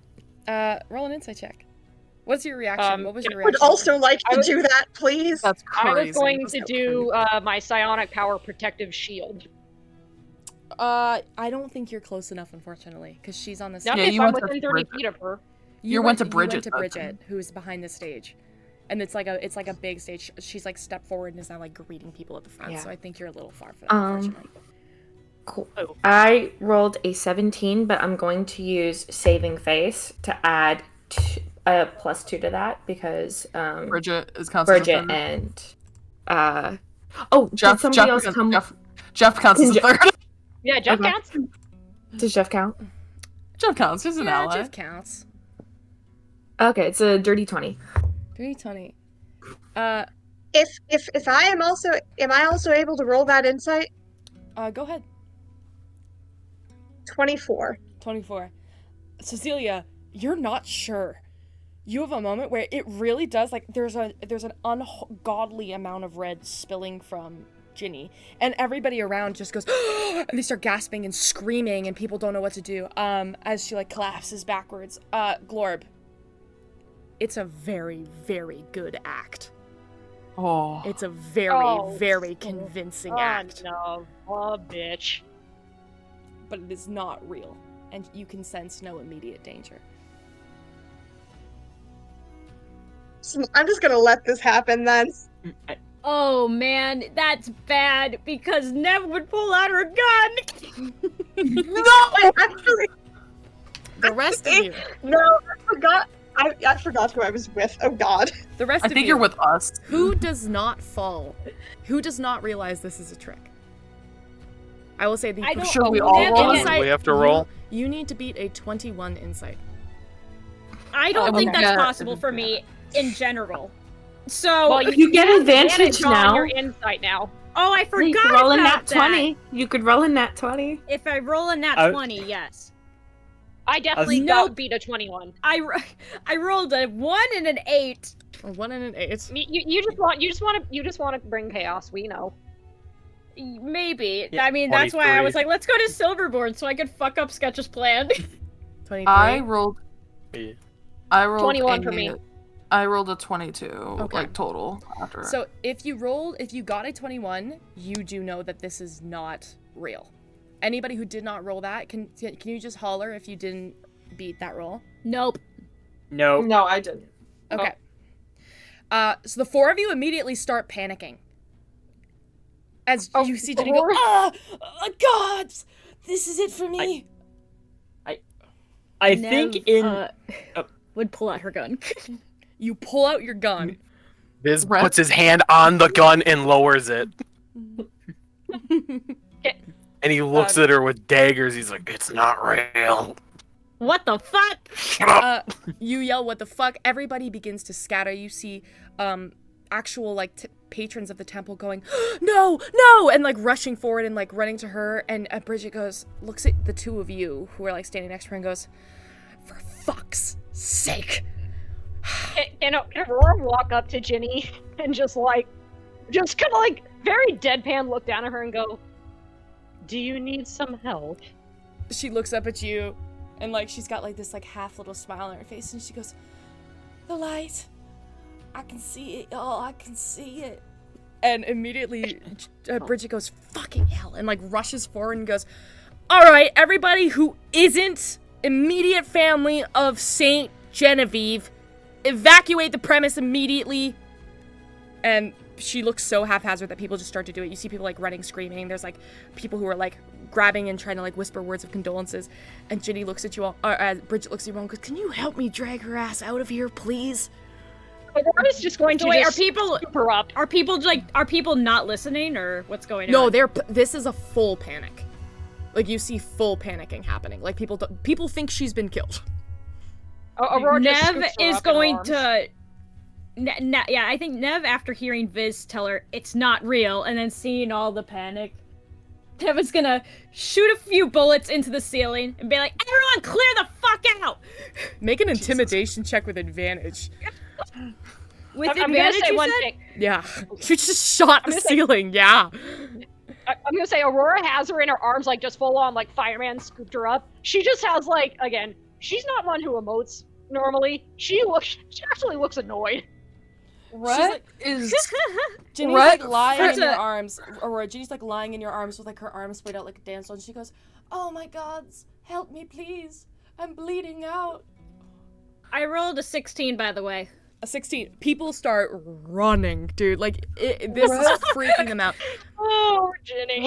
Rhett after everything was gone through was just like, this is pretty chill, just pretty chill. Notices this is an act, he's like, I'm just gonna, he puts the hood up and he goes invisible. Stop, that's Yeah, so Nev good. is still just kind of yelling at people to get him out of here, you know? She's Especially like, after yeah, seeing Nev shoot, yeah, he's like, he's hood up. Alright, I'm done with this shit. This was fun. This was really fun in the beginning. Or like you know how when cats just have that resting bitch face? Of just like, or it's like they have that look of like, I'm judging you. That's the face Aurora has right now. Like even her ears are just like full on, just flat. Ginny drapes an arm over your shoulder and goes, if you could please, kind person, take me to the back room where I could recover in peace. Aurora looks at Ginny.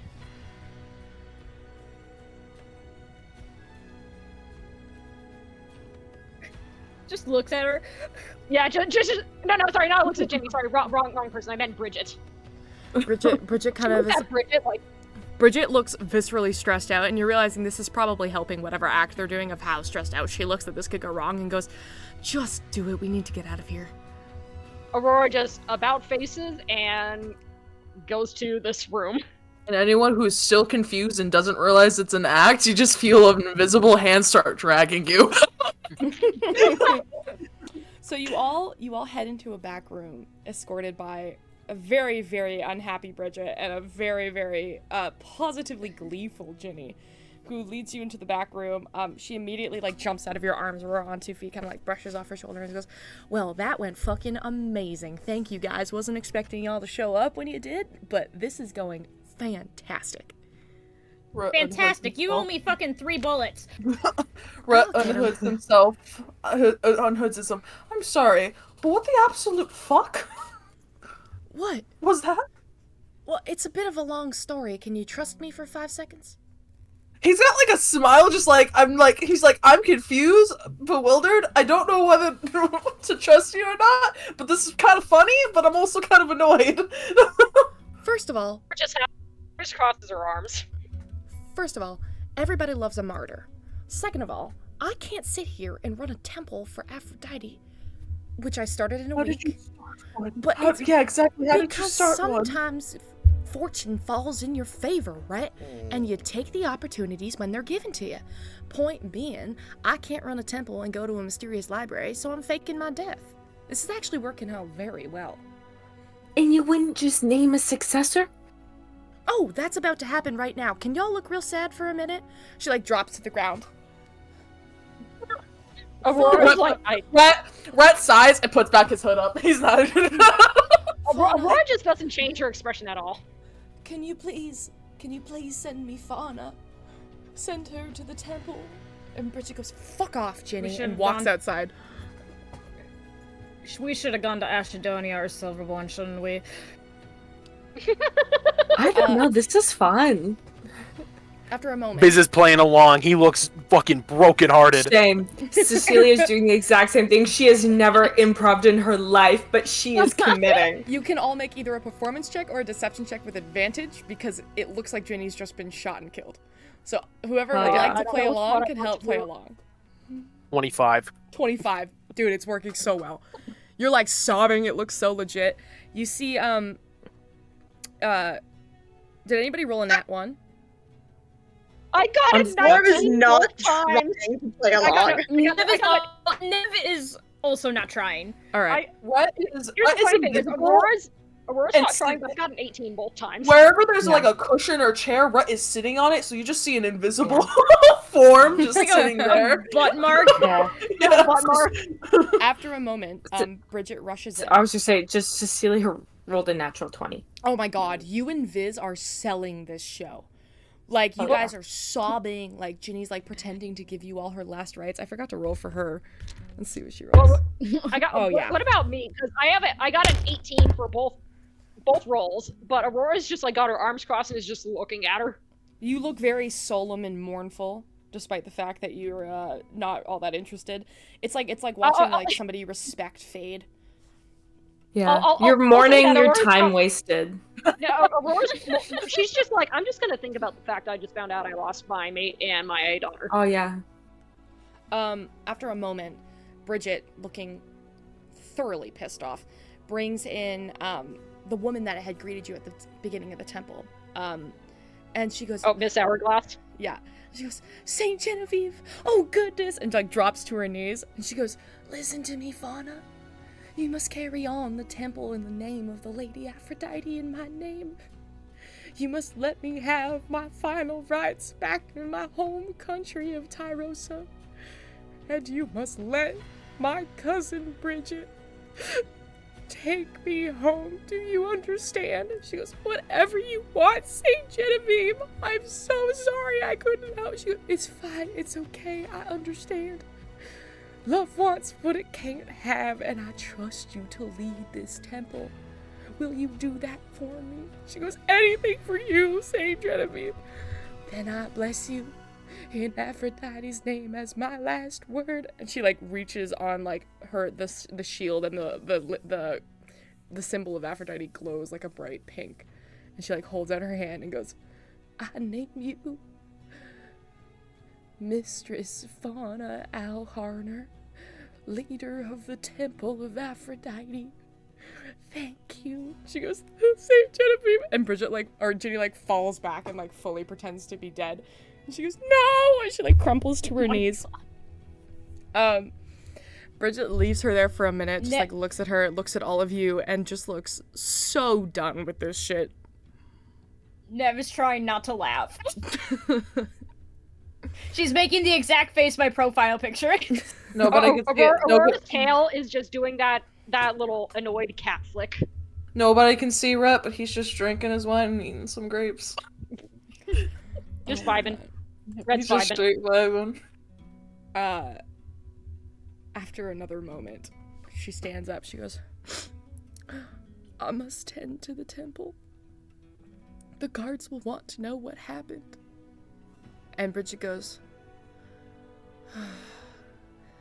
tell them that Saint Genevieve wanted her rights to be in private, and that she forgives with love in her heart the one that slew her.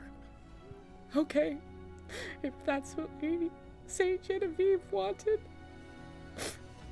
It's a sad day for this dark temple.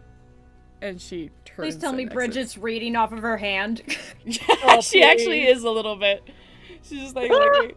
And after she walks out the door, Bridget shuts it and goes, "Get up, you fuck!" And she goes, "Oh, y'all, that was one of my best performances, don't you think?" It was a performance, all right. Biz will start clapping. Why not? He'll start clapping. And like opens her mouth and then thinks better of it. Yeah, Aurora just blinks. Ginny gets up and goes, "So suppose y'all are wondering why I had to do that. That's a story for better days and hot ones in the desert. What do you say?" And she kind of like touches her hand against the bracelet that's on her wrist, and you watch full gold and silver plate mail just cover her whole body. The stains of red completely gone from whatever it was that Bridget just pressed the digitation away from her. What? Yeah, I'm like, wait, what did she use as blood? Oh, that's red paint, darling. It's just red paint. It was a red paint bomb. Ketchup works way better. Or wine. I do have one of many questions. How do you plan on leaving the temple if you just died? Oh, through the secret hatch that I had built in the basement. Obviously, that's where our horses are waiting, and the cart that we're using to take into the desert. Is that not what we're doing next? Did I misjudge? Sure. Let's. How about we just get in the cart and go? All right, sounds like a plan. And she like kicks Something up tells at the me bottom. we shouldn't be here in a couple minutes. With her plated boot, she just like kicks up the underside of the hatch, and there's a ladder down. She kind of looks at you all and goes, looks at you, Glorb, and goes, "You're new." Oh, she probably now sees that Aurora has a tail. Oh yeah, that too. I think she kind of just. This is Jenny. Remember, she takes body. She also. This is Jenny. What's a better idea is she says, "You're new to Glorb," sees the tail. You're also new. Yeah. She kind of looks over at Glorb and goes, "You're new. I don't recognize you." Hello. Woman, a few words. That's the most you're gonna get out of her, so good luck. Hey, it's all right. We'll have plenty of time to get to know one another. And she like shoots you a little wink and goes, "Follow me, people," and just fully jumps backward and disappears down the hole in the ground. Sorry, did Glorb just go, Not out loud, but that is the expression on her face when Ginny winks. Aurora looks at her and goes, Yeah, that's just how she is. So are you all following down the hole? Yeah. I guess we have no choice, yeah. Yep. Cannonball. You watch Bridget wave a hand, and the place looks like it's been like covered in blood, and then all of a sudden like there's a shape that's appeared that she's like transfigured to like appear there with a sheet covering it. And you don't know what the hell it is, but it kind of looks like a body. So you're a little shook. But it kind of sits there for a minute, and then she goes, that'll disappear in a bit. Let's go. And she climbs down the ladder after Ginny. Jeff, next to you, Viz, goes, We all follow, yeah. my name's Jeff. My name's Jeff. How you doing, little buddy? My name is Jeff. I'm gonna assume that's good. My name is Jeff. Man, you used to be a lot more vocal. Now you just say my name is Jeff. I'm not complaining. Oh, I'm just fucking with you, buddy. Yeah, that's the Jeff I know. All right, let's head into this dark damn hole. And just dives in. All right. Oh, good God. You guys You're the catbird. You guys close the latch behind you, ascend down underneath the temple, and you see a cart and a series of horses waiting for you. Ginny's leisurely sitting in the back with her arms over, sword in her hand, kind of just like waving you in. Bridget's sitting in the front, so annoyed with her she's not even looking. And gestures for you all to climb in. Yes, we get in. The second you climb Cecilia in... We'll be at the front with Bridget. Awesome. Bridget's actually got the reins. So, Ginny pulls up a hood on her armor and a cloak, like a hot... It's like a dark pink cloak. It's not like a hot pink cloak, but it's still, like, pretty obvious. But it kind of, like, covers most of her body and frame as she kind of leans back. Apologies. I'm totally wrong. This is not a hot pink cloak. This will be her purple cloak that you've always seen her wear, with the yellow gold underside. As it kind of like covers her body, Bridget pulls up the hood of like her forest green cloak and begins to ascend out down what looks to be like you're in the sewers of some kind, but there's like a series of horses there, so it's like a more cleaned out sewer. Behind you, Bridget pulls a small smoke-like device out of her hand, and you see she snaps her fingers and a little flame appears. She lights it up and throws it behind her, and you hear a poof explosion, and the ladder crumbles into bits in the bottom of the sewer. Well, you got what you wanted, Ginny. You're a martyr. I was always gonna be one of those. Never thought I'd do it before 30, though. This is crazy, y'all. Are we ready to go to a desert? Yeah. Yes. Ready? I've already been through one, but let's do it again. Yes, indeed. Hell yeah, this is gonna be awesome, y'all. I can't wait to read some books. Hit it, Bridget! Bridget, pissed off, cracks the reins and goes, thank you all for coming. Sorry about her. And with that, you open out under the sewer and realize that you've actually woven your way down, down, down, down, down, down, down, and out.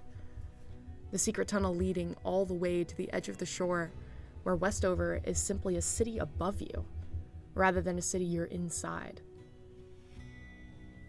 And with that, you head off into the desert on the next portion of your guys' mission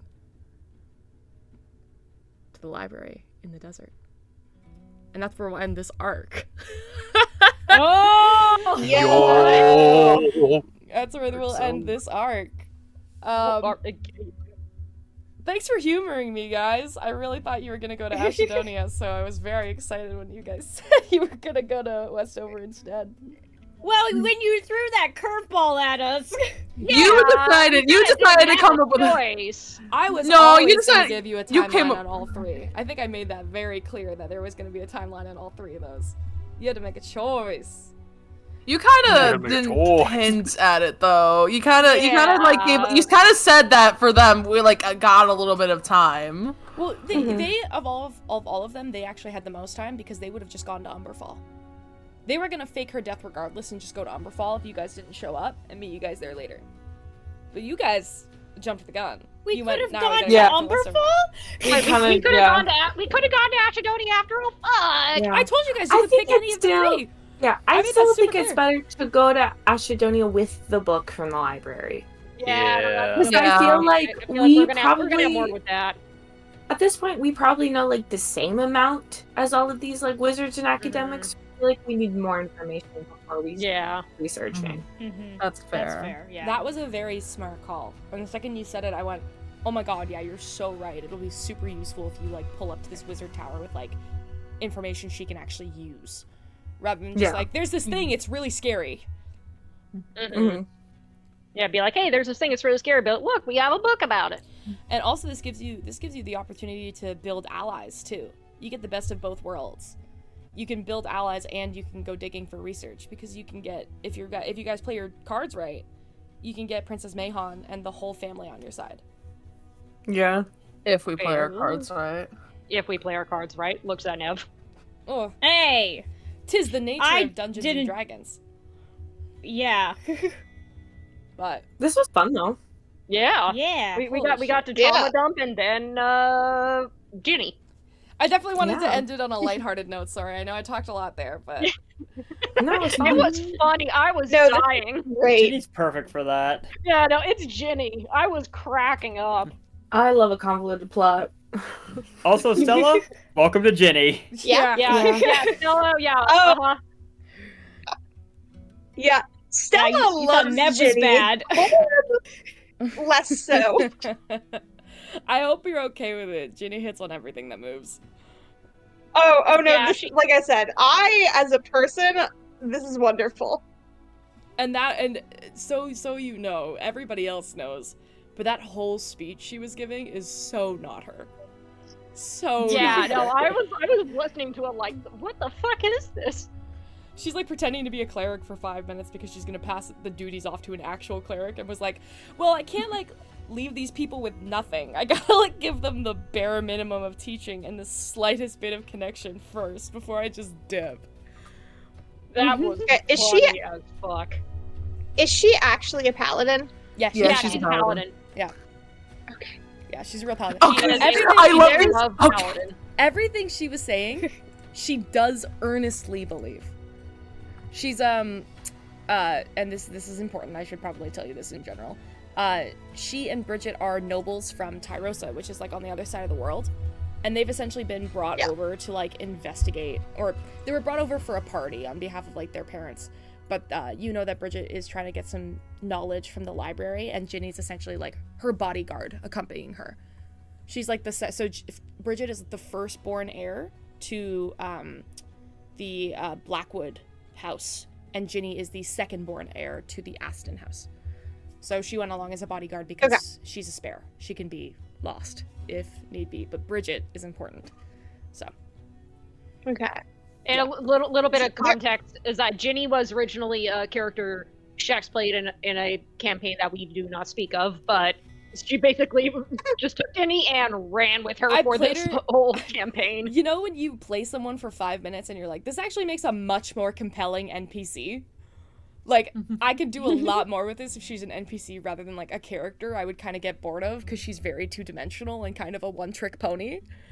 Like, you know what I mean? There's not much I can do for her, really, beyond what you've Ginny already still seen. had me laughing when you played her, but Yeah, it is she's fun to comic have her relief. as an NPC. That way we can just interact with her more. And if you want to, and if you don't want to, you can just leave her, and she just operates on her own and starts a temple in Westover. You know what I mean? Yeah. Which apparently what happens. I'm probably gonna get going because it is pretty late. Oh, yeah, no worries. What's our plan, Swolf, for starting Sherrod back up again? So I'm gonna first ask: does everyone have plans for next Sunday? Because since it's Easter Sunday, I'm pretty. It's also going to be my mom's birthday is that Monday, so we're going to be kind of celebrating her birthday during the weekend. So if you guys are cool with having a little break, by a little break I mean maybe just this week, Wild, is that enough time for you for the headshots, or do you need a little more time? I think I could try and manage that. Okay, because I'll say